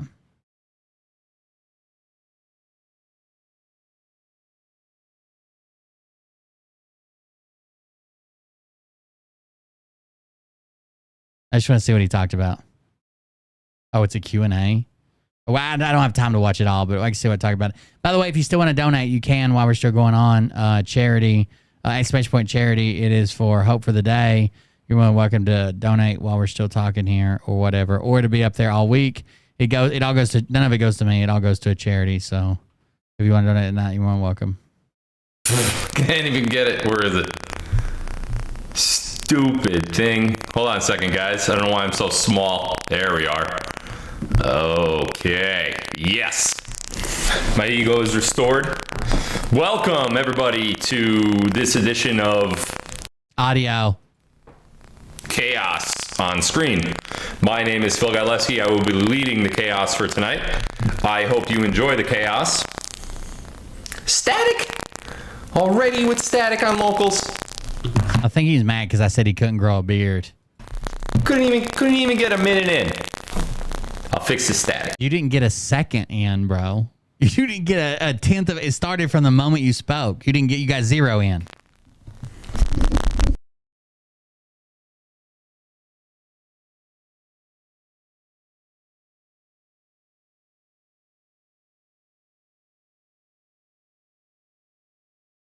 Sounds good to me. Perfect. Leave it right there.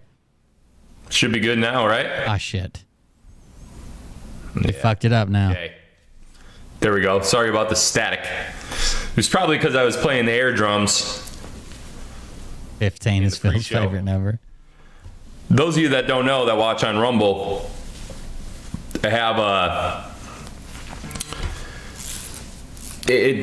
Locals is another streaming platform that I use, and can't share the screen there. It's not the same as Rumble. I can't use the RMTP settings, so I have to kind of start the show on locals first while the music in the background is still playing on Rumble. So while I'm waiting for that timer to tick down, if it gets to the top of the hour and it hasn't gone all the way I wish Phil would have explained to him what RTMP meant. down yet, I start the show on locals because that's the scheduled time. Starts no matter what as soon as I click, the button. So my locals audience gets a little flair. We do some flair. Anybody ever see that movie, Office Space? My stapler. I didn't get my stapler. I didn't get my paycheck. I'm gonna burn the building down. That one. So, you see, I sound a lot like them. In that movie, they go to like Applebee's or some restaurant. It's across the street from where they work or whatever. Who cares? And the one guy, he's like all about flair. You're not wearing 14 pieces of flair today. So like she gets all mad and she quits. Jennifer Aniston, I think it is. So great, it's great. So we were flaring it up pre-show tonight. I don't know where I'm going with this. Sometimes I just get that was weird. Like these little tangents that was like that. So weird. Oh, man, I'm just Tell me where y'all are from. Oh God. D-Live, let's start with you tonight. I got you over here.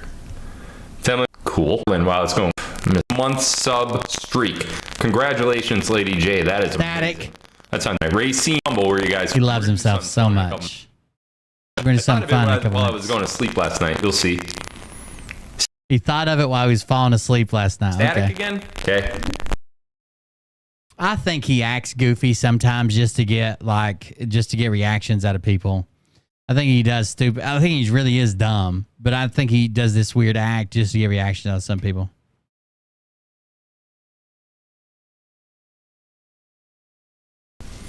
So what is his audio issue? It's probably so he's running a mic through USB. Now he might be converting it to lightning bolt or whatever, but it's USB mic. There's no way it's a $2,000 mic, but it's USB mic. Something is taking priority. So USB has so many lanes to use, and when it's got so many lanes, it does good. You actually sometimes even notice this on my microphone from shows months and months and months and months, like maybe even over a year ago. When I would have too much priority running on something else, it started doing it first in games. Then it started doing it if I left my PC on for too long with like background stuff. It wants to give priority to other lanes and services rather than one that's been inactive for so long or seen as inactive because it just kind of sits there and puts my audio through. It doesn't seem like it's pulling or pushing a lot of data. So it wants to dedicate some of those lanes to other things. And when it does that, you get a broken staticky signal coming through the cable. Hopefully that'll help. Tallahassee, Florida, New Hampshire, Ohio, Belgium, Colorado, Mobile, Alabama, Mebane, North Carolina, Earth, Texas. Isn't it Erath? Maybe it's Earth. Portugal, Argentina, wow. Getting way down there. Torrington, Connecticut, San Diego, Texas, home of the Alamo. Real-time maker of panini. Dunellen, there you go. Dunellen, Florida. Dunellen, Japan. Of panini. Where else? Of flatbread, spelled PH. Flatbread. Real-time messaging protocols, RTMP. Council Bluffs, Iowa. Pretty cool places. Pewee Valley, Kentucky. Lockport, Illinois. Russellville, Arkansas. Let's go over to local. I want to see this game we're going to play. There we go. We good? Good? Sounds good. Okay. This is really fast. Allentown, Florida, apparently. Kingston, Michigan, Idaho. Okay, we're good. And the choice, I think we're general Q&A, rapid fire Q&A, which is basically another form of Q&A, but it's only yes or no answers, and I answer them quickly, hence rapid fire. Okay, rapid fire. Third one, I think, was flat Earth. Firmament, lands beyond. Fourth one was Q proofs, and the fifth one was I don't know, what was it? Nacera Jacera. So I'm not necessarily ruling out any of those topics for tonight, but everyone did decide on Q&A. So I was kind of excited to talk about the Sarah Sarah, especially because it's in front of us right now. No one believes that. No, not even your own followers. Pilferer. The U.S. debt clock has gone bonkers, just completely bananas, up and down and just all over the place, showing crazy. The man's penis, the micro pain. Gold value, crazy silver value. It's showing debt going down. It was blank for a little while. I think it was last night or the night before. So yeah, debt clock is and continues to be completely out of control. And I think one of the reasons for that, and when I say I think, it's not necessarily meaning that I don't know, because I do. One of the reasons for that is because we are on the cusp of a brand new financial system. For the first time in any of our lives. We are going back to the gold standard. It's friggin' static, man. Oh, God. We're going again.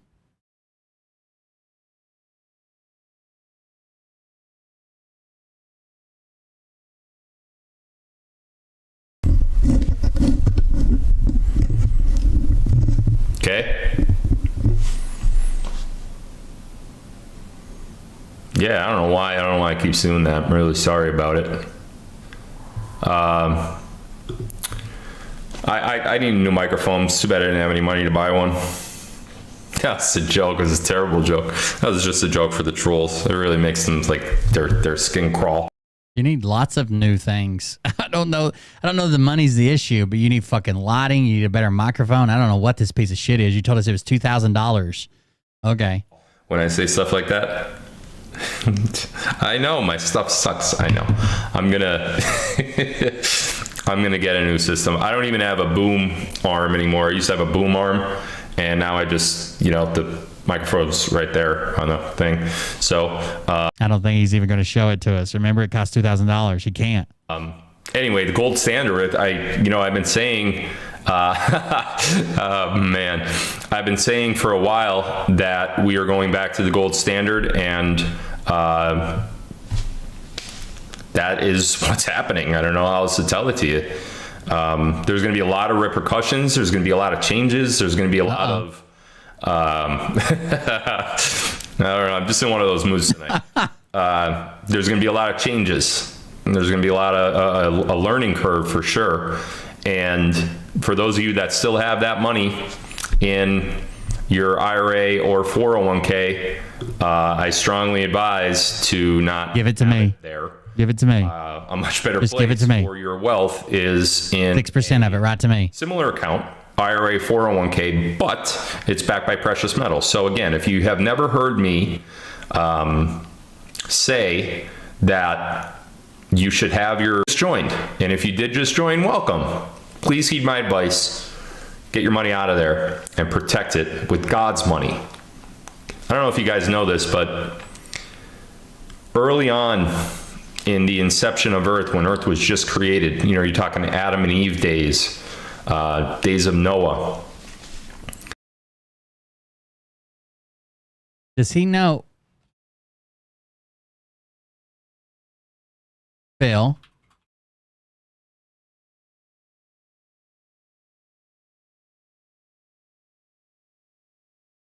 Do you know how many generations the Bible covers?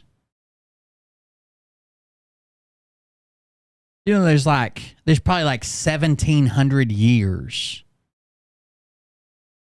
between Adam and the flood, Noah's Ark.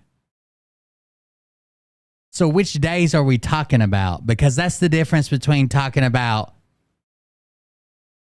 300 CE and Y2K. The big fucking difference.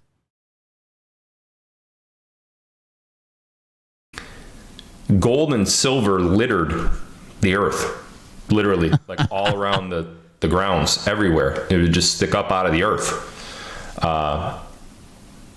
Just like dandelions do now. There would be gold and silver everywhere. And people would pick it up, use it to trade. They would collect it, obviously. And actually, I don't know if you guys know this, but there is a limited supply of gold on Earth, obviously. A finite, we haven't found it all, but there's a finite amount of gold on Earth. When we're looking at the makeup of gold, its composition, the heat and pressure it would take for it to make gold. This is kind of deceiving because gold isn't naturally produced on Earth. Okay, it is. It's literally from billions of years ago, and if it had been here since the inception of Earth, it's so heavy that it would have been pulled towards the center core, right? As like a heavy metal, right? It would have been pulled to the center of the Earth, and we really wouldn't have gold on Earth. The problem is after Earth formed, or the solution to that is after Earth formed, we've been hit by asteroids and meteors and shit like that. And that's where they think the vast majority of all gold in the upper layers of the planet are from. Then we have geological events that cause it to like travel from here, travel to there, do whatever. Like it flows downstream, you catch it in water and shit like that. But it's not from Earth. It doesn't seem to be, at least from what they can tell of it. It was a big part of the beginnings of Earth. And it's how it was always supposed to be until an evil, corrupt pack of liars, satanic liars, got it, took that away from us and implemented their own. That makes sense, Maelstrom. All of God's money for themselves. I don't know about you, but if I had a choice between the corrupt, evil-backed currency, such as the US dollar, or God's money, gold and silver, I'm gonna go with that. So those of you that have rolled over so far, great job. I know you've seen a little dip recently, most likely, in the value of your 401k, but have no fear. That is a lull. We're still in a... Uh-oh. I know most of y'all have seen a dip in your gold 401k, but that's a lull. That happens. I told you it was only going to go up, but it doesn't all the time. Fraudulent market until this whole thing flips. Be happy that you own the amount of ounces that you own in that 401k or IRA. Be happy that those ounces still exist, because if that dip happens with your dollar, you ain't never getting that back. When the stock market goes down and your account goes down, that money's not coming back to you. Your bank account's not tied to the stock market, but okay. However, you'll always own the ounces in gold and in silver. Those aren't... You'll always own the dollars in dollar amounts. Going anywhere. You will always have that. The only thing that could change your portfolio value is the fluctuation in price. So I know you've lost a little bit, maybe recently. You saw a cute... That's the exact same argument for dollars. Like, yeah, it might take $5 to buy a gallon of milk, or it might take $20 to buy a gallon of milk because the price fluctuates, but you always have $15 uptick or whatever. Initially, if you rolled over when I first started Gold Quiz, and now it seems like it's gone down, but just woosah. Everybody just take it down a level. Be happy that you have ounces. You should be stacking those ounces sky high. Just wait. Just wait. Just wait a little bit longer. And then log in and see what the value of your portfolio is. And then all those people that came at me, yeah, scam, you're a scammer. You just want to sell silver to them, and I'm going to expose you. Yeah, you're selling it for over $300 an ounce in some cases, buddy. I want those people to come back and talk to me when you're all millionaires. So, when you're all millionaire, Phil's going to make his whole audience millionaires. If you haven't yet, please get to it. See how many people are watching. I haven't. Holy shamoly! That was a real reaction. I could tell. That was a super real reaction. That can't be right. Hold on, I got to reset this thing. We're considering you're looking in like 5 different places. It's probably not because there's no way to get any numbers different than we can get, you fucking retard. Oh, shit. I forgot we were doing donations. Thank you, Virgie. Good show. Good cause. Thank you very much. I appreciate that. Get out of here. All right, let's see. What? I don't know. It just keeps happening. You know, it just keeps going up. I don't know. I don't know what I'm doing. I'm just sitting here lying. Here, I'll show you. Oh my God, we have 1 million people watching right now. I know you guys can't see it, but 1.2 million. 1.4 million. 2.8 million. I don't know what I keep doing. It just keeps happening. On the truth, I'm lying. Guys. You know, it's I'm lying. It's crazy. That's what I'm doing. I'm lying. 20 right now, at this very moment, it's 8:19 p.m. Eastern time. 24,519,347. I've never seen that. I've never seen a number that high on any of my live streams. It's 8:19 p.m. Eastern time. 24,519,347. I've never seen that. I've never seen a number that high on any of my live streams. Wow. I feel like I should do something like really smart right now, like act really smart. I've never seen that. Eastern time, 24,519,347. I've never seen that. I've never seen a number that high on any of my live streams. All you, buddy.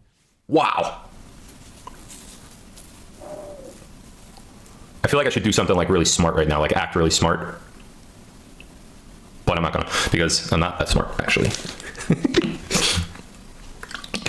All right, we're gonna do something fun before we get into the Q&A. I don't know why I want to do this, but before I fell asleep last night, I was thinking about the live that. Oh, thank you, Popeye's gal with $25. I'm just really tired. Thank you for the donation. I appreciate it. Yesterday, I didn't have it in me to sit here and just do what I'm doing now. I had no energy. I don't really know why, but I was just tired. Yeah, that's getting close to that's close to 10% of the adult population of the U.S. I think there's 260, 270, something like that, and he just said 25 million, so pretty damn close. So, quit eating dairy. That's one thing. Okay, thank you for that suggestion. That was just over there on the locals. Anyhow, and I said to myself, I want to do something to make everybody laugh. Here we go. Because that's new game. For those of you that know me personally, I'm ready. That are watching, We're gonna start playing this. Been with me for an extended period of time. Whatever it is, we're in. Or whatever. I love making people laugh. Not necessarily laugh, but smile. I like making people smile. I think it's great when people smile. I know it's healthy when people laugh, and I know the. Have you ever made somebody laugh? Right now, I mean, not sexually satisfied. I mean, like, laugh because something funny you said, not because your penis don't work. Amongst pretty much everybody that's alive is everything sucks and everything's bad and everyone's frustrated and we can't wait anymore and all that stuff. So I wanted to make everybody smile tonight. So here's what we're gonna do, and then we'll get right into the Q&A. I'm just having a little fun here. If you guys hate fun, then that's fine. You could just go sit down for a little while. I think I'm not gonna dance. No, I'm not gonna dance. I'm not gonna tell a dad joke. But here's what we're gonna do. This is my like brilliant come to me idea at like, I don't know, 11 p.m. last night as I'm about to fall asleep. I want everybody, no profanity because I won't say it, but I want everyone to think of the funniest word you can think of, just in your opinion, one single word. Put it in the chat and I'm gonna say it.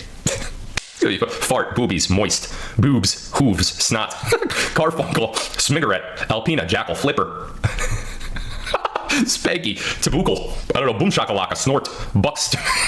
Let's go over to Rumble, this is great. Fluffy, puddle, puddle, really? Donkey, Democrat. That was great. Chicken poop, Kofifi, Kalamazoo, Fleep, Giggle, Cheese Bucket, Mucus, Kerfuffle, Twat Waffle, Biden. Oh Lord, Dorkhead. Far from pooping. I get it, like you're far from pooping. Smidgel, gutter slut. No idea what that sounds bad. Booger, dipshit, dizwad. You don't know what a gutter slut is? Is it because you've been a gutter slut most of your life? At least that stint in prison.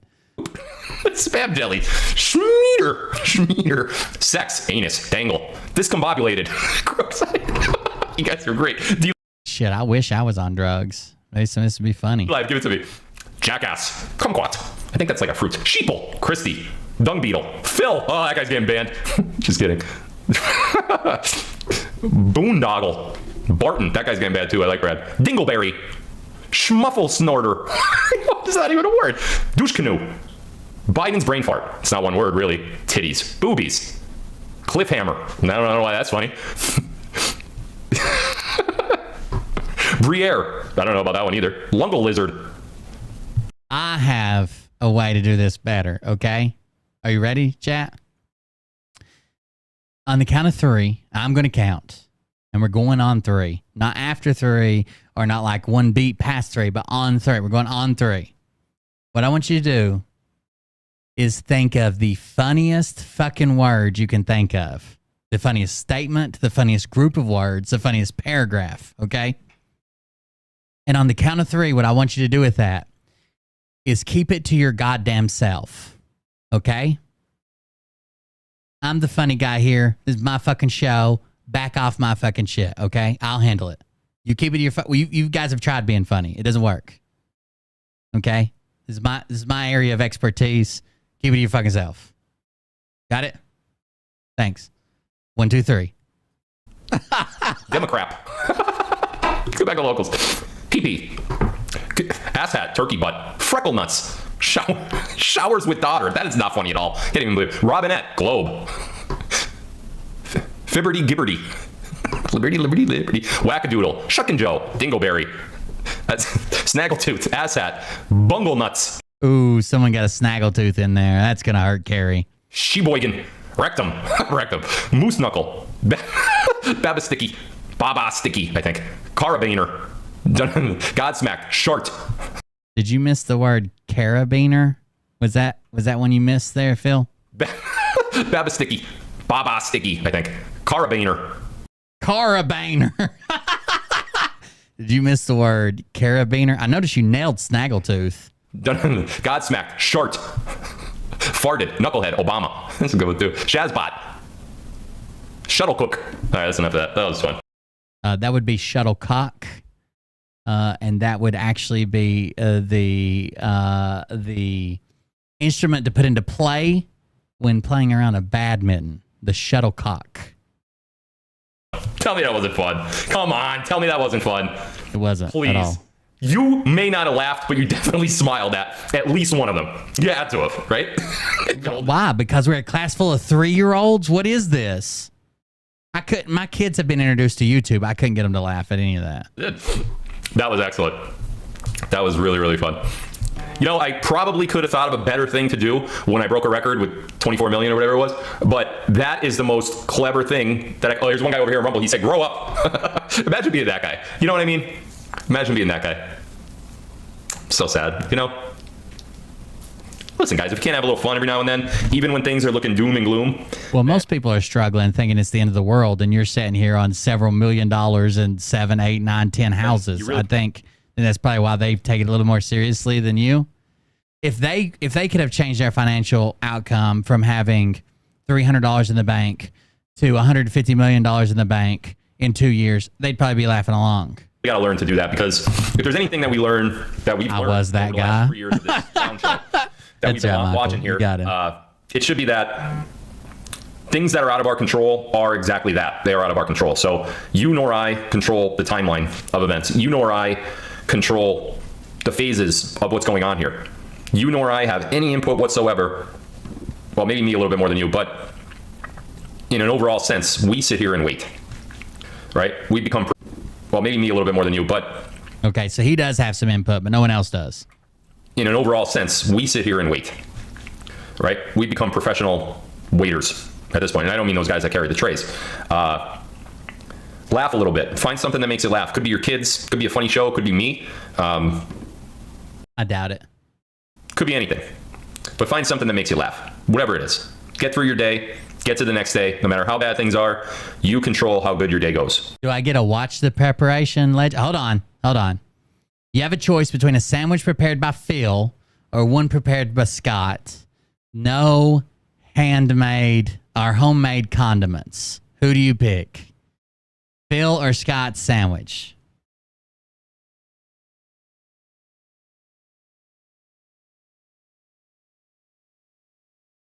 We got to know now, chat. Phil or Scott's sandwich? Here's the way I think about it. Do I get to watch them make it? First of all. Second of all, do I get to pick what's on it? Phil is classically trained, and I feel like there's a better chance of Scott's meat being kind of tough than there is of Phil's, unless is he on the little blue pill. Because I don't like tough meat, I'll tell you that much. Now, Mariah, she'll fight you over one, but I'm not a fan. Each and every one of you are very special people. Each and every one of you are blessed to be alive in the time period that we're in right now. It may not feel that way all the time, or it may not feel that way at all, but I promise you. Hard dicks or helicopters. Mariah just wants to go down. That's what she told me when we first met. As this comes to an end, you're going to feel that. And you're going to be appreciative that you got to live during this time. So when I first met her, I said, "What's up?" She said, "Hard dicks and helicopters. Which one am I going down on tonight?" I was like, whoa, I don't even own a helicopter. Easy now, gold digger. Have faith. Have confidence in yourself. If you're in a situation that you don't like right now, whether it's financially, emotionally, if you're in an area that you don't like, if you hang around people that don't like you and you don't like them, but you're forced to do it anyway, change. Make change. Do something different. Move out of the area. Move. Start over. Pray. Move. Just move. Just take all the money you don't have waiting for the end of the world and for silver to be worth $50,000 an ounce because you accidentally paid $380 an ounce for it from me, even though it's only worth about $22 an ounce. Just wait for all that to cash in, then move. Right? Move across the country. Start over. Fresh. Clean. All have something to live for. And you guys, each and every one of you, I consider family. So thank you for being there for me. Thank you for Are psychedelics legal in California? Being here tonight. And I look forward to many more years with all of you. I'm trying to get a hold of some DMTs, but I'm trying to get a hold of. Not in this political situation, but I'm still going to be here. I got a lot of content that I'm raring to go on. I have decided something. Yeah, I've decided that I am going to do a new Flat Earth series. Oh, God. And when I say series, I don't necessarily mean... Does this mean he's just going to watch someone else's videos? Or is he actually going to do something? Phil has the money to where if he wanted to do like 3 or 4 productions a year, he could hire a script writer and an editor and everything and actually do something good. I don't know if it's going to go past one. Oregon, it's all legal. There we go. Big Flat Earth summary, all in a tidy little ribbon. Listen to me. It's like belong out, like these glasses. They're belong out. Look at those. Belong out. Belong out. They're gold. They're belong out. I don't think that blung is the past tense of bling. I think it's blinged. Right?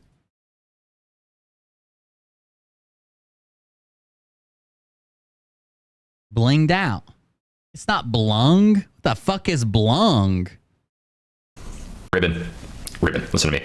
It's like belong out, like these glasses. They're belong out. Look at those. Belong out. Like Phil's asshole. It's blowed out. Belong out. They're gold. Kind of professional. It's blung out. I feel like Phil just hears young people say things and he's like, I can use that. Like when he was telling Carrie, he's like, if she was on the beach, he's like, do the gritty. Carrie, do the gritty. It's what all the kids are. That's not it. No, I'll show you later. But I am going to do that because I put a little video on Rumble about Flat Earth earlier today. And some of the comments, man, just like this one guy said, oh, well, the Earth's curvature formula was invented by the Flat Earth people. What? Like, what? We live. It's misinterpreted. They never, I've never seen one of these. Like there's some decent Flat Earth creators that actually do some research. Most of them, the videos that go viral are just fucking utter bullshit. They never take into account the horizon and the height of observer before they start calculating curvature. Curvature doesn't start immediately at your feet unless your eyeball's connected to the ground.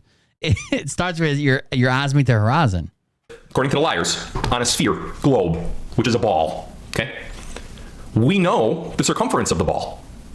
It's about 30,000 miles, I think, 24, that's something, whatever. But once you have a known circumference of any object, you can calculate the curvature of that object, whether it's a baseball, a basketball, a soccer ball, or a spinning globe in outer space. You could calculate the curvature of that object. It's literally 10th grade math. You could use the Pythagorean theorem to do it. I don't think you can.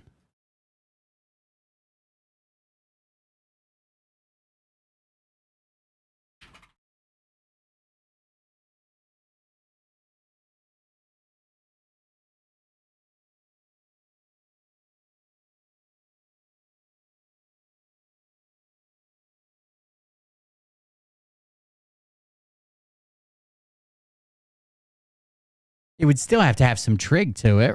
No fucking way that you could just get it from the Pythagorean theorem. A squared plus B squared equals C squared. That's to find the length of a right triangle. It still has to have some trig to it. I mean, it's per mile squared. It's exponential. It's an exponential curve.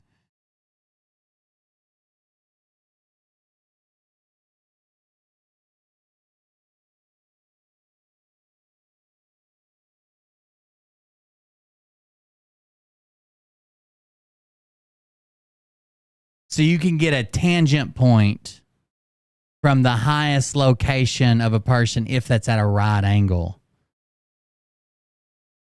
Thus, the radius of the Earth.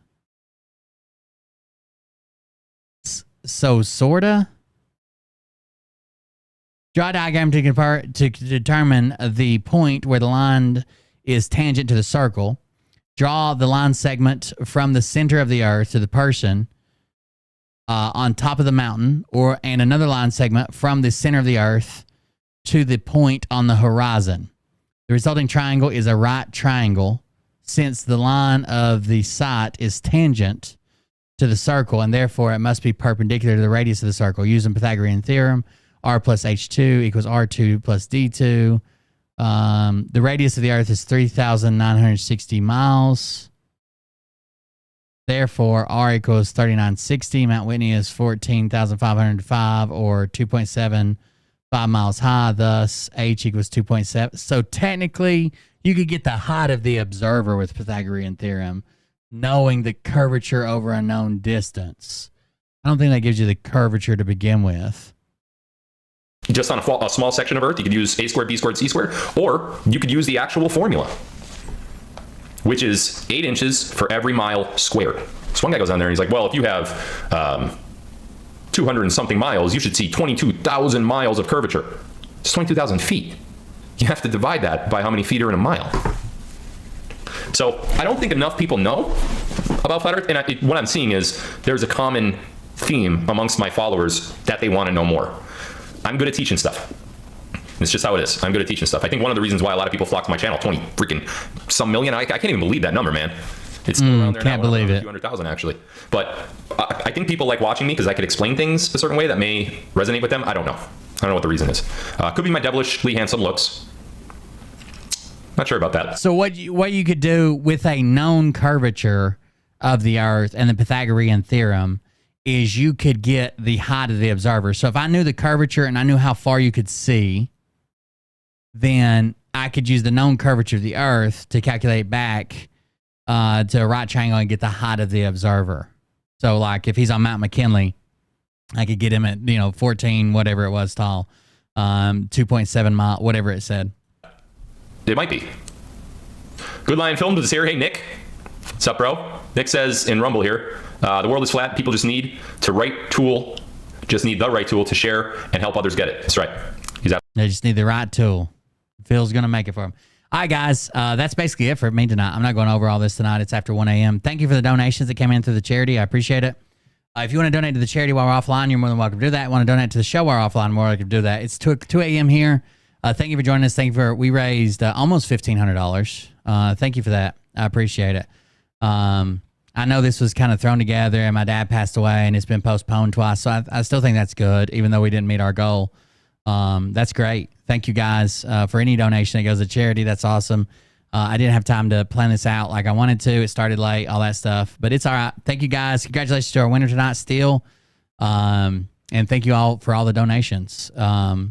I think this is the last one that I may have agreed to do so far, but if they ask me again, I'm going to do it again. I've enjoyed it. I hope you guys have enjoyed it. So we did 5 total. This is my 5th one. I did one every quarter for 5 quarters. But either way, thank you guys for joining us. I'm going to go get some more rest. I still don't feel 100% back to normal, but I'm definitely getting better. So hopefully the next couple of days will be awesome. Thank you guys for joining us. Thank you for the donations and the support to a good cause. Again, it is Hope for the Day that they work with suicide prevention. So if you can afford to donate to that, use the link. Even while we're offline, that'll be up. It'll be active. I think they leave it active for a week after I stream because I obviously leave the replay up. So thank you guys for that, and we'll see everybody on the next one. Have a good night. Don't do anything I wouldn't do. But there's not much I wouldn't. I don't cold very much. But either way, thank you guys for joining us. We'll see everybody on the next one. Have a good night. And we'll see you back here tomorrow. I got to do some extra kick shows to make up for some stuff, so I'll let you guys know as that comes. Plus, now we've got a karaoke night. We might do a whole trivia night on Discord or something and a karaoke night. Those are a couple things we can do. I'll probably still do Mariah's makeup sometime, but we'll figure that out. Thank you guys for joining us. We'll see you around the next one. Have a good night. But I can tell you this about if this douchebag happens to see this particular show, you don't have the forking balls to call out the people on this planet by name and tell them exactly who they are and tell them the rest of the world who they are. You don't have the forking balls. You don't have the balls. Okay, Scott. Here we go, I think I started some shit. Listen off, it's about to get lit. Get the place in the best, you know that stage is set. You better buckle up, cause you ain't seen none yet. Here we go, I think I started some shit. Piss them off, it's about to get lit. Get the place in the best, you know that stage is set. You better buckle up, cause you ain't seen none yet. And they say that I'm a lunatic. Well listen bitch, I came equipped with a quick wit and a 6th sense for the stupid shit. Where my true believer? Y'all need Jesus. Praise the Lord, head to the extreme. All these false fucking prophets who profit off of gossip. Worshipping drums, cocking, begging for a throat deposit. Swinging fucking meat hammers like four in a thong. He's strapped to the shaft, beating his chest like he's King Kong. Starving for attention, I'ma make your gut burst. I'll be your huckleberry, I can quench that thirst. Baby eating lizard people, alien sex. What's next? Trump in a dress, fucking Flynn on his desk. A retard in a vest, climbing up 5G towers. Cause you told him if he did, he'd get fucking superpowers. Here we go, I think I started some shit. Piss them off, it's about to get lit. Get the place in the best, you know that stage is set. You better buckle up, cause you ain't seen none yet. Here we go, I think I started some shit. Piss them off, it's about to get lit. Get the place in the best, you know that stage is set. You better buckle up, cause you ain't seen none yet. I used to find clues too when I was high on shrooms. I found myself a tunnel that led to Jason Q's bedroom. Open his closet, I found some of his meat rockets. I strapped them to my shoes and then I flew through the roof. I found myself in orbit strapped to an F-16. High on amphetamine, with Trump in between. Put on a light coat of baby oil and saluted the troops. He tapped me on the shoulder and said, "This is gonna be it." Whoa, wait. Stop. What? Have a good night, everybody. See you on the next one. Wait, what are you doing? Stop. Fucking stop. Dude, come on. Seriously.